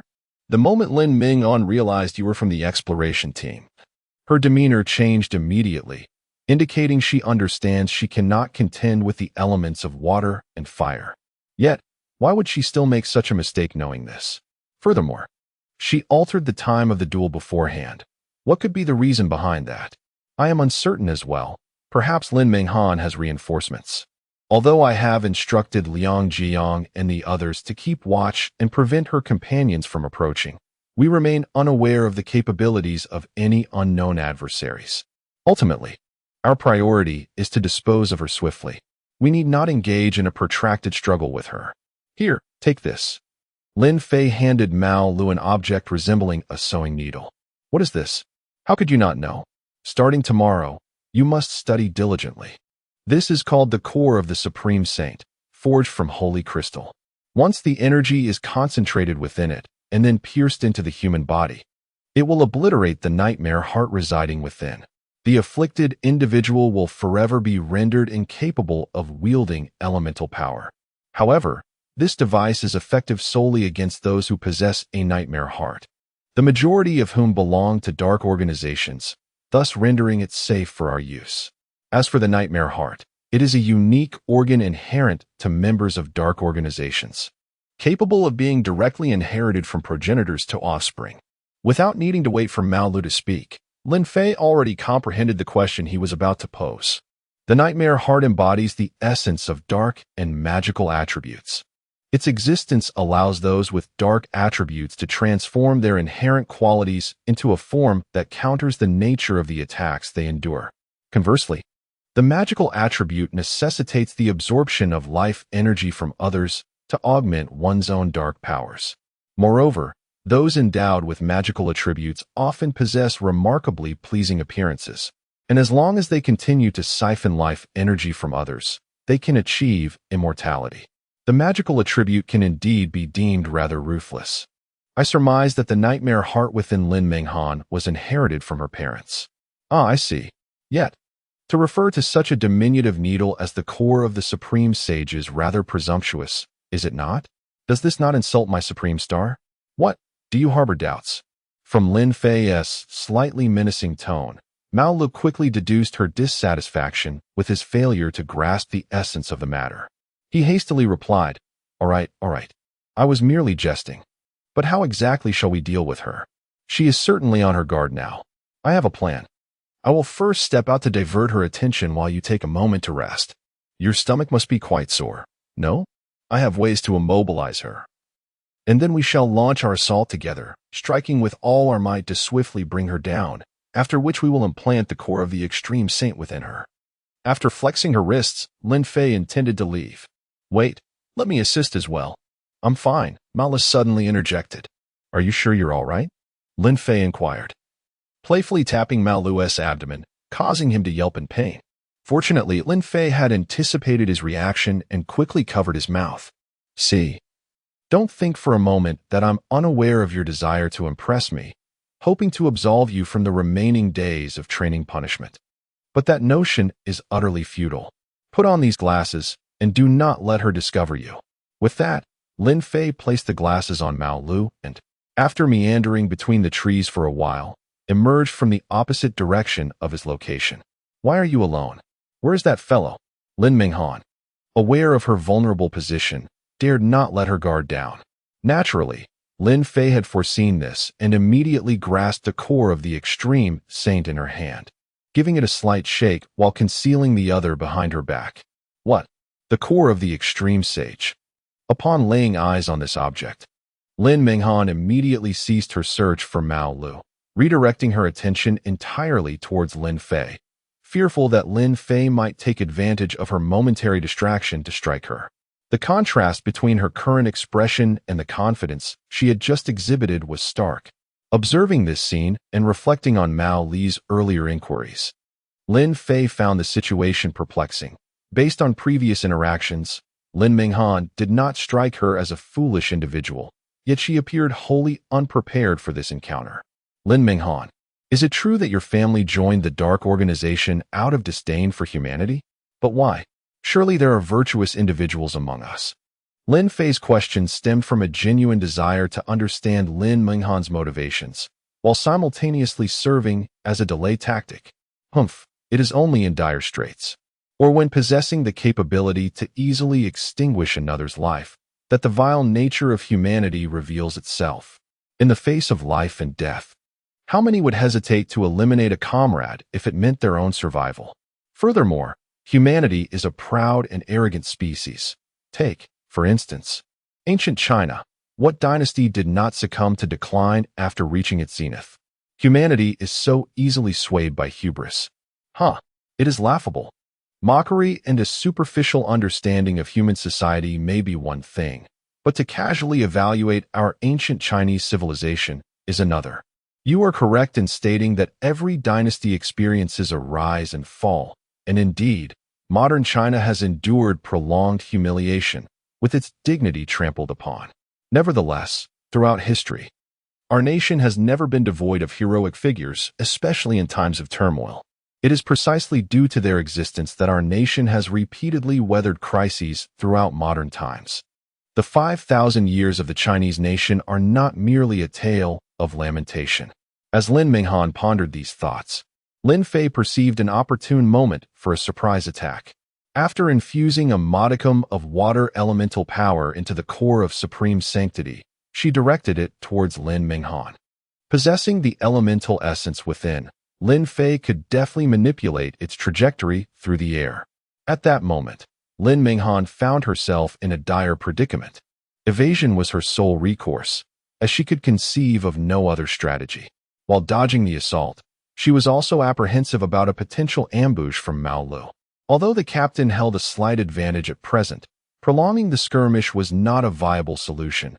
Should Lin Minghan's reinforcements arrive, it would spell disaster. Despite Mao Li's lingering abdominal discomfort, it was not as severe as before, prompting her to bide her time for an appropriate moment to strike. Meanwhile, while Lin Minghan desperately dodged, she relentlessly searched for an opening to counterattack Lin Fei. After a brief interval, Lin Fei indeed made a critical error, prompting Lin Minghan to seize the moment. With her hand emanating a blinding golden light, she lunged fiercely at Lin Fei. In stark contrast to her elegant appearance, Lin Minghan now resembled a ravenous beast, having gone days without sustenance, perceiving Lin Fei as a frail antelope. Just as she was about to pounce on Lin Fei swiftly grasped the hand that had been lingering behind her, enveloping Lin Minghan in a cascade of water formed from the vapor in the air. With all her strength, Lin Fei lifted Lin Minghan into the air using the water that encased her. Despite Lin Minghan being an element of platinum, her attempts to strike at the water with her elemental power proved futile. Lin Fei had intentionally feigned vulnerability to lure Lin Minghan into a reckless charge, while she had prepared a clever countermeasure.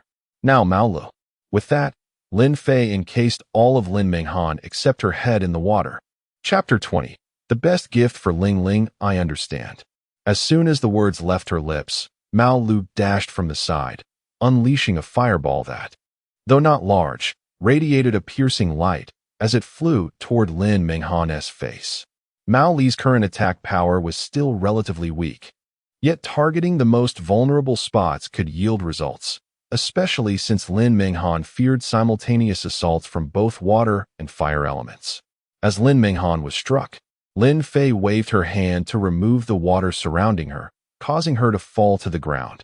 Before Lin Minghan could rise, the vengeful Mao Lu stepped on her abdomen, and just as she was about to stab Lin Minghan with the extreme holy core, Lin Minghan kicked her aside. Lin Fei, quick-witted and nimble, directed the extreme holy core once more at Lin Minghan, who was desperately conjuring a light shield that clashed head-on with the core. However, due to the immense pressure exerted by the extreme holy core upon the platinum shield, it swiftly breached Lin Minghan's defenses within mere seconds, piercing her body and destroying her night demon heart organ. With the extreme holy core embedded within Lin Minghan, Lin Fei had effectively accomplished her mission, for she was aware that the ensuing events would be rather brutal. At this moment, Lin Minghan had been rendered an ordinary person, posing no further threat, prompting Lin Fei to leave with Mao Lu, unable to bear witness to the unfolding tragedy. Considering that the newly established expedition team was still inexperienced in their confrontation with the Dark Organization, it would have been inappropriate for them to directly eliminate members of the latter. Therefore, the extreme holy core, refined from sacred crystals, would not claim the lives of the Dark Organization's individuals but would irrevocably strip them of their ability to wield elemental powers. This was equally true for Lin Minghan. At this juncture, Lin Minghan was engulfed in excruciating pain. As she endured the agony coursing through her body, she relentlessly pounded an innocent tree with her fists, as if venting her torment could provide her some solace. After several minutes of furious assault, her hands were left bloodied and mangled, and her night demon heart organ had been utterly destroyed. Exhausted, she collapsed to the ground, forever incapable of causing harm again. Furthermore, should any malevolent thoughts arise in her heart after this ordeal, the residual energy of the extreme holy core would retaliate, leading to her demise. Although the two individuals had escaped the boundary set by Lin Minghan's barrier and could not hear her anguished cries, they could still sense her suffering.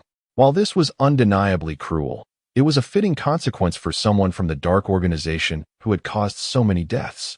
Fortunately, her companions did not come to her rescue. Otherwise, the outcome could have been dire.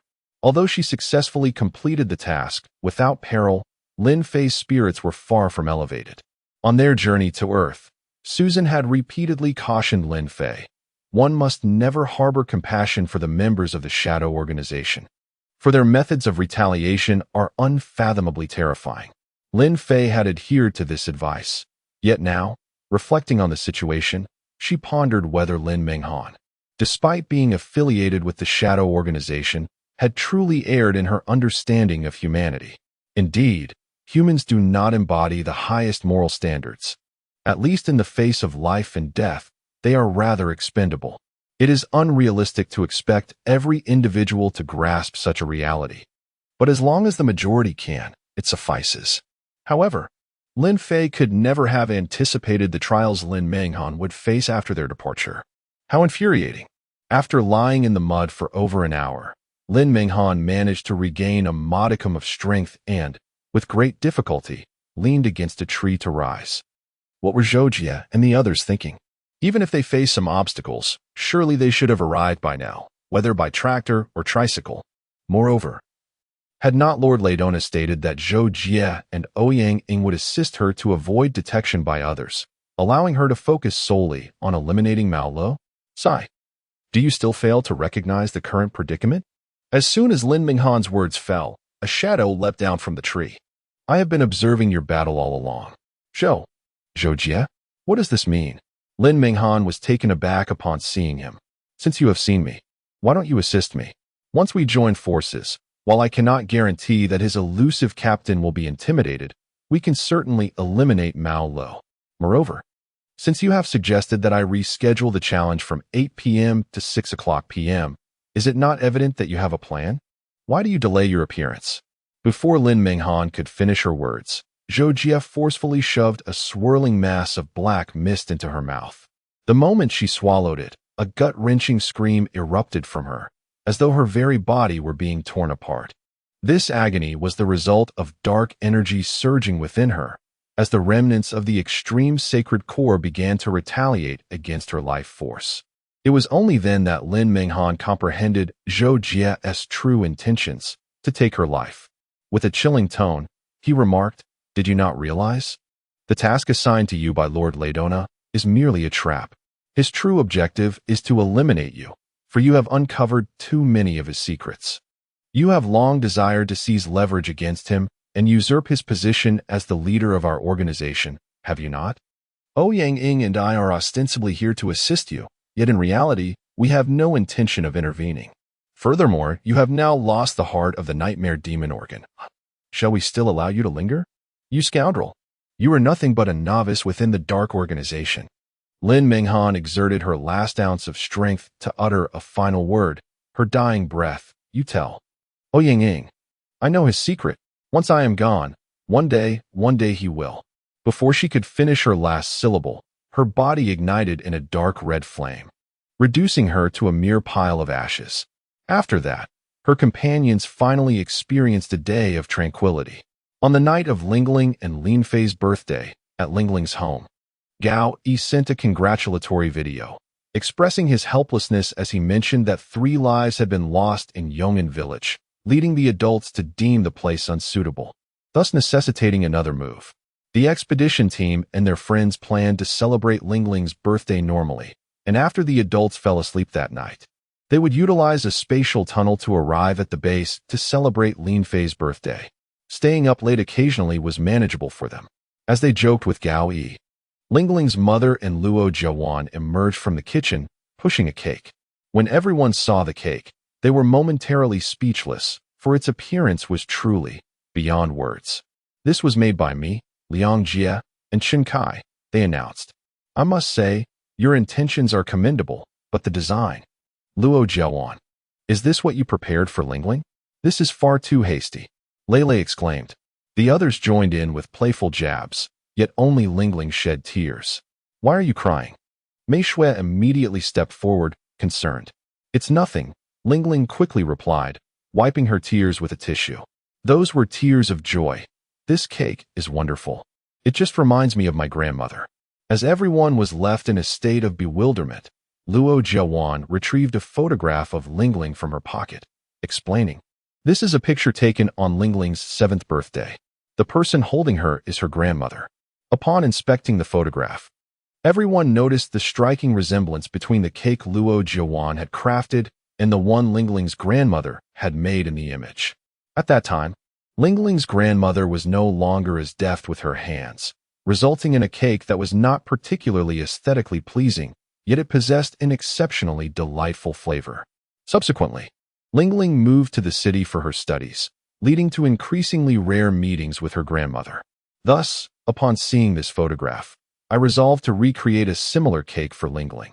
For this endeavor, Chen Kai, Liang Jie, and I invested considerable time and effort. Lingling, you must treasure this. It is a collective gift from the 5 of us. Oh, I see now. It appears your title of best friend is well earned. What do you mean by that? Lele's comment displeased Mei Shui.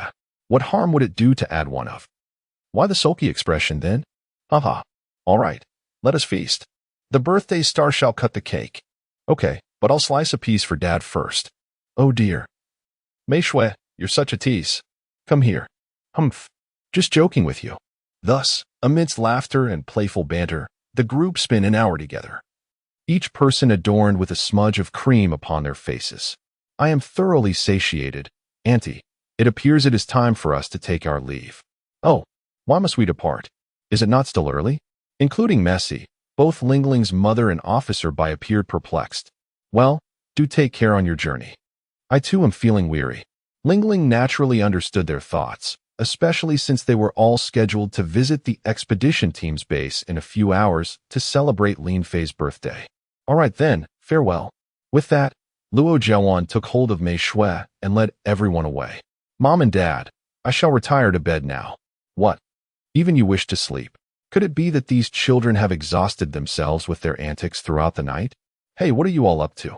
Mei Shui, reluctantly pulled along by Luo Jiawan, who was both a close friend and a rival, queried with curiosity. Oh, but don't you wish to play with Lingling? She is tired, so let her be. Are you not going to allow her some rest? What nonsense. I do not wish to play with her. I merely desire to engage with her. No, that is not the point. Are you all leaving after merely dining at her home? However, since we have already departed, and it seems Ling Ling is also ready to sleep. Mei Shui felt it inappropriate to impose and re-enter. She would simply seek another opportunity in the future. Later that evening, everyone gathered at the expedition team's base as planned, once the adults had succumbed to slumber. As Leilei's mother was the last to fall asleep, Leilei arrived last. Yet, upon opening the door, he was greeted by the sight of Ling Fei and Luo Jiwan entangled in a tussle with the other two.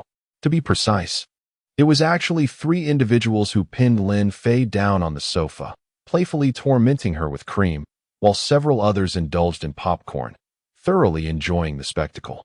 Revenge? Who told you to frighten me that night? And you only allowed me to try on your pajamas?